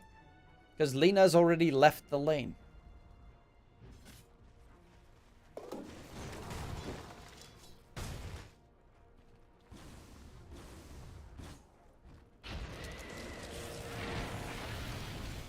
Again, waiting for the rune spawn, slotting. They're very well in rotating towards mid to make sure that the runes get picked up or defended. Ooh, with smoke up. Heading forward towards the top lane. Lumiere's farming up the jungle. Level 7 on the TA. Top net worth as well. 62 last hits at 8 minutes in. That's a lot of last hits. Does he have these? Oh, he has some stacks as well. Made by Theolacor. And this Undying is trying to single-handedly defend bottom lane. They do manage to get rid of Gardic top with that smoke gank rotation. Radiant should look to their middle tower. Dire's top tower is in... They are kind of getting out-farmed at this stage. Oh, Analog, does he have the damage to kill off the Lina? It is close. Laguna Blade gets thrown out onto the Tusk. Have a toss in Analog. Run away! And that will not be the case. Katara gets the kill. And that Lina is pretty happy for the freebie. Well, not freebie. It did cost rotation from, of course, the Tiny, but nonetheless. Gank failed. Bottom lane in the meantime. There's going to be the Bruce split used.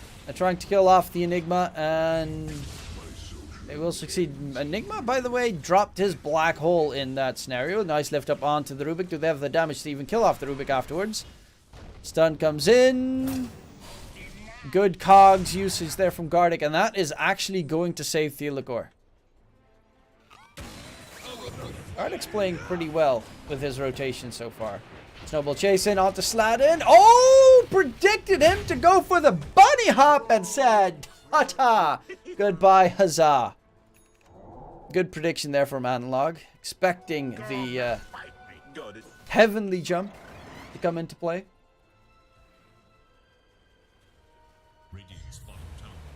And he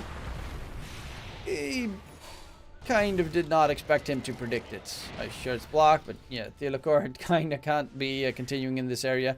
Does he have... What are they going to give the tome to is the question, because both supports level 4. Hookshot's amazing. Spell Steal is also amazing this game. Radiant's bottom tower is under attack. Radiant's bottom tower. Yeah, they're gonna give it to the Clockwork.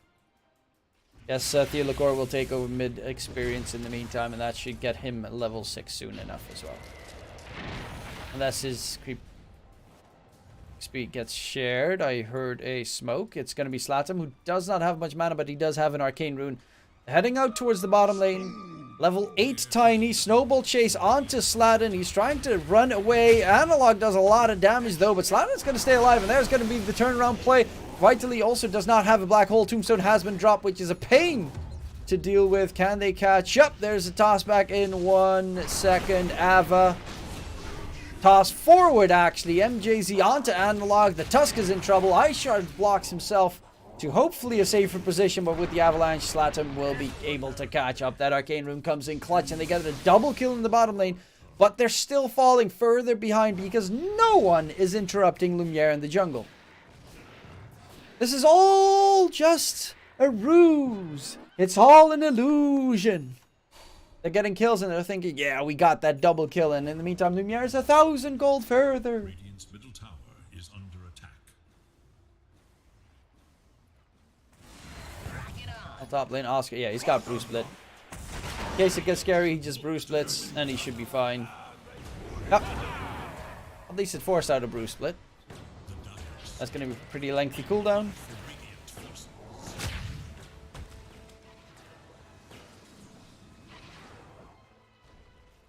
Sladin TPing in to help out top.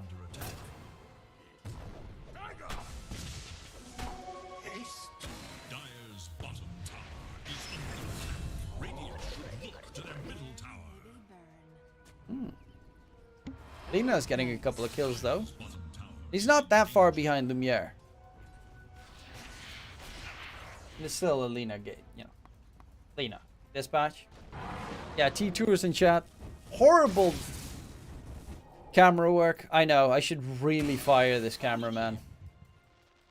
Observer, trash.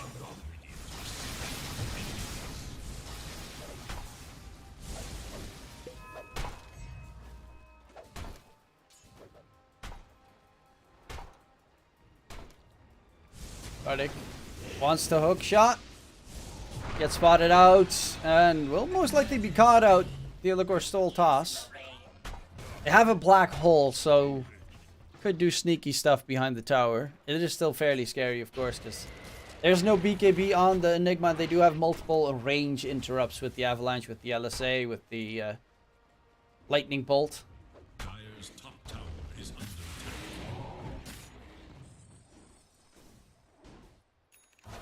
Yeah, almost done with the Deso. Deso should open up the avenue to take Roche. Especially if Vitali, who is now done with the mech, has his mech. Dire should look to their top tower. MJZ is just there to tank a smoke gank. Which he'll do. Obviously we'll die for it, but mission accomplished. Will Alliance win a Div 1 match on either content this calendar year? They've already won with this team, right? Haven't they? Is under attack. Oh no, they've only played one series. Oh yeah, they played against the Infinity lineup. Never mind. I think they're gonna win today. And well, in Western EU, we'll have to see what team they'll have in next season, because obviously they first need to promote. If you build Deso, what will Tusk do to increase his damage? Rapier. Arts and Fields, since they are in Div 2 in Europe, out there. I mean, he said in this calendar year, so Div Tour 2, Tour 3, still opportunities for them to do something.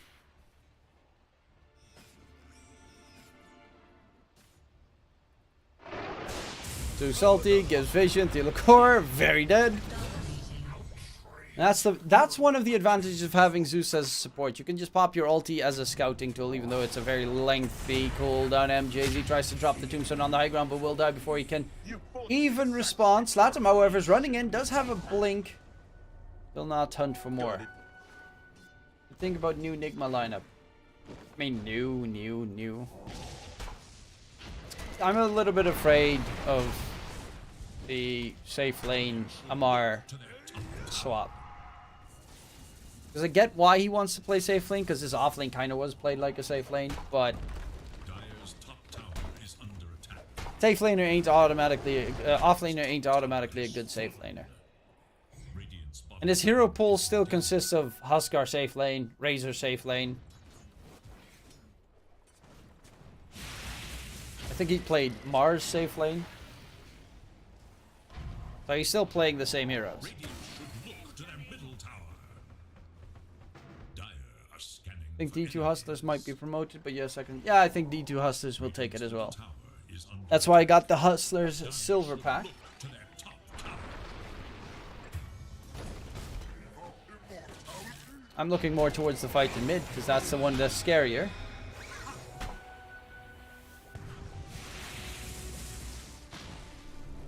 That's actually taking a lot of damage from the Cinderbrew dot.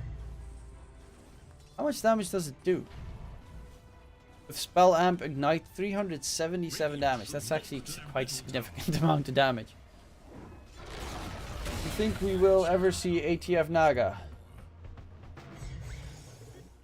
Didn't they play with GH Naga one game?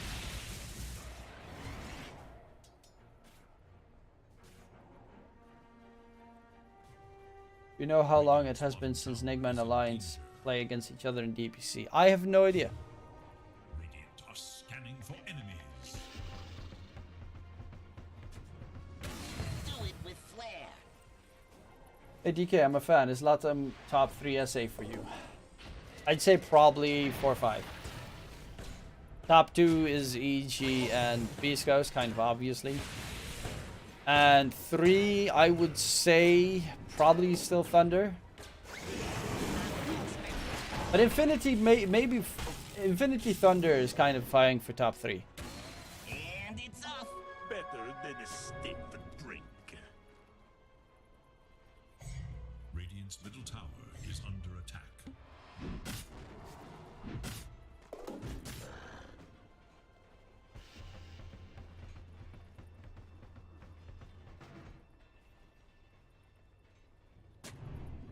Beast Ghost, I don't think so. Flair's here.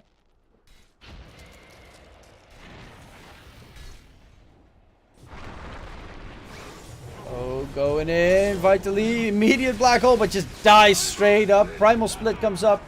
And they need to disengage on Alliance, because this is a very bad fight. No black hole means nothing to really fear for the Infamous side. Okataro's just farming nicely. In comes the TA, though. SLATAM and SLATAM both get blown up. How much damage did Lumiere do with those hits? Oscar's... Why is he trying to kill off Clockwork, though? After his Brew Split, he runs back in to just kill off a Clockwork. Lumiere is looking to take Roshan. And a very big fight. Rubik, what spells... Cinderbrew. And 3 Fate Bolts in that fight. Also has Brew Split stolen. Primal Split stolen. So, that's kind of nice. Wait, if you still Primal Split, you get Drunken Brawler? What? Claimed his mighty prize. That's kind of nuts. Why is that?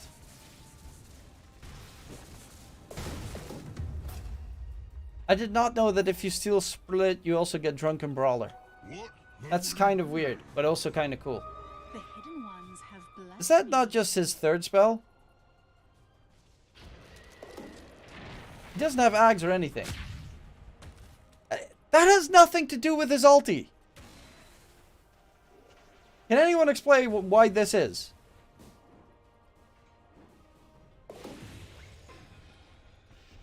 Why did you steal something else?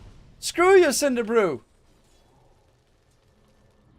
Yeah, I was thinking his Ags, but he doesn't have Ags, so that's why it makes no sense.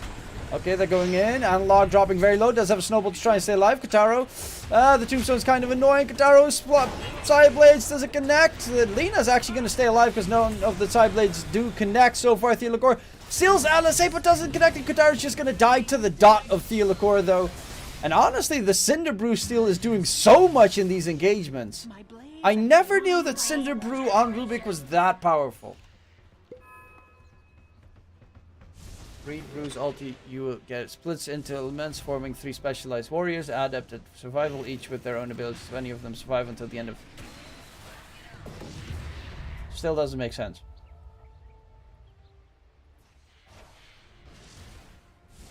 No, still doesn't make sense.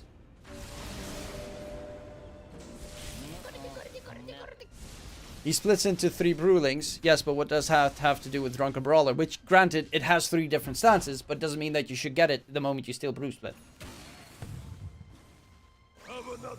How do you not know? It's a classic Rubik interactions. Because I suck so much on Rubik that I never steal Brew Split. I normally die before the Brew comes back. Damn that Lumiere damage. TA, so scary. The Brewlings have the Drunken Brawler as well, don't they? I don't think so.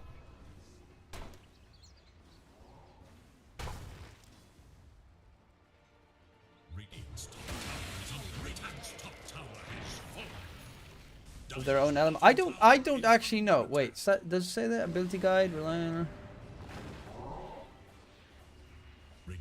I don't think so. Rubik gets the most spaghetti code in Dota, so any weirdness is normal for me. For him. Oh yeah, that is true. There are so many weird interactions with Rubik. And I love all of them. They're going in for MJZ. Nice LSA. Analog is dropping low. Does to get the BKB off, but the damage in return is too much. MJZ is actually going to stay alive. Looking for more here. They need to disengage on the dire side because they do have a black hole, but there's no blink yet on the Enigma. Hook shot away. Gardic, can he stay alive? There's a Brew Split available. But Gardic, tree toss, tick down, stays alive. Guardian Greaves on Enigma, keeping him alive. The aura in general kept him alive there, and then afterwards, okay, a bit of a deep jump there from Lumiere. Does still have the aids available, but his first life is gone. Now they need to Brew Split away the Enigma so he can't go for the black hole. Lumiere is going for the straight TP. Do they have the damage to burst him down? Lena is not at that stage yet. Let's have a Gleipnir though. They will get themselves Theolacor in. Trey steals the toss. Yeets away SLATAM. But it's going to be Oscar finding the final hit. And Lumiere, yeah, that Aegis loss was a painful one. The last part of the additional guide.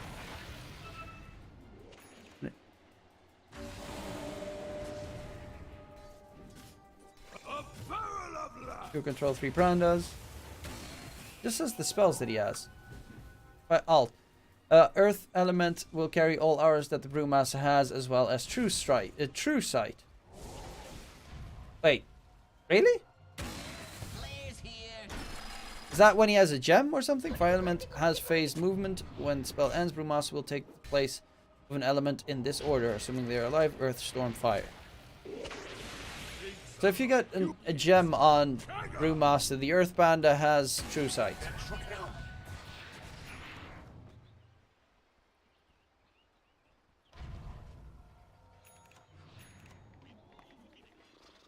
Bottom additional points. You mean ability guide, or am I missing something? When it ends, you will return to Earth. Control, be sure to take advantage of your... Radiant's middle tower is under attack. I think I'm just blind.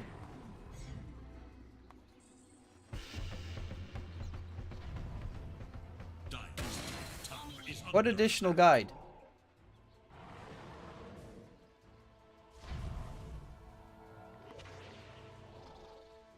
Brewmaster looks like the teacher Kung Fu Panda had. Wasn't his teacher Shifu?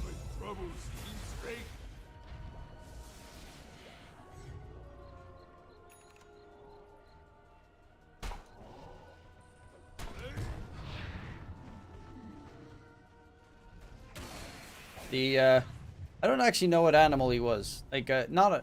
Radiant's bottom tower is under attack. Not a koala. It's kind of a weird bear thingy. Wasn't a mouse either. Mouse is Shredder. No, not Shredder, but Master Roshi? Shredder's the evil guy. Oh, Tim, any chance Keys can get a game off Thunder Awaken? Hell to the maybe. Sure. Splinter, that's it. Who the fuck is Master Shifu? Yeah, my Teenage Mutant Ninja days have been far behind me. I also did not really enjoy the Michael Bay movie. I think it's Michael Bay with, I mean, well, the stars of that movie were great, not gonna lie. Megan Fox, back in those days.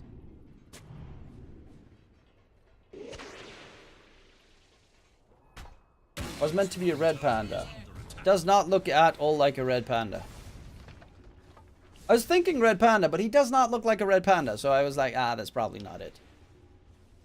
Dire are scanning for enemies.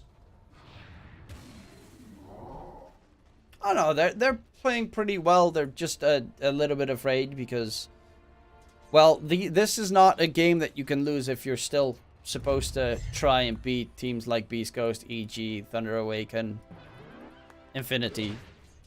Like, these are quote-unquote the easier teams, but SA doesn't really have many easy teams.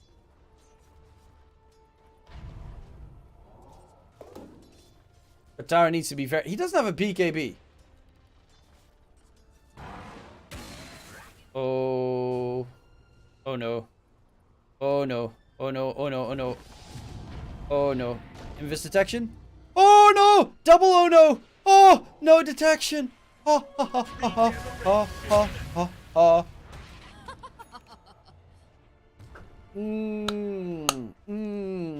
Report support. Report support. And it's off.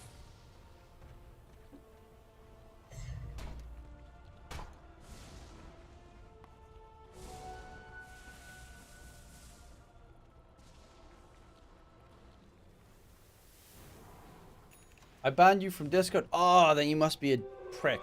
Good to know.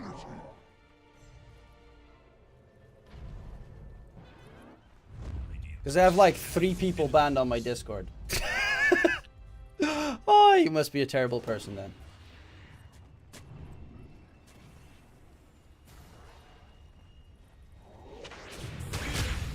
Okay, going in. Black hole. It only connects onto the Brewmaster, but they kill him before he can respond with a Brew Split. And Roshan is one that they want to take, of course, with the TA on your side. Daedalus. You can take it down pretty quickly. However, the Tombstone makes everything slightly more annoying. And the fact that they won't have a black hole for another fight.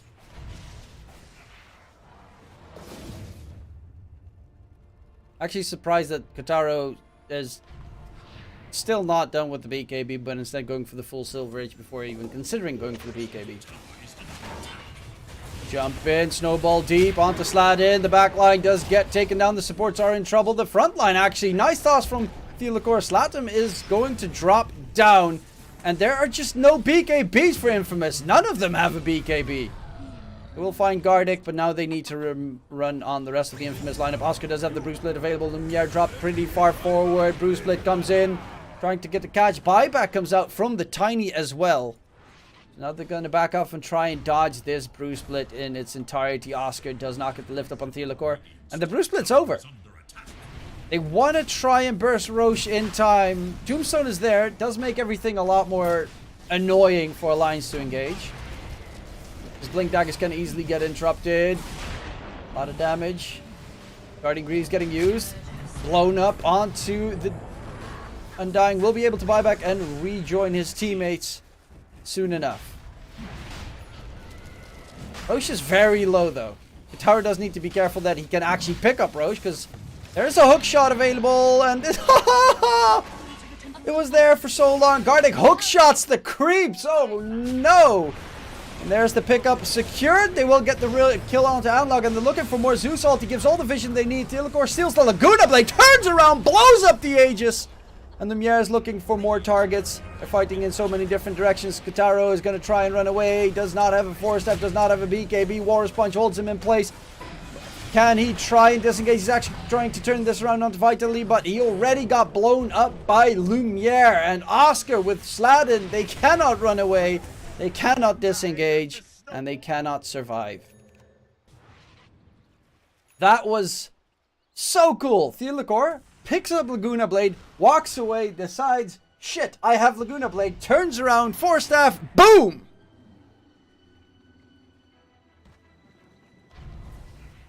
And he still has Laguna at the ready.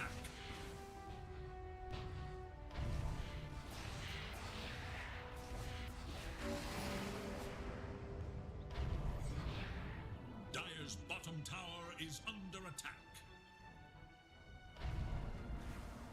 Why would Radiant need BKBs anyway? Yeah, why does Tiny need a BKB? He might as well just get the Ags anyway. You're so far along for the Ags. It's way better. Because you can, of course, split open the Echo Saber, get your Tree Volley. I can at least kill the Eidolon, so that's nice. Oh, speaking of which, dieback on the Tiny. Gets caught out. Quick tree cutting.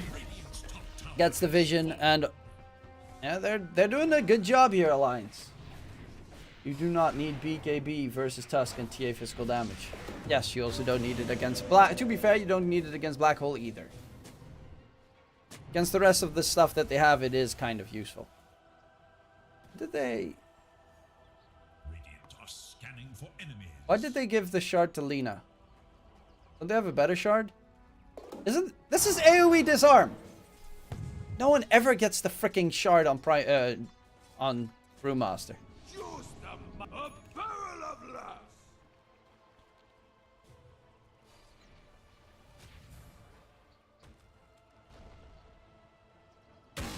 Rock it on.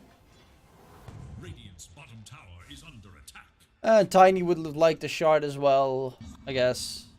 Zeus has his shard, which is important. And dying can... yeah, screw on dying. Probably because they panic picked it up. I mean, they missed the hook shot. They had time, plenty of time, but sure.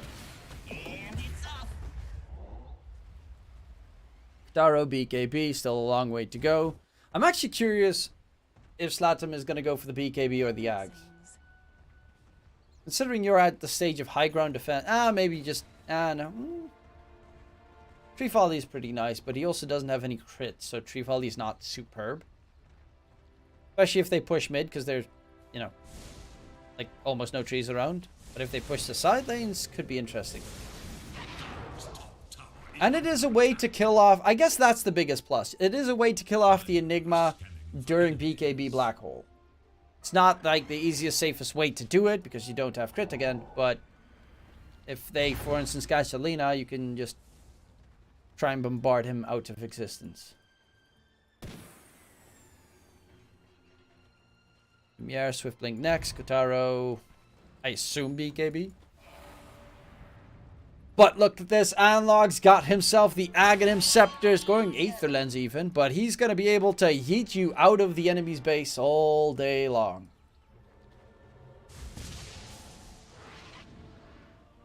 Even with BKB, you're screwed.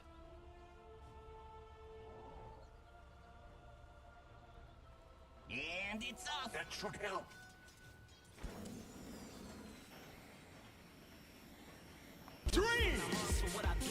Hey, Black Chutney, thank you very much for the Twitch Prime sub.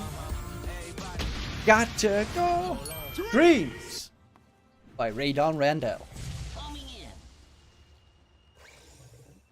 Gonna yeet an Invis Lina out of detection so she survives again. That would not surprise me. Could be casting the next game also. Very likely, nah, I won't be casting the next game. I will be tired by then. I have been standing because this is a standing desk right now. And in general, it's 9:30 for me. Oh, that's where we get the Ags in play. And he went for the BKB. Oh, he had a BKB. Oh. If only he used it. I might do more SA DPC like during the next weeks. Because why not? Fun. I really want to see more Beast Ghost and EG. I mean, the match tonight is super good. The Beast Ghost vs Infinity match, but that one starts at midnight. Predictions for Keed versus TA. Actually, after this game, I'll do predictions for the matches tonight and then the matches tomorrow, and then just post them on my Discord anyway, because I kind of forget to do them every time, so I'll do them on stream so that we can all do it together. Tower is no more.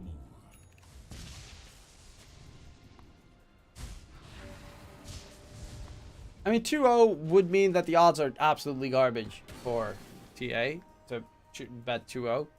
And probably a little bit more risky. I would say Key definitely have a shot. I mean, they have... The lineup is not that bad. They're just playing like potatoes. I actually think that they have a pretty good lineup. They're just not playing... Where Just the Beeler, for instance, is a really good safe laner.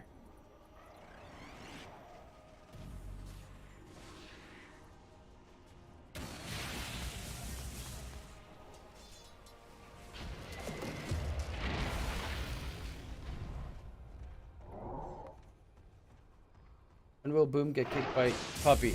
Not anytime soon, because that would cost him a fortune.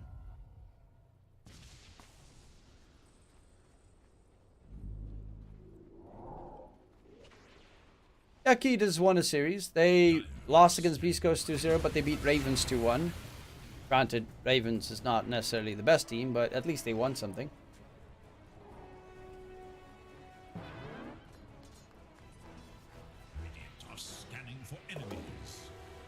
I hope that Secret does get back to where they belong. Up top. Right below D2 Hustlers.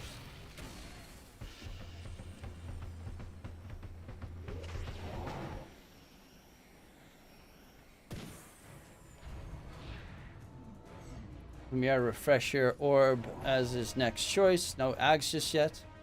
They really don't like Ags and M-Scepters. By the way, all 3 games of this series, one team is so massively ahead, but they're just waiting for the Roche every single time. I love the fact that they're playing with a lot more patience in South America right now. Granted, it makes the game slightly slower for us, but it does mean that the teams know that they tend to get a little bit fired up and want to finish the game, and then they throw heavily. I've seen so many games already in this DPC and other regions where they throw massive leads with horrible moves.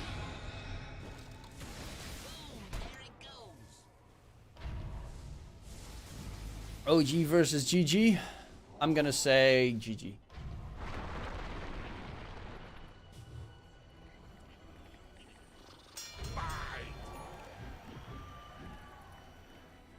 I mean, Tofu, big fan.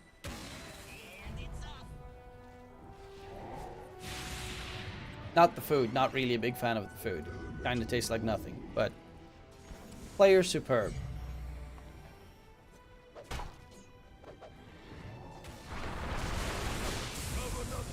Zeus ulti, scouting ulti. Tiny a long way away from his Aghanim Scepter, but Qatar does have his BKB. Now he just has to be careful of Black Hole, Black Hole, Walrus Kick, Walrus Punch, Hook Shot. And can he steal anything? No, not really. And I guess TA just right-clicking you down. Actually, Melted Bash. Nope, there's another one. They have 1, 2, 3, 4, 5 BKB piercing tools on the side of Alliance. Actually didn't go for the refraction charges. Refraction instances. Just kind of interesting.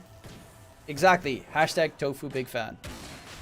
Back when he was a Hell Bear Smasher.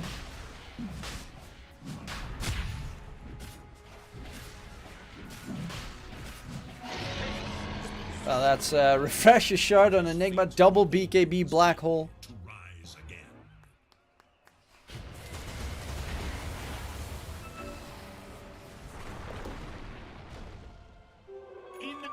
ability.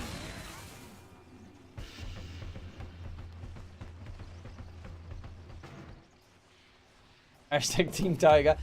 To be fair, Taiga is also an amazing player. His Dark Willow is probably still the best in the scene. Also, he's kind of the only one that plays it, but still. If you're the only one, you're still the best.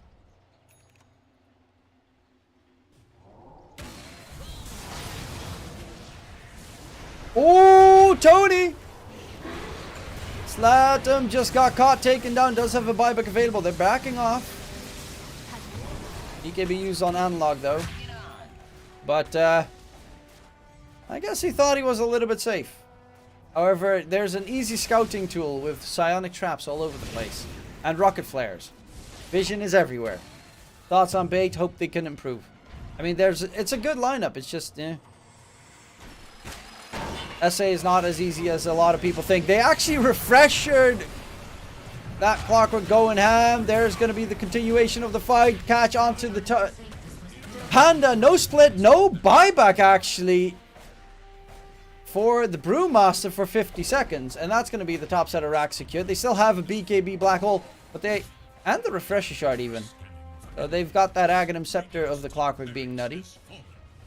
I love Clockwork Ags, by the way. There's going to be a catch onto SLATAM. The Zeus will be found out. Theolacor gets the kill. Nice catch from Kataro. But can he disengage far enough? Is level 25. Does he go for the BKB Pierce? Yes, he does. Toss back onto Analog. He's actually going to kick away MJZ. Tries to get there as well. Nice damage coming out from Kataro. He's trying to find Lumiere, and he needs to stay in range. Lumiere is just off the mark, but a good Zeus ulti plus Analog gets zapped down by SLATAM. The Aegis got popped. However, there's the Black Hole from Vitali, and they're going in for Kataro. That's what he did not expect. Does have a buyback available on the Lina. Refresher comes up, going for SLATAM, who's going to get right-clicked down by Lumiere. No way to run, no way to hide. And it's still SLATAM doing nasty things. His double kill for the Zeus secured. Oscar is on the run, does have the Bruce Split finally, does manage to get it off. Vitali still has a Black Hole available, but will he pop it? Will he die? That's the big question. Snowball save coming out. Is it going to be enough? Analog, does he keep Vitally alive? Close, but no cigar. The Black Hole on the Panda split, and they lose. Now the Earth Panda is still alive right now. He turns into that position, but that's why Lumiere is still lifted up. Walrus Punch comes in. They're going to lose the Panda, and Oscar does not have a buyback available. The Aeldis just on time came back. Can he run away? He's close. Nope. Denied. Theolacor, actually, Analog with the Walrus kick knocks him back. And there is a buyback available still for the Lina. Can they risk it? There is no more Black Hole for the Alliance side. But I guess they want to wait for now. Another Walrus kick. MJZ. Aghanim Scepter, Tusk Gaming, always fun. And the buyback does come in, TP through as well. They're not mega just yet. They're still standing. Not really alive, but standing. Shot in somewhere in Narnia, and SLATAM. He's just about to get soloed by Gardic. Does he? On the other hand, they did kill off the remaining heroes, and it is the end of the series with Alliance getting their first victory here in the South American Division 1 DPC.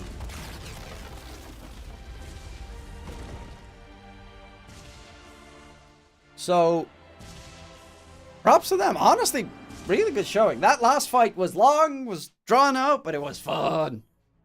Ah, God. SA Dota is always entertaining. Their team fights are just so wild. It's all over the place. It's everything at the same time. Everyone's having 2v1s, 2v2s. And it's just gorgeous. Lumiere, not a single death this game. Definitely a solid performance coming up on the TA. That, of course, does mean that the series is over. And then I will quickly go over the matches of tomorrow. I'll also post these on Discord, because why not? Let's see. Predictions. I gotta go to my Discord predictions channel. Let's see. Tomorrow is the 16th. 01. 2023. Dota 2. Actually, I still have... okay. I'll still count the matches of today on the schedule for tomorrow. Let's see. Thunder Awaken versus Keed. Beast Coast versus Infinity. Boom Execration. Boom's probably screwed. They're playing really poorly. Talent Blacklist is a really good game. Fnatic SMG. That's the bottom masher. OG Gaming. Liquid Entity. Also a really good match. Tundra Into the Breach. That's probably a rip into the breach. TSM Nows. Ooh, that's a good one. Shopify Alpha. That's like, okay. Let's see. Sportsbet makes it kind of easier to find specific odds. Plus 1.5. I think Keed will get a plus 1.5. So it's Keed plus 1.5 over Thunder Awaken for 2.05 odds. Let's see. Beast Coast versus Infinity.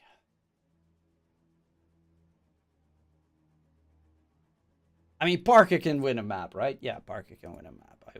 East Coast has already lost the map as well. Oh, wait, this one's already done. The odds were plus 1 point. Yeah. Infinity takes a map against Beast Coast, which I would say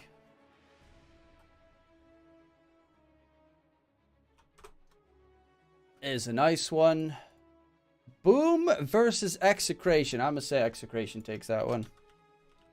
Palos is looking so good right now. And Boom without Scam is hurting. Oh, wait. No. Accidentally press enter. In Discord. Who did they play against? Geek. They lost against Geek, Talon, and... Oh, that Bleed series I remember.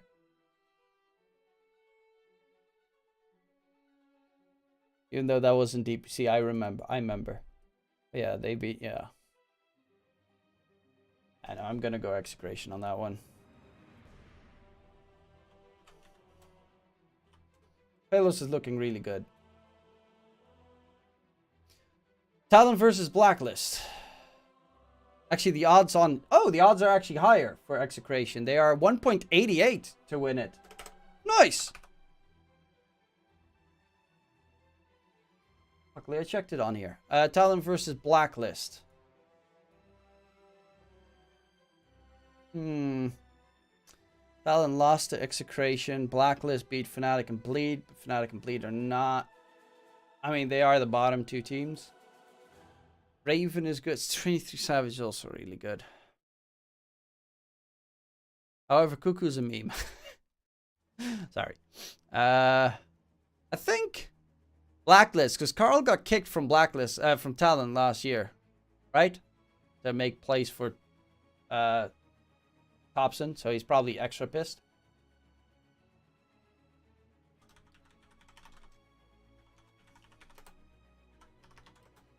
I believe in the extra anger. Everyone no see odds to see how to win. It's me nowadays. We don't believe personal skill of player and point based. With odds now Dota is dirty. I miss Dota like tier 5. I honestly cannot 100% understand. I mean, I'm looking at the odds to see what is the best, you know, money gainer in that regard. I still think Fnatic's going to beat SMG. I cannot believe that SMG will beat Fnatic.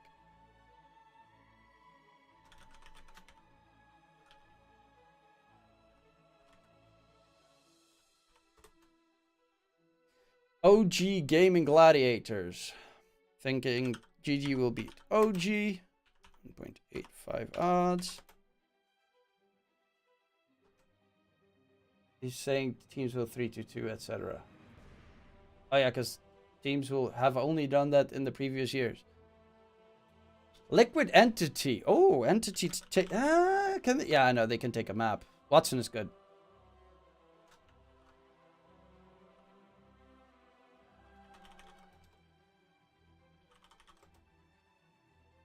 For 1.82 odds. Toon Drivers Into the Breach. Yeah, no, I'm not going to touch that game even. Nouns versus TSM. This is the one that's interesting because I'm going to go Nouns over TSM for 3.1 odds. Shopify versus Alpha. 1.01. Oh. I think he can get one map. They don't have terrible players. They have pretty good players. Not saying that, you know, it's guaranteed, but for those odds, I'd take it. Because the odds for Thunder to win 2-0 was like, meh. Was not great. Actually, let's see, Monday. We also have CSGO back, finally. And I love CSGO as well.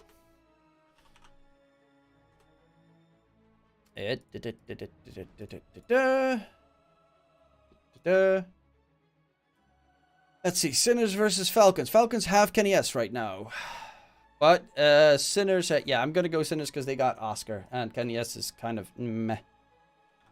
Sinners over Falcons.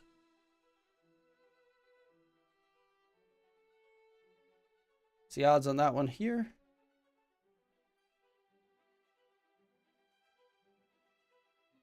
Are they called Partisan now? What? Oh no, that's Heat. Okay, I think some things are fucked up over here.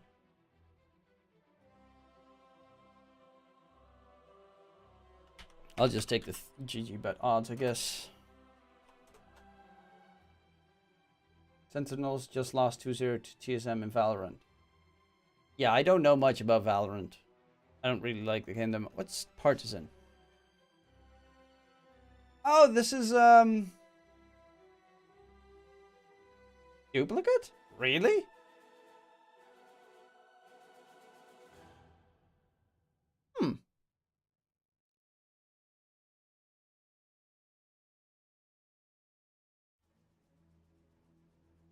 I mean, Collins is pretty good. Collins used to play for, what's it called?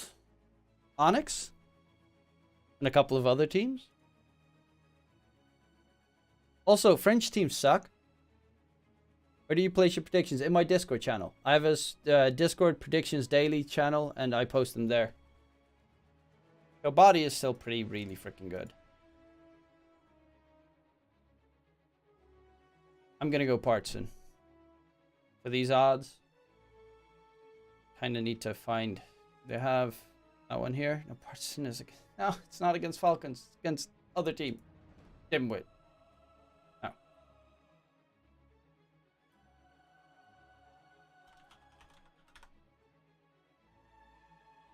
Partisan against Heat. 2.94 odds. 1 unit. Genk. I know who's the Genk. No, never mind. I was. What the hell? Genk now also has about a Dota 2 team? A CSGO team? I didn't know. Club Bruges. Club Bruges, I know. Abels? Yeah, I know. I know Rulon.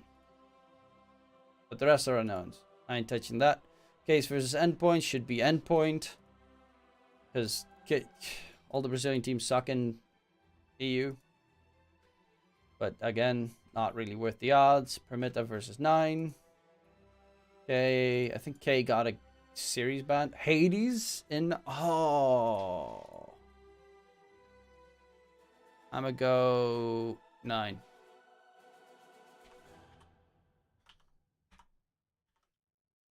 Permita for 1.95 odds. Whatever's on pairing match there. How much was the highest bet you've ever won?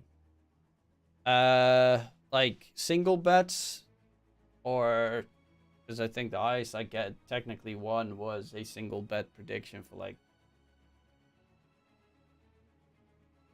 2.1k. I think it was in the. It was actually the Super Bowl game from a couple of years ago, where who was it? They were 28-0 behind, and they managed to win the Super Bowl anyway. Was it the Eagles?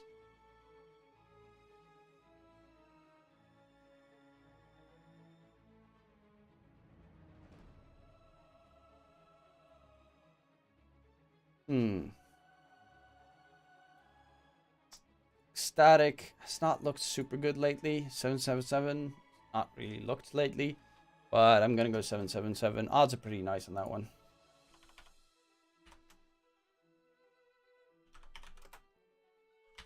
Obviously, all these teams are coming off of a break, so it's kind of you know, wet finger work, which is a Dutch expression, not the finger wreck.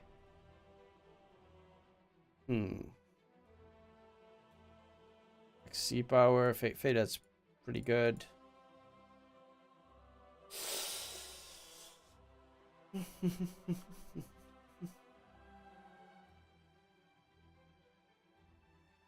I'll go into Amiga. Amiga over Gentium. 1.79 odds. 2 units at predictions. Up. So I posted my predictions all in Discord, ladies and gents. If you want to see them, you can just check out the Discord channel. 1-2K Man United last day.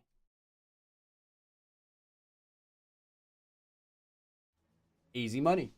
What do you have for Boom versus Execration? I have Execration to beat Boom. And well, if you are interested in looking for a new betting website, that is, of course, if you bet. If you don't bet, don't. That's a tip from me to you. But if you're looking for one, don't forget to check out Sportsbet's cryptocurrency betting website.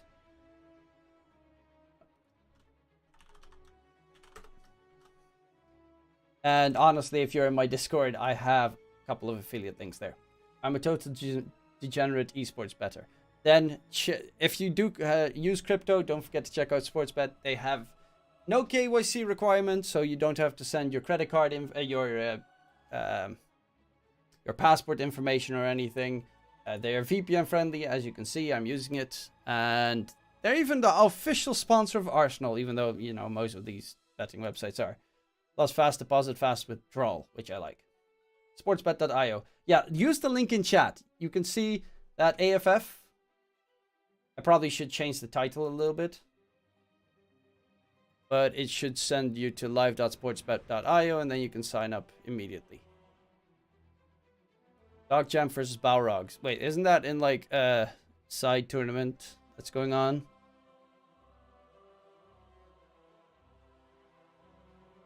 Yuma's pretty good.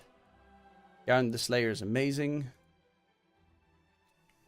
I would say Dog Champ. But again, this is, you know, EPL. Will do. I use GGBet on... I use GGBet and don't love it. You know, there's 1,000 different betting websites for everyone that they're curious about. And if you're looking for another one that is not Sportsbet, you can always check in my Discord channel. There's literally a tab that is called Affiliate, where I have plenty. So you can always check one of the other ones out. Recommend all of them. That is it for me for today. Hopefully you enjoyed the cast at the very least. I will be probably back another day, possibly tomorrow. I'll try and do as much SA as possible because I really like SA and it's amazing. What channels are your predictions in Discord? They are in the predictions Stripe Daily channel. So I'm going to send you all to someone else. I'm going to send you to Lelis because, well, you know, Noun's amazing and stuff. So have a wonderful day. And in case I don't see you, good afternoon, good evening, and good night. Might not die. Fine people. Guess go or something.